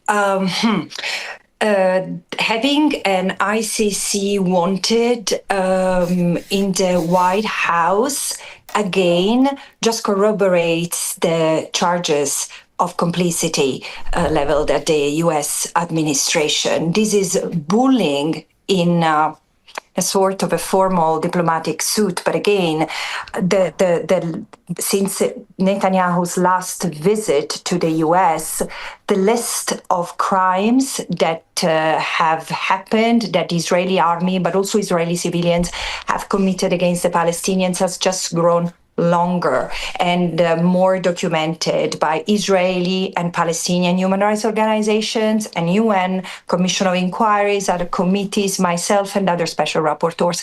What does it mean? You know, I often hear the argument that the United States is not a member to the ICC. It doesn't matter. It doesn't mean that they have to extend protection to a fugitive from international law, which is what's happening.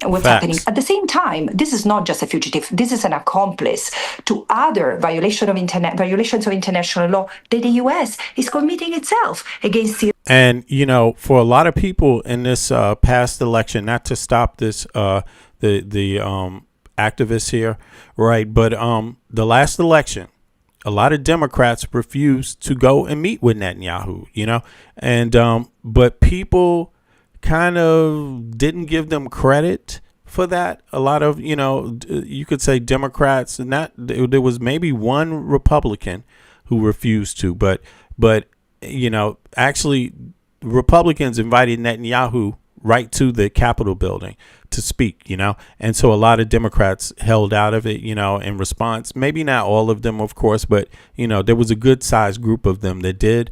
And they didn't really, some of them were center Democrats, and many of them were more left Democrat leaning, and people, like myself, like I know the relationship between the United States. The United States has always supported Israel.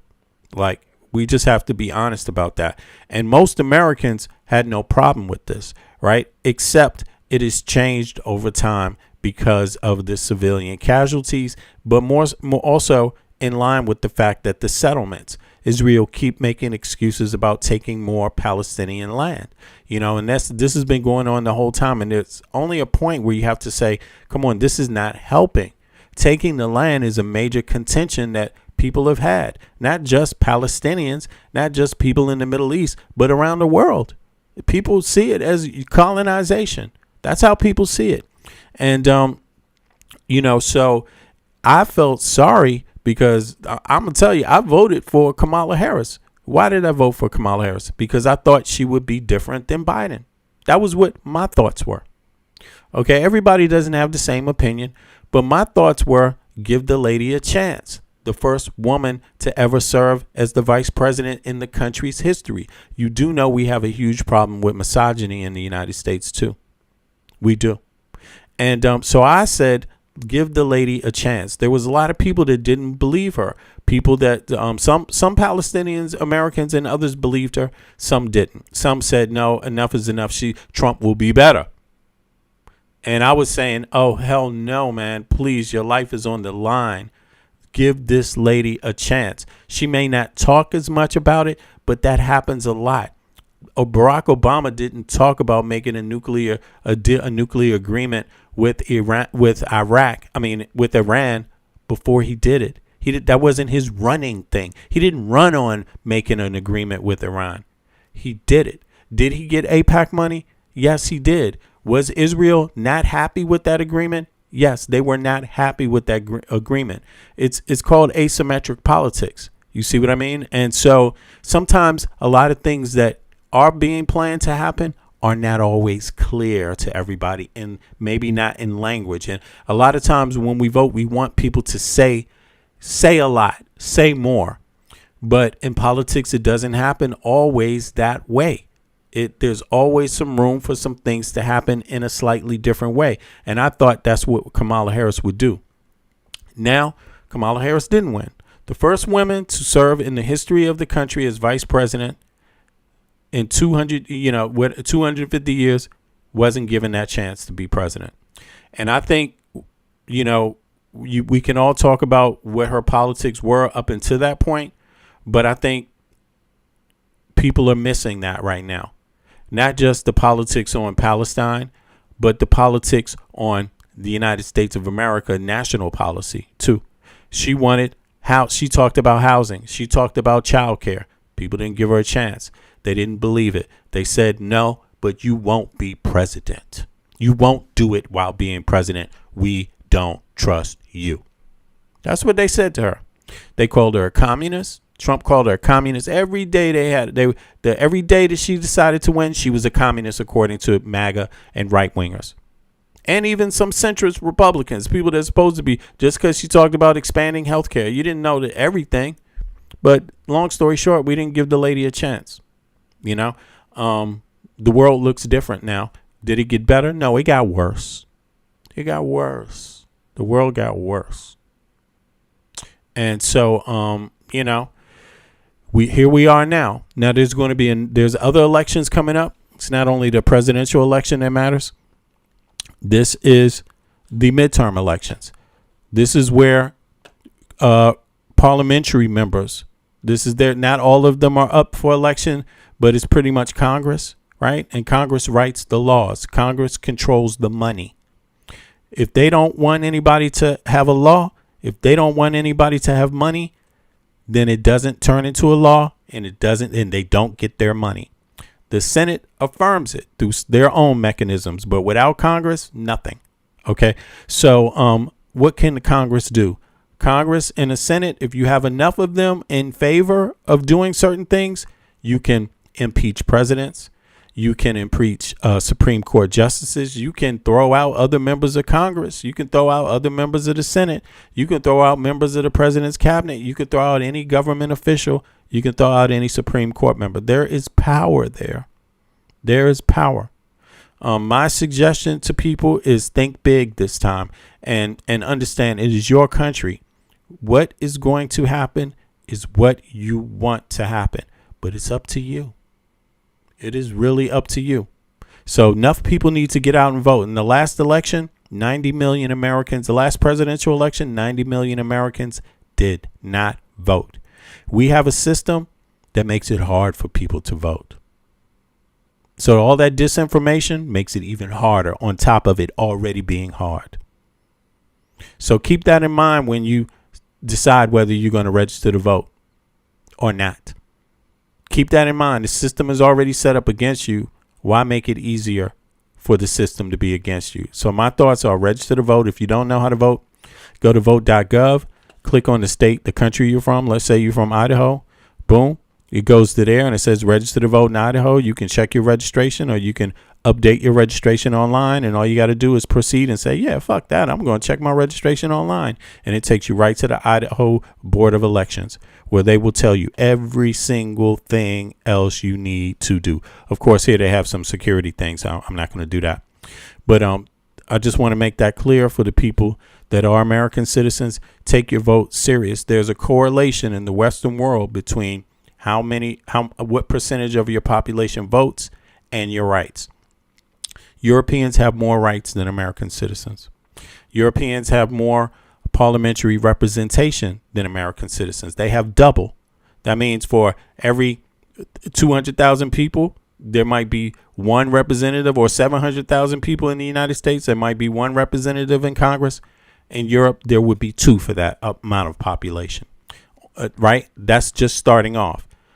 If you break up Europe and don't look at it as a whole, union, and you just take individual countries, the country I live in, Denmark, although I'm an American citizen, born and raised in the United States, family goes back on both sides to the colonial period before the country was even made, right? Danes have 35 times the amount of parliamentary representation than an American does. So they have more representatives for the same amount of population. Right. So think about that. Think about those things, because everybody else in Europe has universal health care. But then again, more of them come out to vote. So think about the changes you want and take it serious. So let's continue. Iran. I appreciate everybody for coming through. Click the like. We almost done. Please click the like button. Subscribe if you haven't subscribed.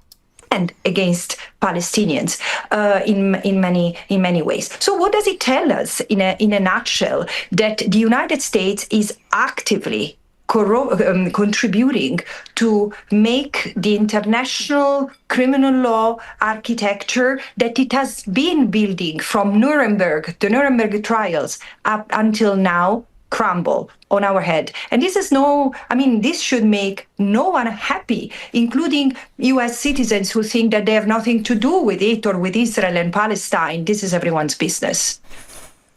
Francesca, I want to turn to a clip of New York City Mayor Zohran Mamdani. Last week in a video message, he called on the U.S. government to arrest Israeli Prime Minister Benjamin Netanyahu precisely because of this arrest warrant issued by the International Criminal Court. As I've said, I agree with the ICC that Benjamin Netanyahu should be arrested and tried for his crimes, as I do for anyone else charged by the ICC.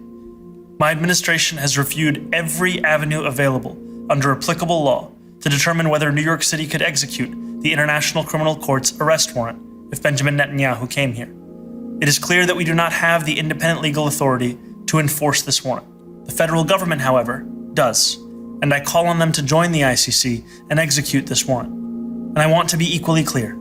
Benjamin Netanyahu is not welcome in New York City, nor is any other war criminal at large. Francesca, Prime Minister Netanyahu said in an interview on Fox News in response that Mamdani was, quote, fomenting hate. And you posted on X as Netanyahu was en route to the U.S. that, quote, Italy, France, Greece did it again. 3 Rome Statute parties opened their airspace to the fugitive Netanyahu in breach of their obligation to cooperate with the ICC. I call on competent authorities to investigate possible complicity. Talk about what you're calling on countries to do, including the United States. Very simple. No double standards, apply international law as it is. It's paraphrasing Rosa Luxemburg. It's either the rule of law or it's barbarism. I do agree with what New York mayor has just said, and not out of sympathy, but because what he said is legally right and is morally compulsory.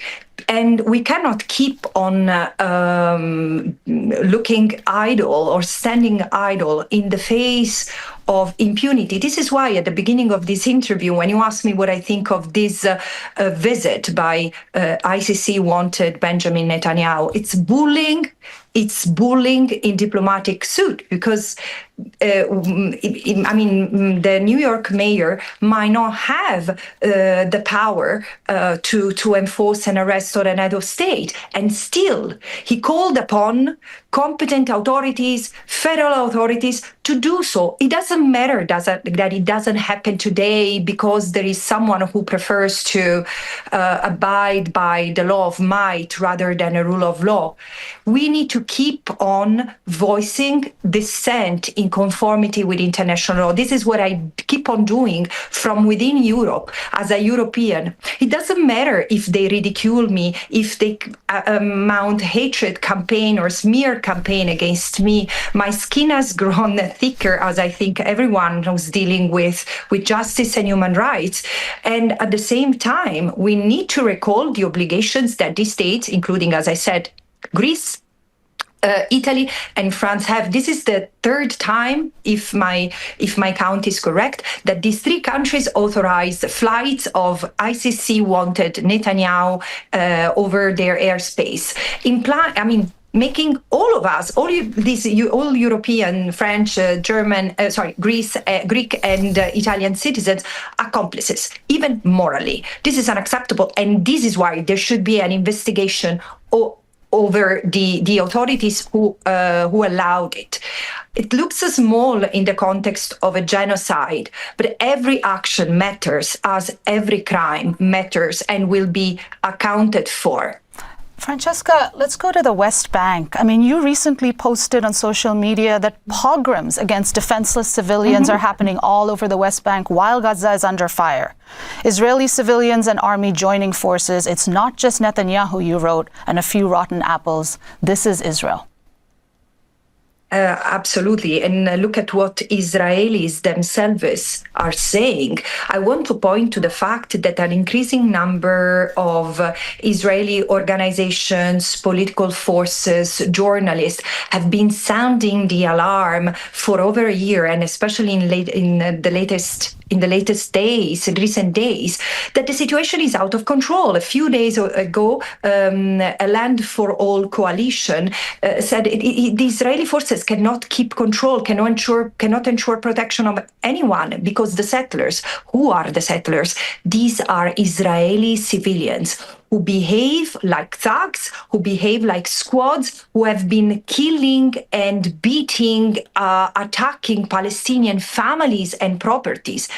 And they are completely unleashed, supported by the army. Look, I've been investigating. I was no expert on the occupied Palestinian territory until 4 years ago. I was an expert on the question of Palestine. And now I know what happens in Gaza, the West Bank, and East Jerusalem better than anything else, because this is what I do. I look at it every day, and in a time of genocide, I cannot let it go. And I can tell you, the pogroms have been a constant feature of settlers, Israeli armed Israeli civilians since before October 2023. Just in 2023, before October 7, there were 12 pogroms, meaning attacks by armed squads, Israeli civilian squads attacking Palestinian villages, and everyone seemed not to care. It's better we pay attention now, because the situation has gone out of control. And I keep on saying, I'm not just talking for the Palestinians, I'm talking for everyone in that land, including Israelis, who clearly see what's happening. But unfortunately, the weight of the pro-Israel and the pro-apartheid lobbies is just too strong for their voices to be heard. I wanted to very quickly ask you, I mean, you have the opposition leader, Lapid, saying, this is not you, Francesca Albanese, this is him saying, I never thought that in my lifetime we would talk about Jewish terrorism, but this is Jewish terror, he said, about Israeli settlers in the West Bank. And of course, you then have Israeli soldiers who are working with Israeli settlers. I had missed that. Thank you, Amy. And well, finally, me and Lapid agree. And the thing is that this should have been said months and years ago. But the fact that Lapid says that proves that the situation has gone out of control. And again, it's not just Netanyahu. Half of the governments inside colonization, I don't read Hebrew, but I've been receiving screenshots of chats in Hebrew by Israeli activists and academics who keep on sounding the alarm. And they say they are calling for blood. They say no house units, but blood. Now, I just want to remind in closing that the West Bank, as well as Gaza and East Jerusalem, are illegally occupied. There is no possibility for Israel, settlers or soldiers, to invoke self-defense there because the International Court of Justice has ordered Israel to dismantle the occupation. So I really encourage every US citizen with that place at heart, but also with US values at heart, not to turn your eyes and your gaze away, because this is happening. The US support to this criminal endeavor is happening with your taxpayers' money. Very quickly, we just have 20 seconds. Your comment on the U.S. walking out of the UN Security Council meeting Tuesday during the French ambassador's remarks coming after France blasted the U.S. for voting against extending Volker Turk's term as UN High Commissioner for Human Rights. France saying on X, the U.S. used to be a beacon of human rights, not anymore. Francesca Albanese. Well, I don't think that US used to be a beacon of human rights. Absolutely. But surely it was much better than that, and clearly is no longer. Not only that, now it's really leading a campaign from the Board of Peace, whatever it is, to where it stands on Venezuela, Cuba, and Israel or Iran. It's leading a campaign to dismantle the multilateral order that was conceived, including through the US support, in the aftermath of the World War II. Francesca Albanese, UN Special Rapporteur on the Occupied Palestinian Territory, her new book, When the World Sleeps. All right, so I'm going to call it for today. Obviously, we didn't get... Oh, here's the book, by the way, When the World Sleeps, for those of you that are interested in it.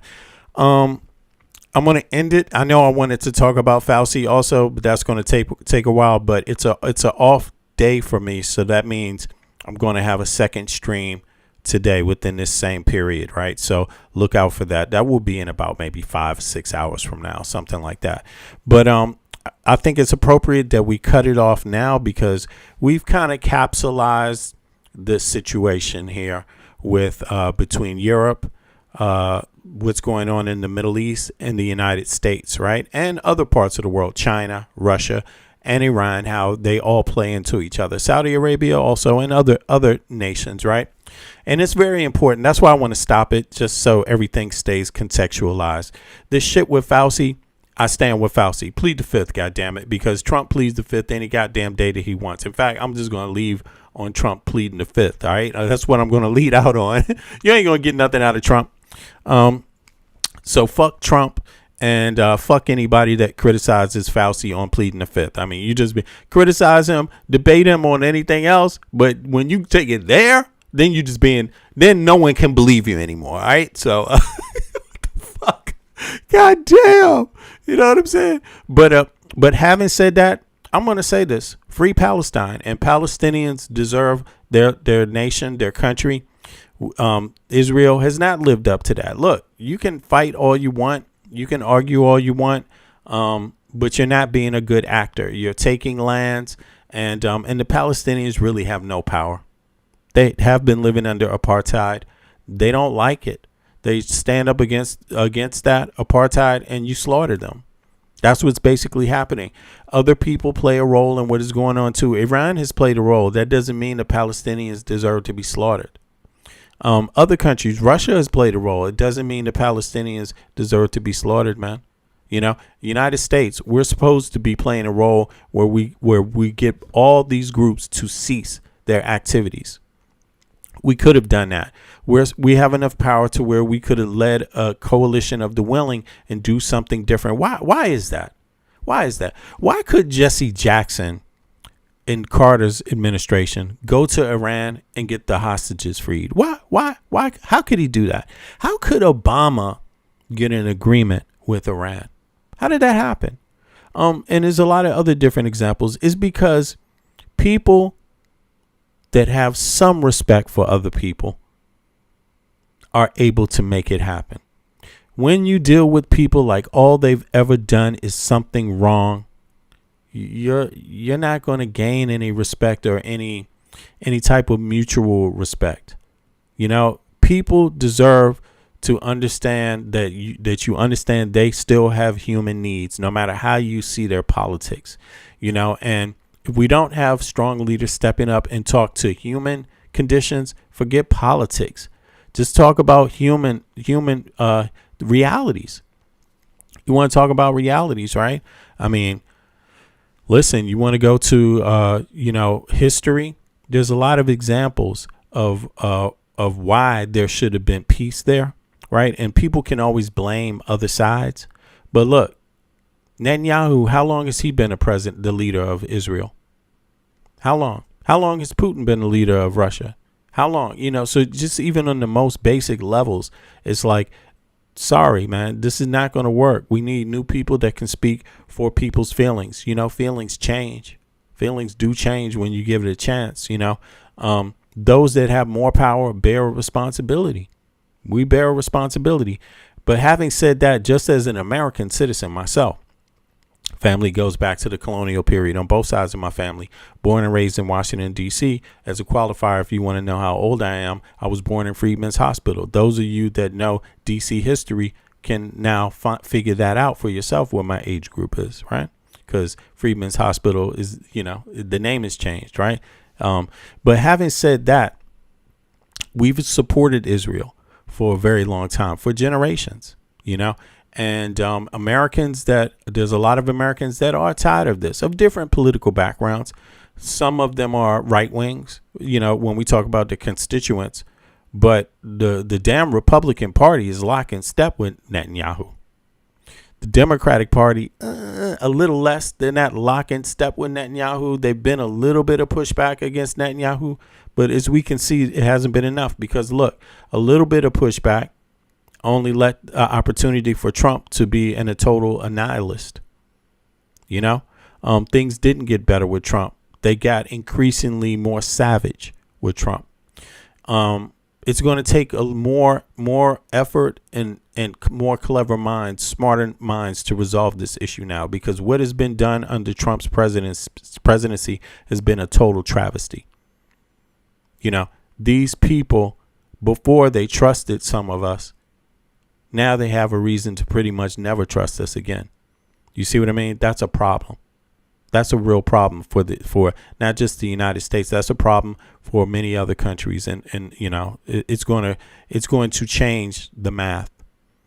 You know, so having said that, if you don't give a fuck about Palestinians and you don't give a, then why give a fuck about Israelis? I mean, let's be honest. You know what I'm saying? If you don't give a fuck about Palestinians, what's the difference? They're both Semitic people. They both been living there for how long? You know, one's been living there. You know, some of them are, you know, moved there, immigrated there. But, you know, come on. What do you know? Was Jesus a Palestinian? You know what I'm saying? I mean, come on. You know what I'm saying? Was he a Palestinian Jew? I don't know. You decide. But having said that, at least care about your own country. I mean, Trump, a lot of Americans support this shit. Israel has universal health care. Americans don't. Why do you not care about your health? Israel, everybody goes to school in Israel when they want to. Not everybody can afford school in the United States of America. You know, Israel is in the Middle East. The United States is not. You know, we are not Semitic people. Okay. Yo, Michael, you want to come in on this, man? Take it away, brother. Give us your advice. Give us your sound knowledge, man. When it comes to what do you want me to cover? Close it out, but close it out, man, because this has been a long one. We didn't get to Fauci, but this Middle East debacle, the Palestinian issue, Netanyahu. How are we going to resolve this? Where did the problem start? Why did it get worse? And how is it going to be solved? How about that? What do you see as a resolution? Or what do you see the most likely outcome being? Worst case scenario, best case scenario?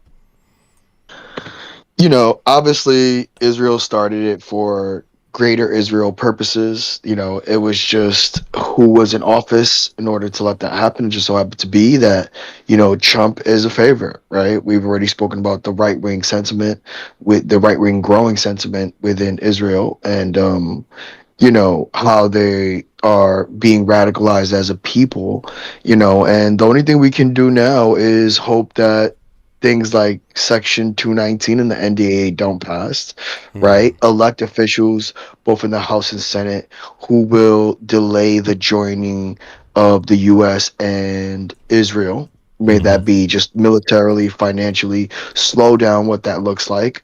And also, you know, hopefully watch U.S. politics progress to a manner where these donor monies and, you know, these pack to pack money isn't a thing anymore, or isn't as big of a thing.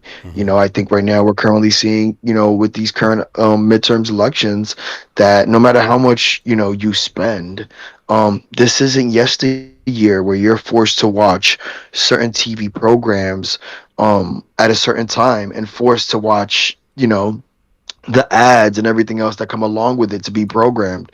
You know, I think that, you know, this progressive movement, may that be DSA or DSA aligned, is showing that the people are waking up.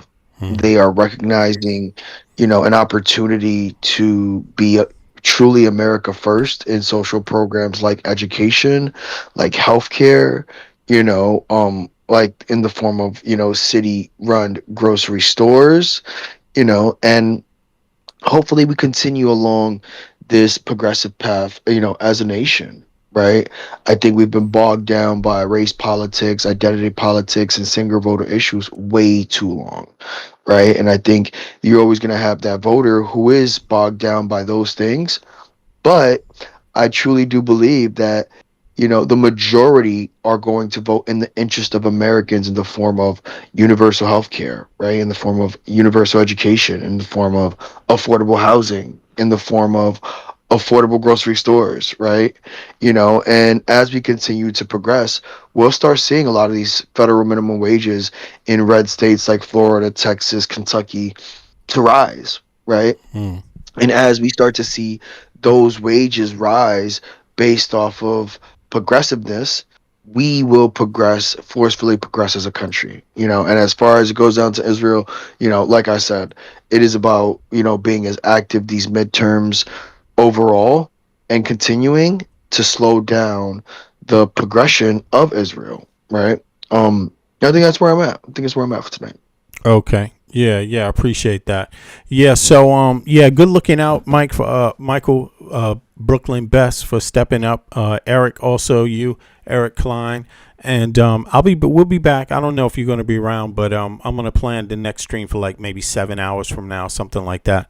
Give it some time, but I appreciate.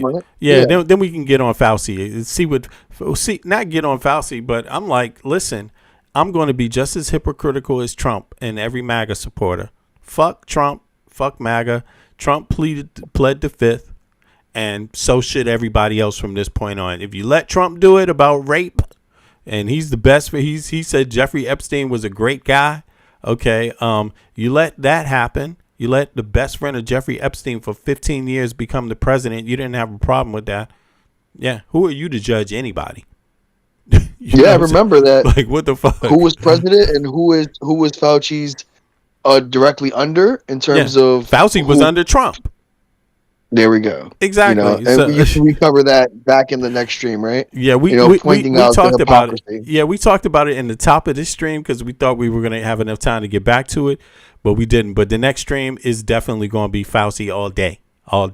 And also not just Fauci, but it's also going to be all the people that plead the fifth. It's going to be called "I Plead the Fifth." I'm gonna put Dave Chappelle's face up on there. I plead the fifth. FIF. That will be the next one, the next stream. But yeah, okay, 1, bro. 2, 3, 4, 5. Exactly. 5, 6, 7, 8, fifth.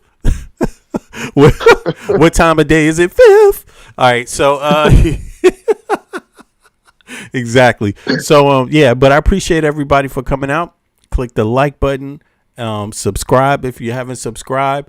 For those of you who don't know, this is actual real reaction news. We don't tell you to believe everything that you hear from legacy media. And of course, it's not only legacy media we bring up the data outside of legacy media, some of the things that legacy media might miss. But we do give our analysis of what's being said to the public. So having said that, if you can't play what's being said to the public, you cannot critique it. So that's what we do here. So don't be, give us a shot. Give us more of a chance than you gave Trump. How about that? And things will work out just fine. Try that for a change. All right. And give me your money, too. How about that? God damn. Can you give me some of your tax money? Give it to me. All right. Now, you know what I'm saying? Because like Trump. Yeah, there's plenty of money for Iran wars, and there's plenty of money for ICE, but God forbid they fund any social programs. Yeah, God forbid you fund actual independent media that really does do something a little bit different. If you listen, you know what I'm saying. But I'm sure a lot of you get that now. I appreciate the folks. Not everybody that comes to the stream always unilaterally agrees, but that's not what we're about. It doesn't even matter. You know what I mean? We can still work together and to gain some enlightenment and to move forward. You know what I mean? Through reviewing the information. So that's what we try to do. So I appreciate everybody for coming out. We're going to call the stream a day, and I will be back in about 7 hours from now. So look out for the next stream that's going to be put up. Until then, guess what? Our special guest. We have a wonderful special guest, by the way. And so here he is, your president of the United States. So until then, see you all later. Peace. Yeah, peace, thanks, Michael. Master B. Yeah, peace to you, Eric Klein and Michael Brooklyn Best. Appreciate both of y'all. Appreciate it so much. You guys, thank you, B. Yeah. One. We talk in a minute. See you guys. Peace, everybody in the chat. Let's hear some Trump. Become the targets of an unfounded, politically motivated witch hunt, supported by lawyers, prosecutors, and even the fake news media. Anyone in my position not taking the Fifth Amendment would be a fool.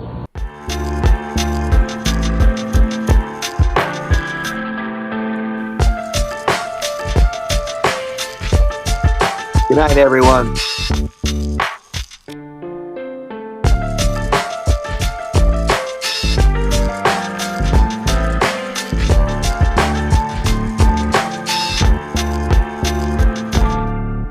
Yes, and here's some more. Do you swear or affirm that the testimony you are about to give is the truth, the whole truth, and nothing but the truth? I do. Thank you. Good morning, Mr. Trump. My name is Letitia James, and I'm the Attorney General of the great state of New York. Before we begin, if everyone would please, anything you say in this examination may be used in a civil proceeding, and that could include a civil enforcement proceeding or a criminal action. Do you understand that? I think. Is that a yes? I don't know what I did wrong, but the answer is yes, I do understand. Thank you. Finally, this investigation is confidential. We request that you not discuss this matter, your testimony here today, and any documents that you have produced or may produce in connection with today's testimony with anyone other than your attorneys. Do you understand that, sir? No. When you say confidential, we're not allowed to talk about this to the press? Or? Correct. I believe what she means is what happened in this room, the details of what happened in this room. Okay. Obviously, okay with me. Yeah. and the fact that it happened, yes, but not the details. Okay. Mr. Trump, what did you do to prepare for today's examination? You can read your statement. Very little. If you'd like, I could read the statement, but very little. Well, Excuse me. Read the statement. can we go? Yes, he would like. I will now use my moment to go off the record. Thank you. Sorry, just read the statement. You're going off the record at 9:44 a.m. Mr. Trump, I understand you have a statement that you wanted to read into the record. Yes. Would you please feel free to start at any time? Thank you very much.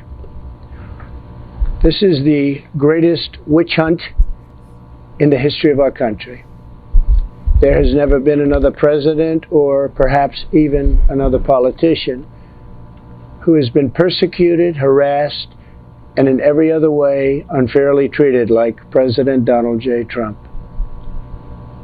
What Letitia James has tried to do the last number of years is a disgrace to the legal system, an affront to the New York State taxpayers, and a violation of the solemn rights and protections afforded by the United States Constitution. She developed it. I once asked, if you're innocent, why are you taking the Fifth Amendment? I was asking that question. Now I know the answer to that question.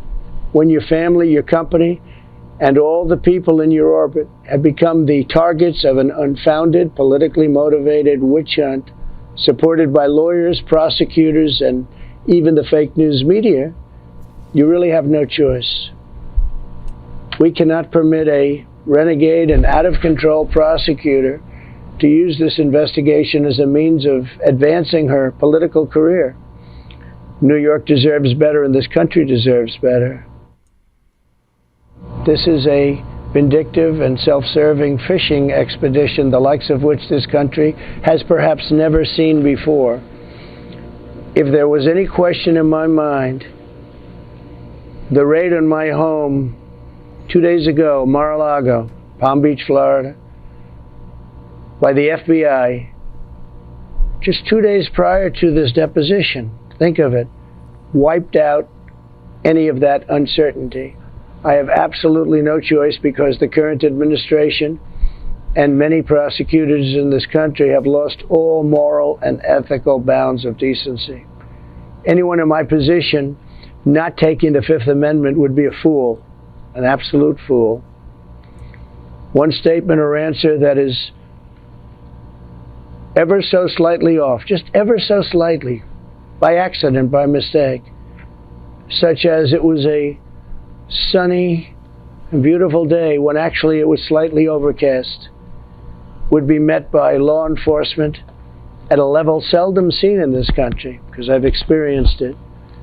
The United States Constitution exists for this very purpose, and I will utilize it to the fullest extent and defend myself against this malicious attack by this administration, this Attorney General's office, and all other attacks on my family, my business, and our country.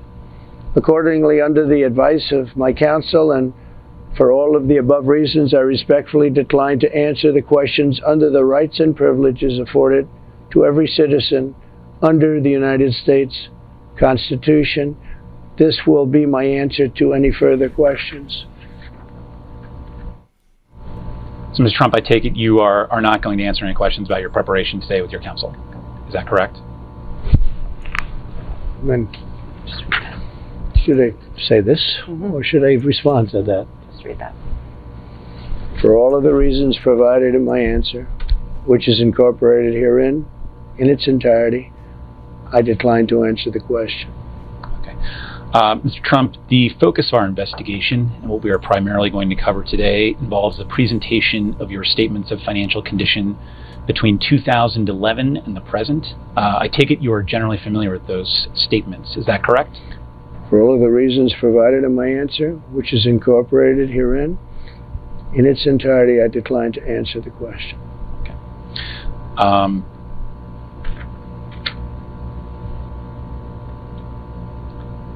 Did you review any of those statements from the period 2011 to 2021 during your preparation for today's testimony? For all of the reasons provided in my answer, which is incorporated herein, in its entirety, I decline to answer the question. Counsel, I think we can all stipulate that if he says same answer, we will all understand it to be the same invocation. That's correct. To speed things up. Okay. No problem. With that note, sir, you are currently the president of the Trump Organization. Is that correct? Same answer. And when I refer to the Trump Organization, is it accurate to describe that as the trade name for an umbrella organization that holds assets beneficially owned by you? Same answer. You were aware at the time this was finalized that the Statement of Financial Condition for 2011 contained false and misleading statements. Is that correct? Same answer. In preparing the 2011 Statement of Financial Conditions, Alan Weisselberg and Jeff McConney worked at your direction and followed your instructions and inflated asset valuations on the Statement of Financial Conditions by employing false or misleading assumptions. Is that correct? Same answer. From at least 2005 through the present, you've had an ongoing agreement with Mr. Weisselberg and Mr. McConney that they would prepare the Statement of Financial Condition in a manner that included valuations that depended on false and misleading assumptions as a means of inflating reported values. Is that correct? Same answer. From at least 2005 through the present, you have had an ongoing agreement with Mr. Weisselberg and Mr. McConney and others that they would prepare the Statement of Financial Condition in a manner that included intentional overvaluations. Is that correct? Same answer. In preparing the 2019 Statement of Financial Condition, Mr. Weisselberg and Mr. McConney worked in your direction. Crime babies looking for food, starvation, the recipe, people subdued. When the people you trust got it in for you. Deceit is the word of the day and every clue. Don't let it go, it's from the days of old. Time is up, but some still do not know. Can I make up my mind? Is it worth the dime? Do I have to take a minute just to make it mine? Life's never fair, but don't listen to the TV. Go out and take a listen to the streets with the people in the slums and the homeless bums with degrees and degrees sitting under a tree. It's not easy in the world for the poor man, the one that brought you to reality. See, they don't want you to know about the black sheep, leaving 7 roads to the 12 families all around the globe with an ancient code. Is it really asking a lot to say a death old? Cause we sitting on the earth looking back at extinct, and I'm standing on some ground that's about to sink. I ain't scared for a minute, I ain't about to blink, but I documented for the world what I see and think. Feel we on the call and up and we on the break. All Congress gonna do is waste paper and ink. Vote or die, you voted and you'll die. You can have it both ways, can't say it's a lie. You can march all you want, but they playing you wrong. They only understand war, it's the same old song. They want war, all they really want is a war. Diversion every tactic to make the big score. The diamonds in the morning, you know they want more, but they wanna keep you low, so they manifest the war.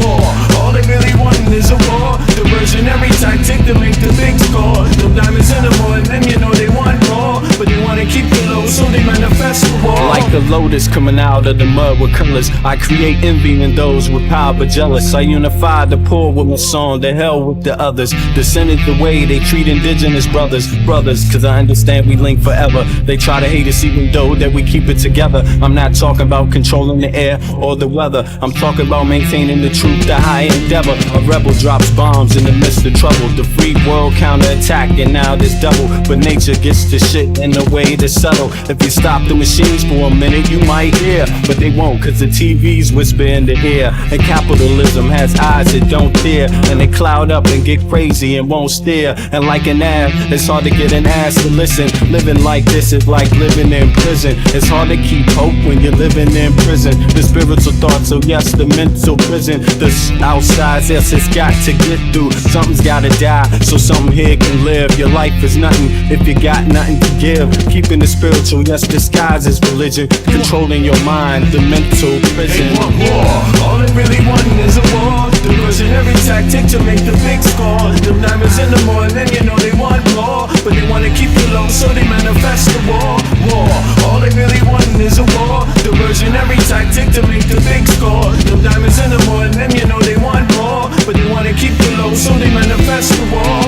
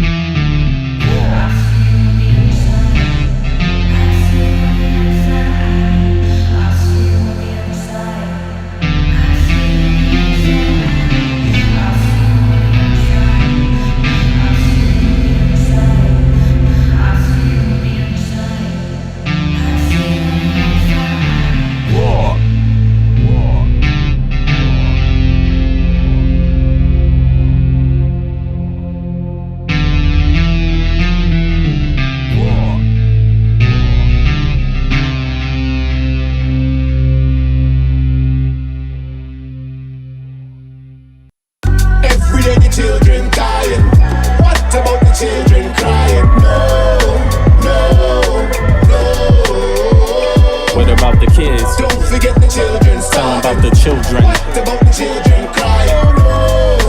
No. Yeah. Digging, scratching, working, struggling, hoping. Some is hustling, every man hustling, stay alive, that's the game. It don't matter if another gets slain. Pain, recession, other cats want a war, we got the weapon. People want bombs, so they gon' get them. This is the rhythm, the politics ticking. It's sad how we living in this life. It's gonna be a time that we change. Shit is not finite, life is the same. Motherfuckers killing each other to make a claim. Stop that bullshit, you have no respect for each other. You know the truth, you come from your mother, your sister, your brother, so love one another. If we make that change, the whole world will do the same. So listen. Only this one love. We let the children dying. What about the children crying? No. What about the kids? Don't forget the children. Tell them about the children. What about the children crying? Oh no. I wish someone would tell me when is the suffering gonna stop. I see time ticking, fuck your watch. There comes a time when man steps to the plate, but it won't matter if your mentality is fake. Where I'm from, we got a system, overcrowded prisons, 2 cents an hour, man. Listen, shit don't change if we keep exploiting each other. One day you find out you only did it to your brother. A homeless mother, a baby, no supper. She got a husband and father, they both love her, but they can't find work cause the people with the power, they got a strange way to govern. Their price tag say nothing. Life is funny, then again it's really not. People dying for what other people got. I asked God if he could come and change the shit. He said, hell no, it's you that's gotta change this. Every day the children dying. What about the children crying? One.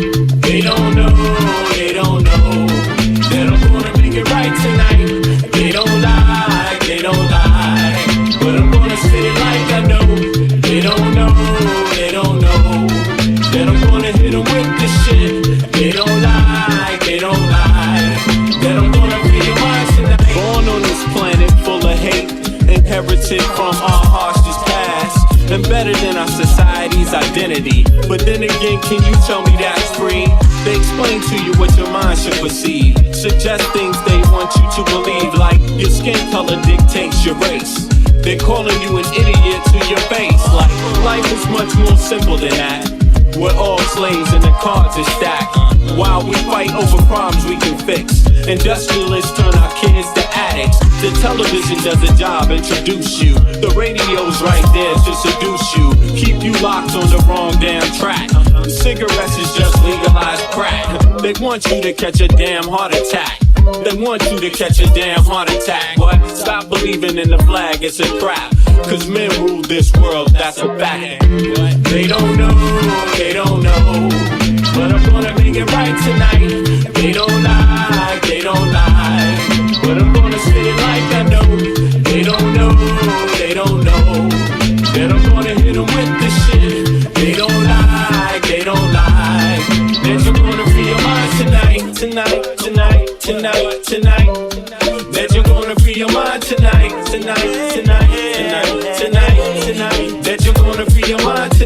tonight, tonight, tonight, tonight, tonight. That you're gonna free your mind tonight, tonight, tonight, tonight, tonight.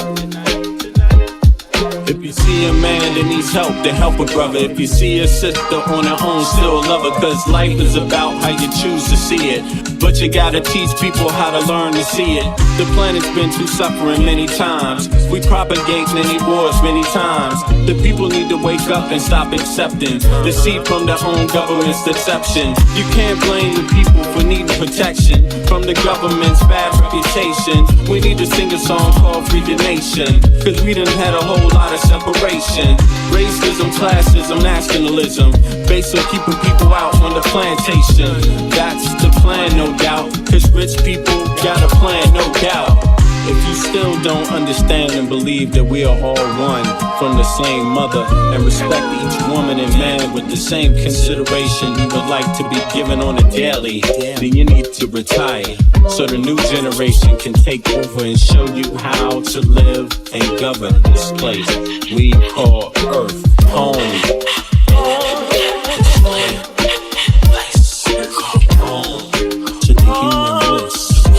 Everybody here, yeah.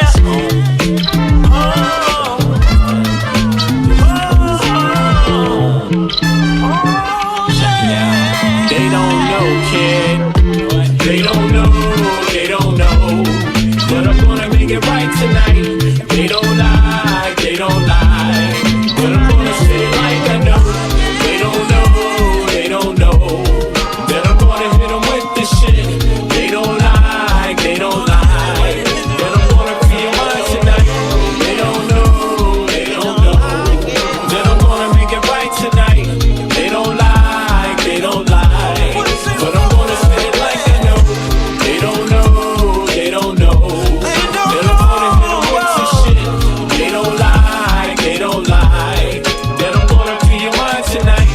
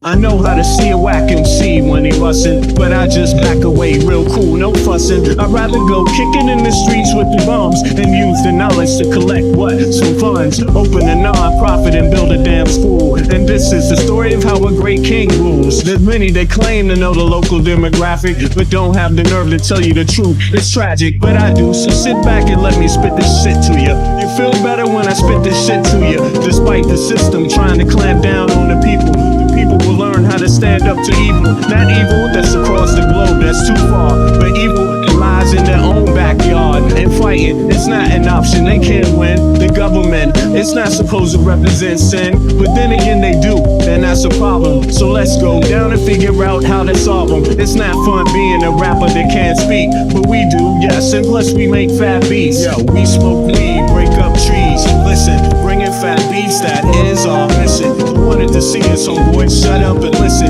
Thelonious and Big Bennett, brother, check the vision. Mentalities of different realities. Enter the Star Trek room when you hear the boom. I be the Walkman with the super bass. Automatic stop, yes, stereo cassette player. With the delayer, freaky lyrical sprayer. Extraterrestrial rhyme sayer. I be the poetical VIC/master of the ceremony. Tenderoni, won't you come step with me? I'm on a historical journey.